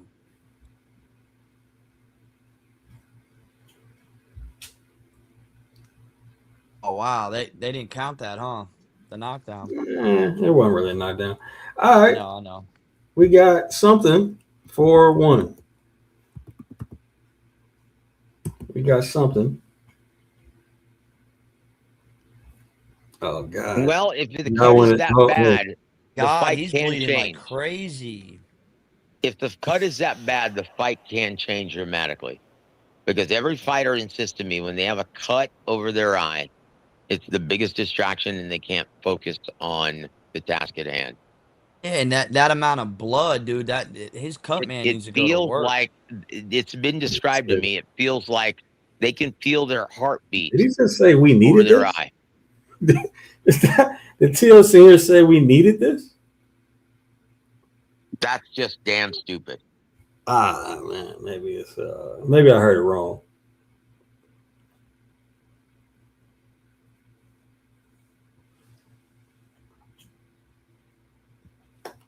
All right, let's see what it changes.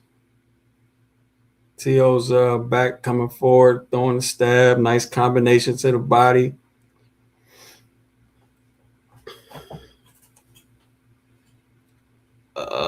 Rolly's acting like he didn't just do that.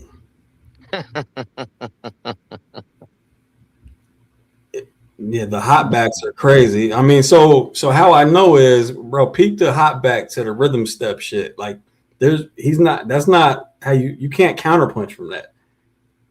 So again, yeah, it's a straight up hop. It's like Shakur De Los Santos type hop back. Don't say that, bro. Oh, that's what it is. Ugh. He's hopping way out of range. Yeah, then you have no opportunity to counter. Bro, he's acting like he didn't hurt T.O.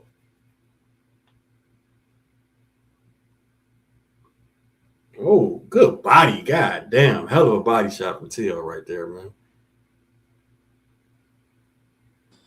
That's crazy being cut like that only in the fifth round. That's nuts. It ain't his first time. No, he's susceptible, man, to getting cut over the eye.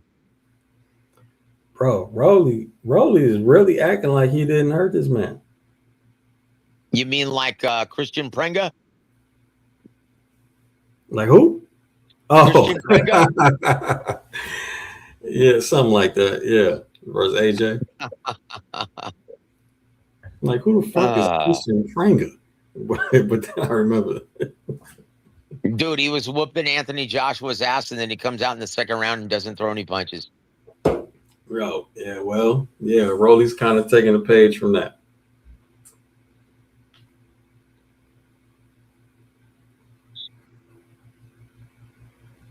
Man, he just doesn't have that killer instinct anymore, brother. Maybe He's look, not give him the mean benefit of the Romero doubt. anymore. Maybe he doesn't quite understand how he set that up. Maybe.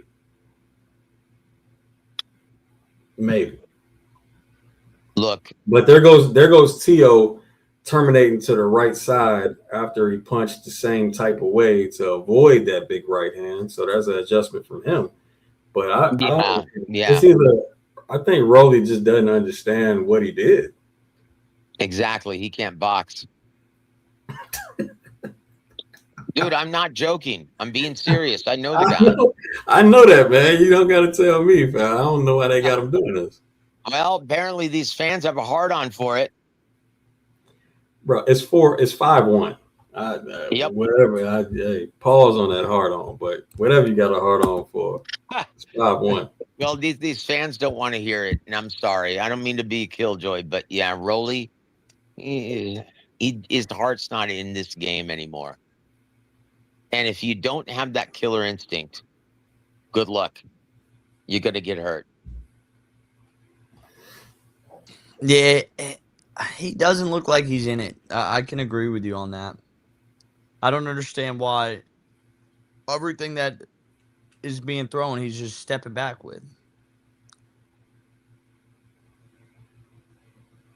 He's a born again Christian. That was kind of worse than Pringa, man. No, that was about like Pringa. Pringa, at least he wasn't moving all around the ring and shit like he got didn't hurt. throw any punches in that second round. Bro, Rolly he barely threw a punch, bro. Yeah, why? You can't tell me that the corner told him to go and do that. No. Why he doesn't have that killer instinct anymore, man. His heart is not in the game any longer. But that's what a puncher's chance means to me, Joseph. Yeah, well, outside of the heavyweight division, it doesn't mean much. In the heavyweight division, a puncher's chance, that actually is saying something. Because if you're over 250 pounds, you can knock someone out with one shot. Like George Foreman? Exactly. Like anybody, like Philip Hergovich, like Anthony Joshua, like anybody. If you're When over George Foreman came 250 back from pounds, retirement, got the you knockout. can knock anyone out, right? Look at Michael Moore and George Foreman. Exactly. Yeah, that's a good example. In the welterweight division, not so much. T.O. starting You to land with more accuracy now. Same punches though, and that's why. Ooh, big overhand. Okay, Rolly finally came back with a cross that lands. But yeah, nah, same punches. That's why Rolly's body on the lead side so fucking red. That's why his eye is red. It's all been the same type of shots. Left hook, a overhand right, a 4 to the body, and a 3 to the body from time to time. Yeah, he's just not doing enough activity. No. Yeah, look, in the heavyweight division, you can have fights like Fabio Wardley, where he's losing the fight and then he knocks this guy out on a one-hitter quitter. How often do you see that in the welterweight division? Man, Rolly. Nil, guys.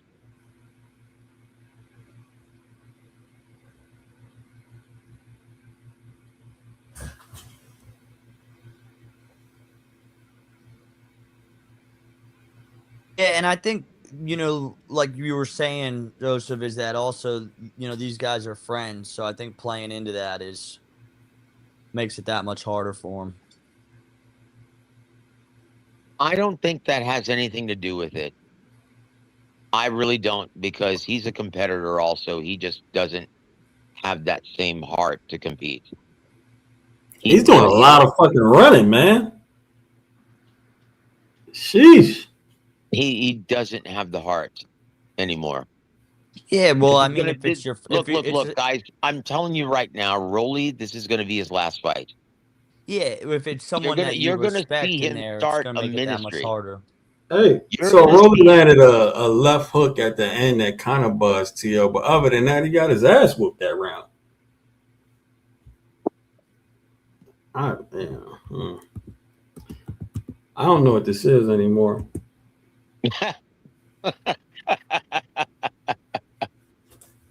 Ah, jeez. I mean, to be honest, man, it really feels like one of them isn't trying. What have I been saying? Yeah, all right. I hear you, though. Apparently, man, I don't know what I'm talking about, and I'm just a hater. According to your listeners.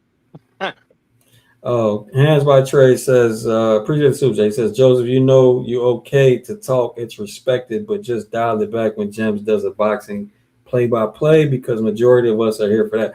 So I hear you, bro, but I haven't been doing that, bro. It's really been the same shit I said, in the first 2-3 rounds, just over and over and over again. Like the little comments I make, like Rolly's running a little bit more, like it don't really mean shit. So look, man, I appreciate the sentiment, but man, y'all don't know what it is to be up here for hours, dog.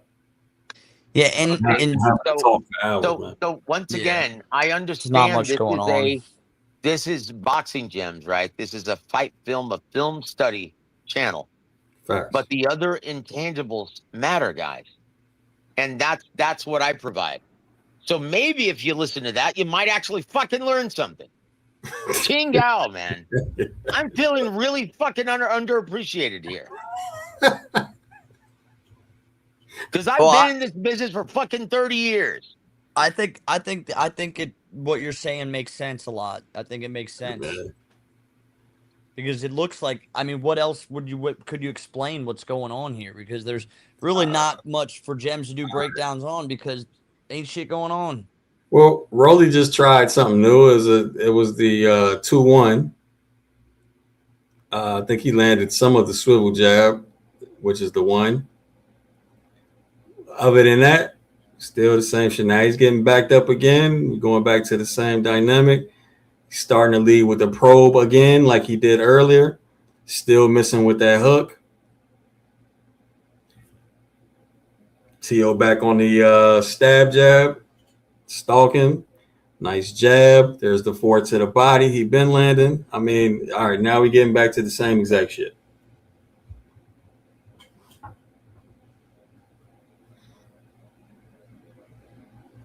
Yeah, it's hard to watch, honestly.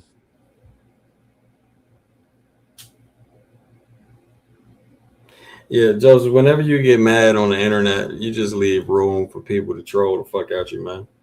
No, dude, it just comes with the territory.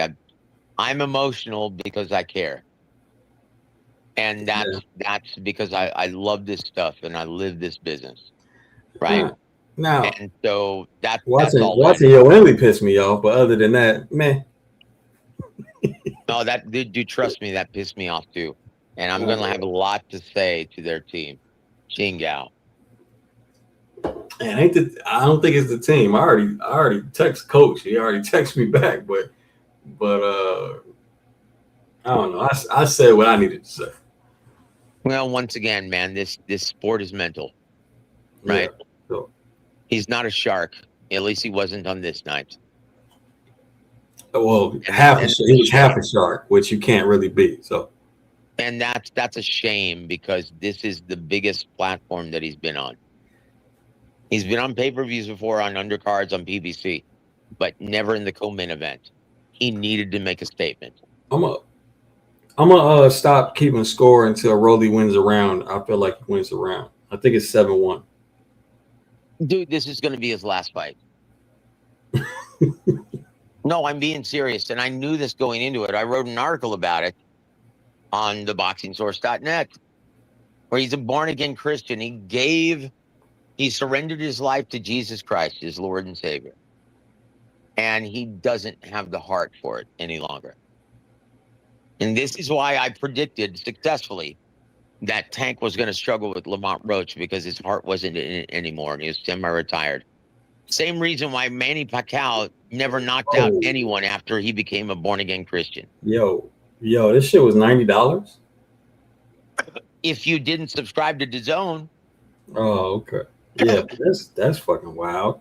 Dude, this is why I encourage everyone, if you're a real boxing fan. Yeah, how you not subscribe to DAZN already? I don't get that. Subscribe for $45 a month. It's worth it. Come on, man. No, so the thing I don't get is, okay, I understand not paying $90 every time a fucking event comes on, but you get them all for $45 a month. And if you're a boxing fan, if you support the sport, I bought it the first day it came out. Yeah, me too. And if you're a real boxing fan, damn it, you need to do that too. Yeah, it's like, dude, what business model can survive if their targeted clientele is stealing the product? I just say, man, bro, shame on you for talking shit in comment sections and chats if you're not supporting what you're talking shit about.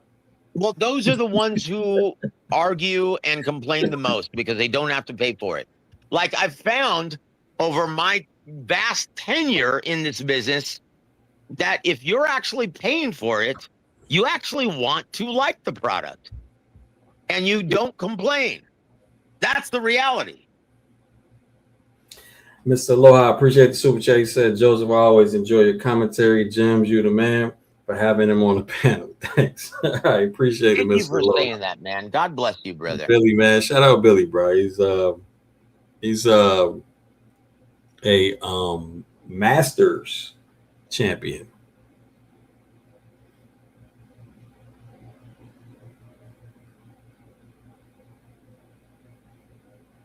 So the reason why we talk about the business and other intangibles, right?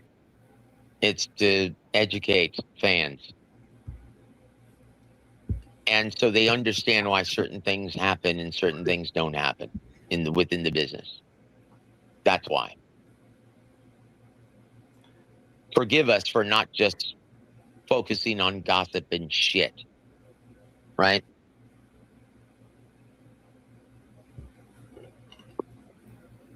You know what? Tio definitely, like, that power took a major downturn once Tio started moving up in weight, and it really don't look like he got a whole lot of it at all at 147. Well, he's much better when someone is coming at him and he's Yeah, able to counter them with shots but that they don't see but coming. that's even what I'm saying. Rolly's literally coming towards him now, and he's doing the same shit, and it's not super affecting Rolly. Really? Yeah. And dude, Teal was actually heavier at the weigh-in. Yeah. Hey, that lead side on Rolly's body though, Jesus. Mm. That shit red as fuck. Yeah. It's like pinkish, purplish. Well, that's a good way to detract the hook. When you pound him to that side of the body, he's incapable of turning and throwing that hook with power. So maybe that's by design. At least it's not gonna feel good. It's not gonna feel as good. Huh. Yeah, that's crazy how red he is. Oh my god. Rolly? Going through some shit, yeah. Yeah. Oh, is he quick? No. Why is he? Oh, he was looking kind of weird for a second, like he was gonna give it up. Like he doesn't want to be there? Hands by Trey, appreciate the super chat. He said the business talk is fine right now. I'm not in the moment of the fight during an exchange. Stop throwing shade to us, Joseph. I said I got respect for you. I'm sorry, who are you? Hands by trade. Okay, hands by trade. Let's get him in here. Jump in with it. I didn't single you out individually, brother. I'm sorry. I'm sorry if you got in your feels. My apologies.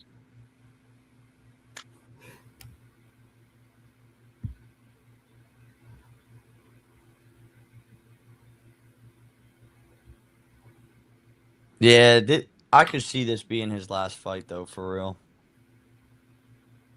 I said this 6 months ago. He's doing the same exact shit, bro. Guys, because I'm a born-again Christian. Manny Pacquiao is a born-again Christian. And tell me, how many knockouts did he have after he became a born-again Christian? 0. You don't have that killer instinct. You've got that heart. You've got that transformed heart. You can't do it. Damn. He's not a shark any longer. There's another shot to the pink area. Pause. Pink area. George Foreman became a born-again Christian. He's still knocking people out. Well, he's a heavyweight. Boy, he took an awful lot of punishment, too, though. Oh, boy. What was that, Rolly?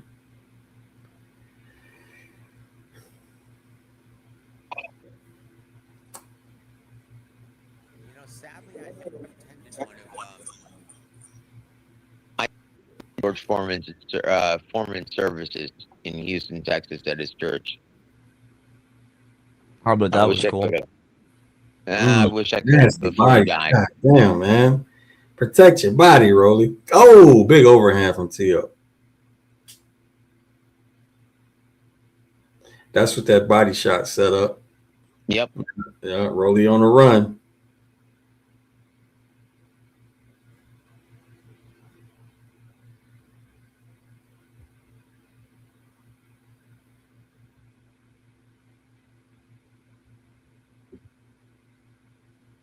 Now, if it is his last fight, you think he'd do his buddy a favor and take the dive? Well, you know what? There's time still left.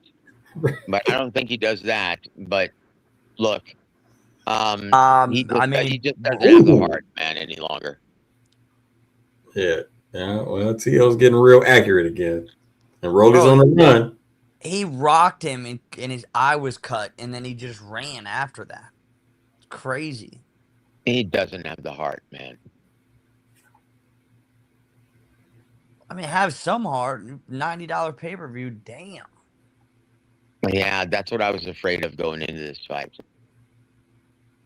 And because they're friends, yeah, everyone's going to be talking about this after the fight. What's the score? It's what? Someone said, "What's the score in the chat?" It's a virtual shutout, man, except for that one round. He's got Rolly winning one. Maybe that's one in a possible. One in a possible.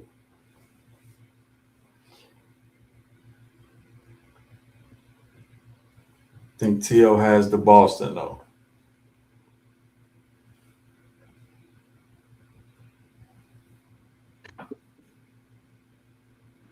What is a Nepo baby?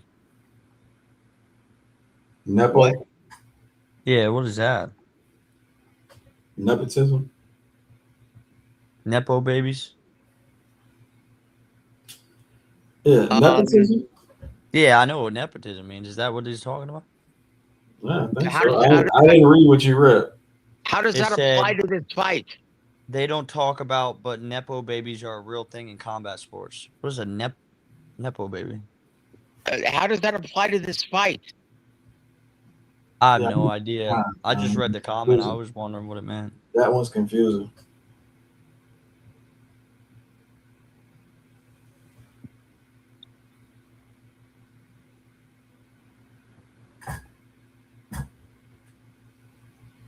Someone said Nepo baby means you were given everything. No, I thought it literally meant you were a product of nepotism. Yeah, nepotism. That's what I would have thought. But look, I don't Rolly, know, man. I mean, look. Rolly has a history. He doesn't have the deep amateur pedigree of Teofimo Lopez or Devin Haney or any of the Shakur Stevenson. He's been learning on the job because his first combat sports background was martial arts. He's been learning on the job, guys, and right now, his heart and his mind has been transformed. He's a different guy. And that's what I was afraid of going into this fight. I didn't think it was going to be very entertaining. he's running now, Joseph. I mean, I don't know what he's doing. Yeah, well, that's why. He's not the same. This is going to be his last fight, guys. He's going to announce his retirement sometime soon. And he's going to start up the Rolly Romero Ministry. Huh. And I said this 6 months ago.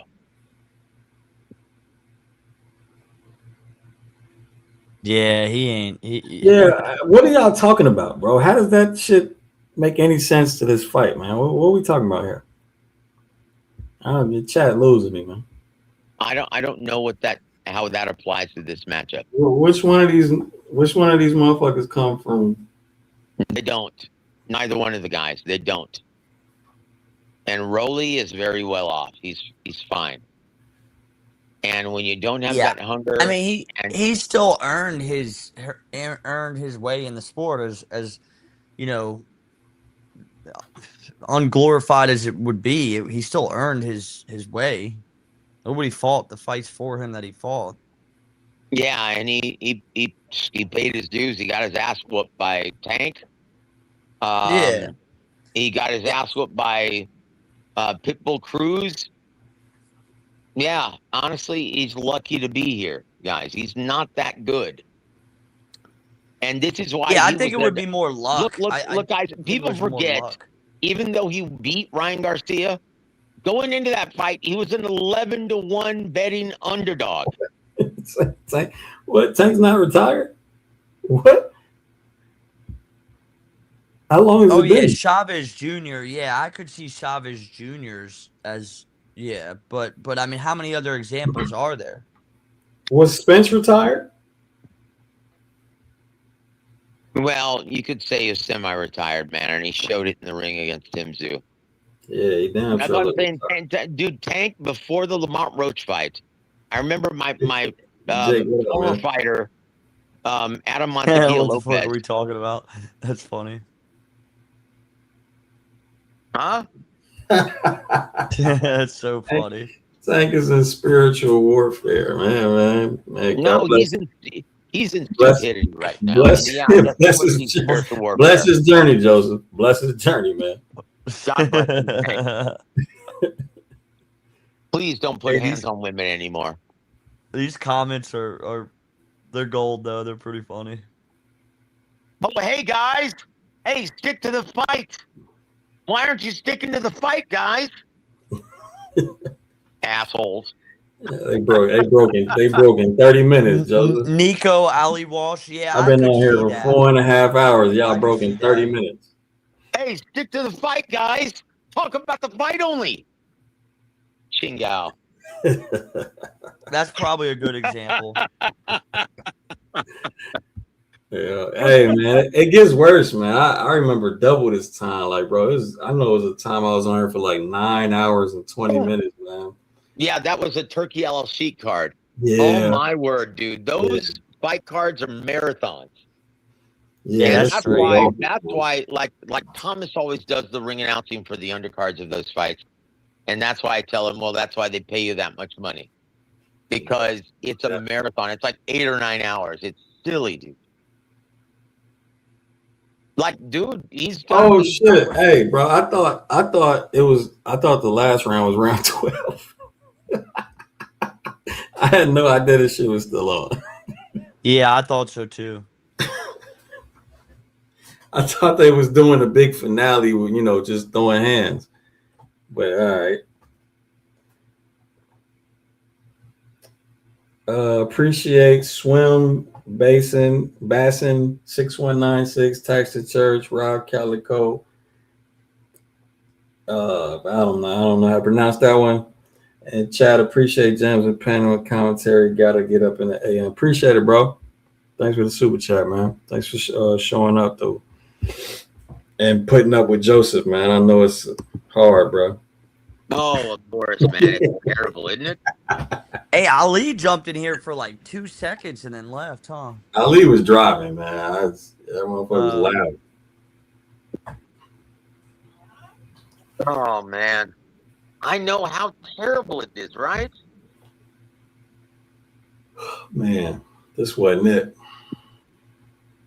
Yeah, I was afraid of this, man. I even told you guys that earlier in the broadcast. I was afraid this wasn't going to be very entertaining. Yeah, hey, to keep it real with you, Joseph, that Russell fight was better than this one. Fuck yeah, it was. Every fight was better than this. Yeah, even the Yo Enley fight was better than. I mean, even though it pissed me off, but it was still better than this. Well, at least you were interested in it. At least you were emotionally invested. This one, dude, I checked out rounds ago. Yeah, pretty much, man. When I stopped scoring, or stopped trying to write it down at least. And this is what I tell fighters all the time. If they're at the club level and they have aspirations of being a real prize fighter, and I'm like, look, you don't have that killer instinct. Hold on. Let's think about that, right? You're Woody, but Woody though. Well, under the tutelage of Ronnie Shields, maybe. He would maybe because Norman can definitely do a bit of everything, but if he's forced to come forward against T.O., they better teach him how to walk forward, how to put on methodical front foot pressure, not jump in like he's been doing against the Quentin Randalls, the Devin Haney's. If he does that versus T.O., T.O.'s gonna do the same shit he always like. That's what T.O. is most. That was wild. That was a wild right. Well, that's why I said under the tutelage of Ronnie Shields, maybe, because that's what they're working on, cutting off the ring a little bit the distance more intelligently, working behind an intelligent jab, so you don't take too much incoming and can close the distance with accuracy. Then don't smother your own goddamn word by jumping all in. I feel bad for the by fans lunging that into him. that. And once again, I've been to the Ronnie Shields gym. I've seen that. I've seen them working on that.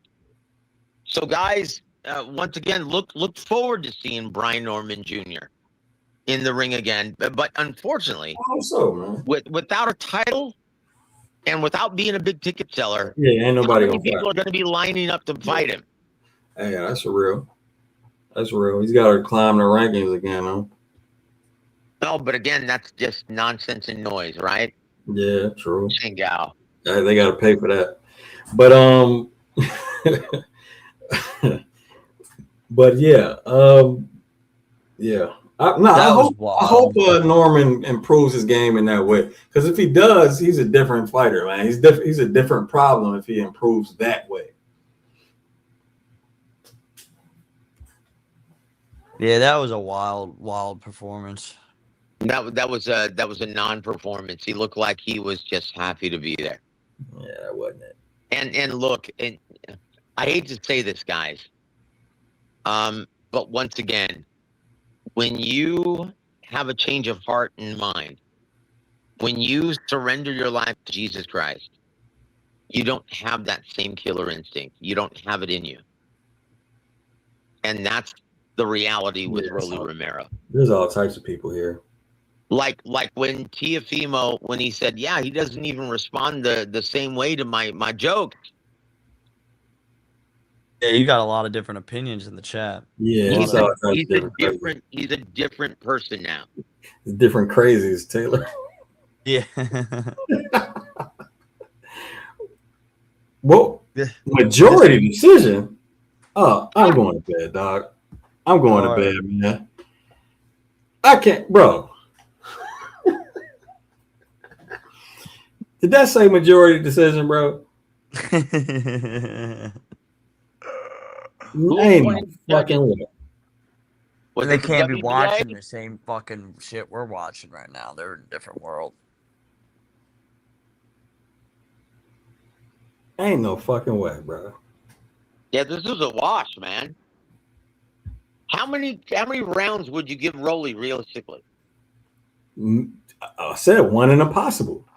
There it is. One in a possible, bro. It's either 11-1 or 10-2. There it is. And I promise you this.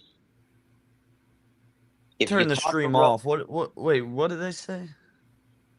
What are the scorecards? Somebody scored at a draw, I think. Oh, gee. Fuck. Hold on. Nah, that can't be real, dude. All right, bro. Let me turn this shit back up.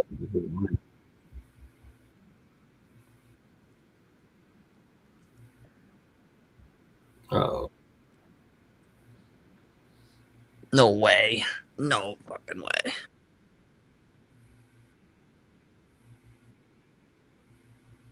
I feel like I lost brain cells watching that.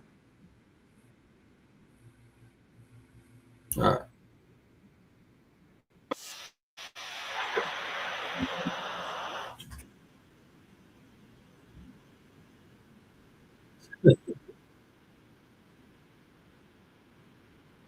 Joseph, it was a pleasure being on here with you, and I learned a lot from you.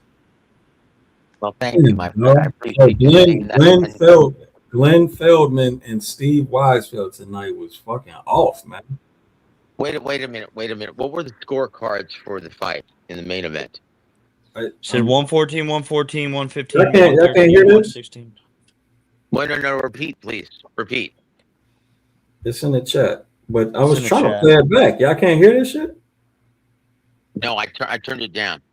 Oh, okay. Yeah, 114, 115, 113, 116, 112. Yeah, that shit is my awful. God. So Tiafimo won the majority decision. Dude, this fight was like, honestly, 116, 112 is insulting. Yeah, all that shit is awful, man. Everybody was terrible. All three That's judges. wild. Well, look, Glenn Feldman needs to retire. I don't know why he's still working in Vegas in big events like this. Glenn Feldman, she should have been retired 5 years ago. This is the problem. Ryan, you and I, we need to join the commissions and become judges. Because this is bullshit. How much money dude, honestly, tomorrow, I'm going to call Greg Alvarez and say, hey, you know what? I want to start the process of becoming a fucking judge in Texas. How much money? You guys would be hell of judges. How much do you make? Yes. I think and after how long? It depends on the size of the show, obviously. Sam's just asking all the right questions. But you have to start. The process starts at the amateur and club level. Yeah, I knew that. But I'm for saying. real though, the Boxing Gems community should start creating judges out of your guys' community. Fucking for real, dude. Look. You guys are all critics in the fucking comment section. You know what? Put your money where your mouth is. Yeah, dude, you could create an Contact the army of fucking Nevada judges. State Athletic Commission and say, you know what? I want to start being a judge. And if you don't, shut the hell up. Man, That's it. You guys can make a difference. Joseph on Yeah, one. true. I'm sorry, what? That's true. I said you on one tonight, brother. Yeah, No, I'm but sorry. he's right. I'm He's sorry. true. I'm You sorry. create an army of It's judges. just hard when you're actually giving information Bro, about how the did they business score of that boxing. into a majority decision? And one thing, and crazy. here's the worst part. Once again, I already know this shit to be true. This is for their benefit, and they're fucking complaining. That's why I'm on this shit. Hey, one person said it's a rich old man club. Oh, look, hold on. Let me do this real quick. Anybody in the chat, put out your scorecard for that fight. If anybody thinks that it was like 8-4, put that up. If you thought it was Take a 8, vote. you thought it was less than 9-3 or closer than 9-3, go ahead and put that shit in the chat. I want to know how many people actually had that shit close.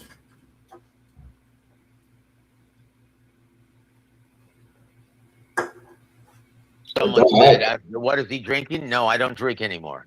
I was getting sleepy, man. Like it was the same shit Dude, over. it was downright boring. That's why we were talking about everything else but the fight, and that's why I ridiculed the comment section. Hey, let's keep it about the fight. Camp 3 for Rolly, only gave him 1, 11-1, 10-2. Yeah, it was a wash, guys. It was a wash. Somebody says a draw just to say it. 11-1. He gave Rolly round 5. Ah. 117, 111 is the best you can give Rolly. That's 9-3. 10-2. All right, so I mean, nobody really. I don't know what they was on, man. 8-4. 8-4 is embarrassing. A draw, 7-5 and 8-4. That shit don't make. I don't know. Whatever. It's because the optics. When everybody gets online and they say this is a fucking sleep fest, they can at least say, "Oh, look, the scoring was close. It was a close fight." You know what I mean? Well, look, guys. Well, look. Here's what you have to take into consideration. Most fans don't even understand the scoring criteria. Oh, look, Vegas. Look, Vegas is all about cutting losses. The unanimous decision. Stop it. Look. Most people don't even understand the scoring criteria. So if you want to be able to criticize the judges at ringside, then go and become a judge. Because most, and you can go to these. These are free, right? These actually training courses from the Nevada State Athletic Commission or the WBC. They have them all the time. And most people view the scorecards as a gauge as to how competitive it was. That's not the case. It's a round by round basis. Yeah, and your primary scoring criteria is clean, effective, and consequential punches. Right?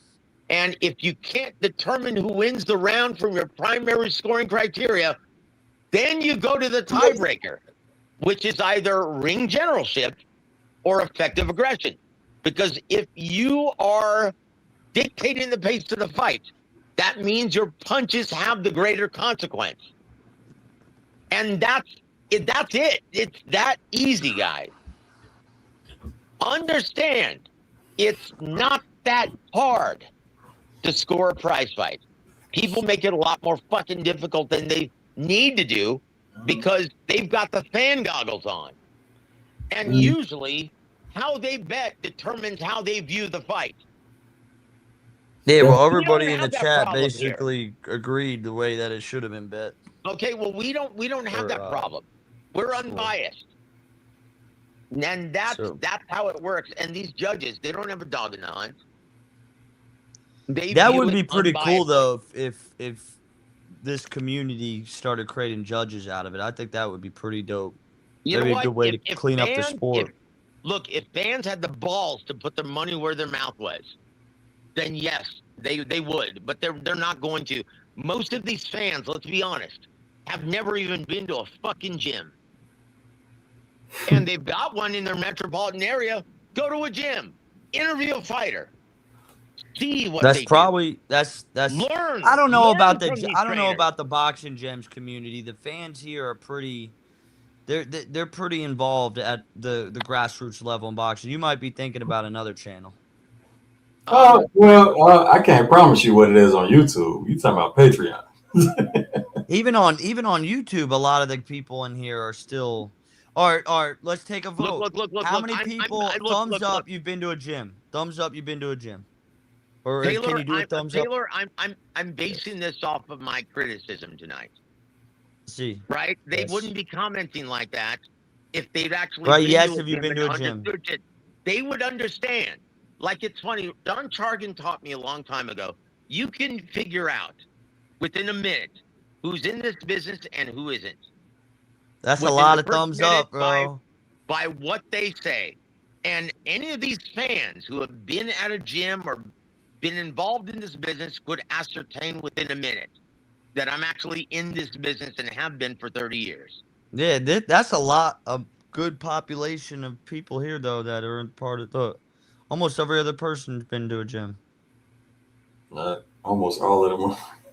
Mm-hmm. A lot of Patreon folks in there too. Okay, the Patreon crowd, that's different. You're A lot of them folks was, but some of them weren't. yeah. Well, look. I Anyway, got a man. spar tomorrow, dog. Well, God bless you, brother, and it's been a pleasure, Taylor. Thank you, man. Well, I think generally the boxing gyms community, I think it attracts a lot of fighters, real fighters. Big money. You ain't been to no gym, bro. I've been to a gym but never wanted to. I don't know how. I mean, I think y'all West Coast, y'all far as hell away from Coach Bermudez, but I'm sure y'all all invited there at least to check it out. But I think if we asked how many people have scored a fight, I bet you that'd go way down. Like I said, like been a judge. Yes. I said, most people don't even understand the scoring criteria. Like, I've heard even guys like Oscar De La Hoya say, "Oh, that fight was so competitive." What about fighters? What about fighters? Put a boxing glove if thing. you've ever had like, an amateur like, or professional look, fight. Ryan is very dear friends with Tim Bradley, and he'll even tell you that Tim Bradley didn't even know the scoring criteria when he was active. The sparring doesn't count if you've had a sanctioned amateur or professional bout. Honestly, Tim was the one that came and finally informed me that they don't really score defense That was no after more. he attended the WVO convention. Yeah, exactly. So when he was an active fighter, he had no idea. Yeah, they don't, bro. It's ring generalship, effective aggression, and the most important, the most weighted one is clean, effective punching. It ain't really no defense no more. Now, hey Joseph, did you know that in the BBBFC that defense is definitely part of that criteria, and it's kind of different from ABC. Explain that to me, because once again, clean, effective, and consequential punching. That's definitely part of the criteria. Defense is included in that, is it not? Say it again. Defense is included in that factor. In the ABC, that's how they put it. Like, yeah, so we score defense, but only defense that's connected to offense. But that's not what it says for the UK shit. That's not. Like, they literally scored straight up defense.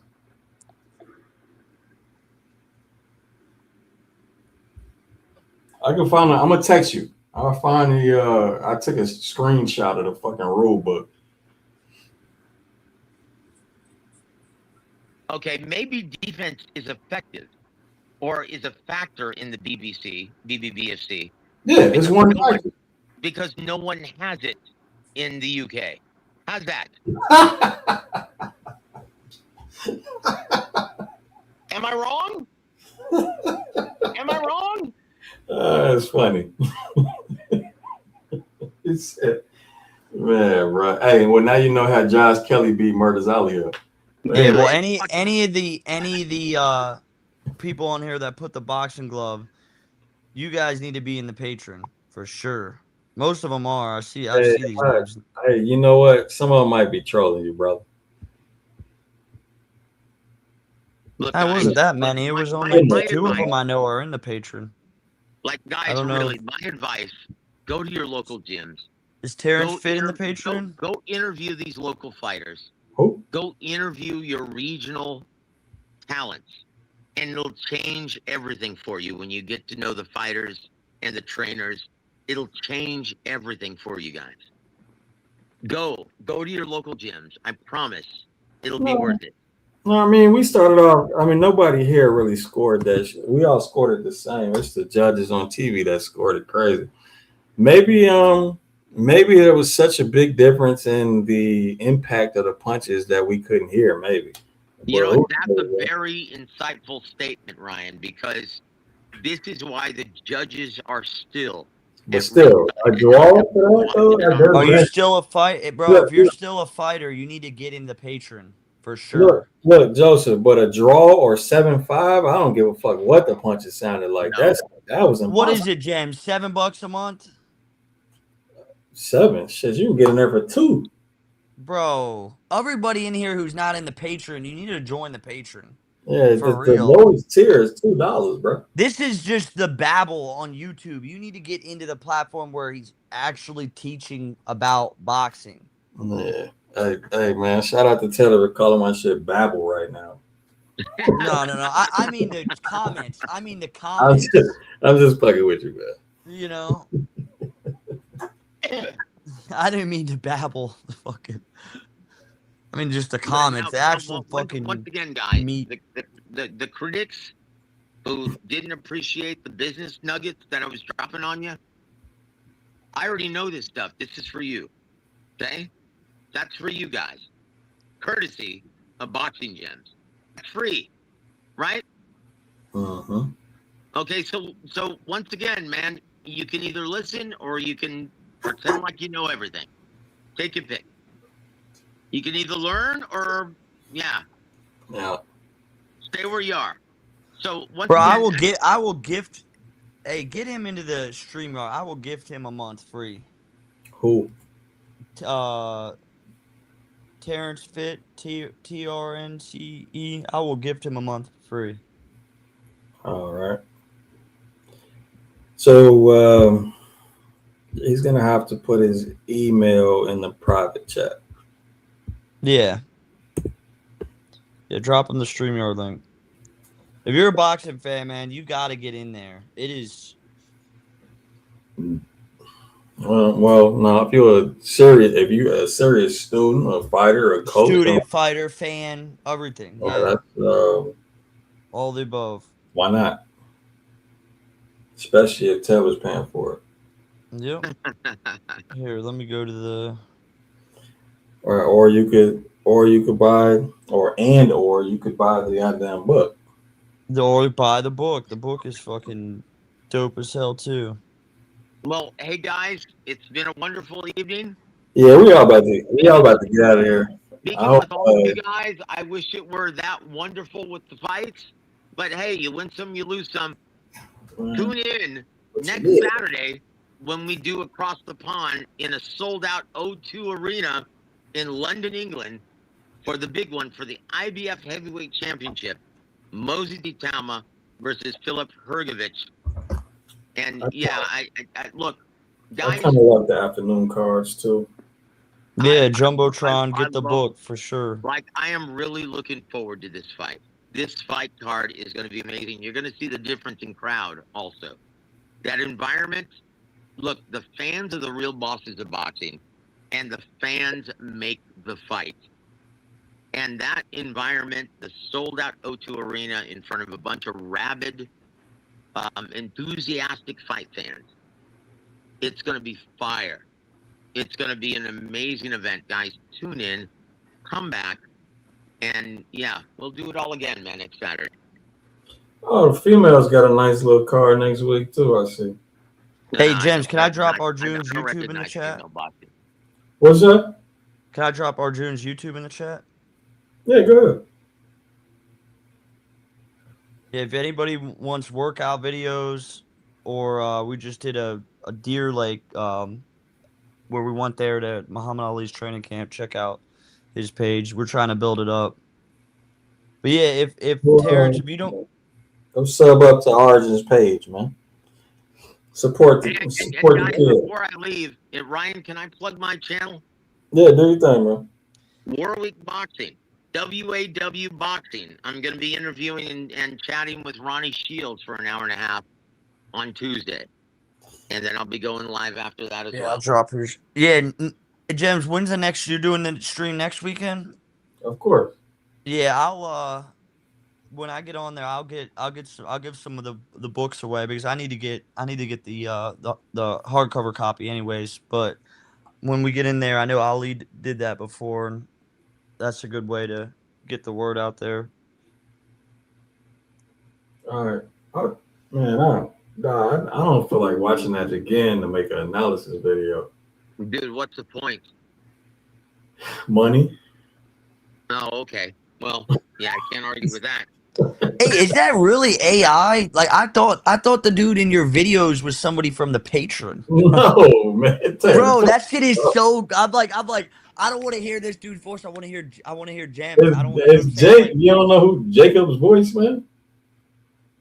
is that really AI? Are you fucking with me? No, bro. It's Jacob. Jacob. That's not AI, right? No, it's not fucking AI, bro. Okay, I'm that's telling what you I'm who it is. saying. It's Jacob, bro.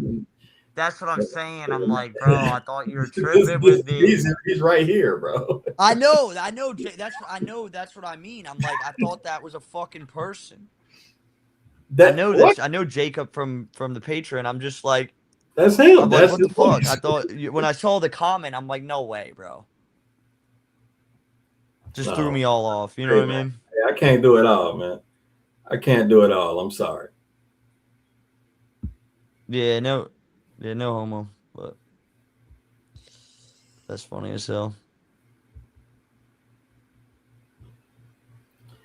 But nah, Jacob, you do good analysis. Nobody has a real business where it needs shit. them. My shit's breaking up. I can't even hear you anymore, James. All right, bro. Peace. I'll see you guys. Yeah. So nobody, you can't really have a business where it needs you to be there every fucking day and every minute of the day.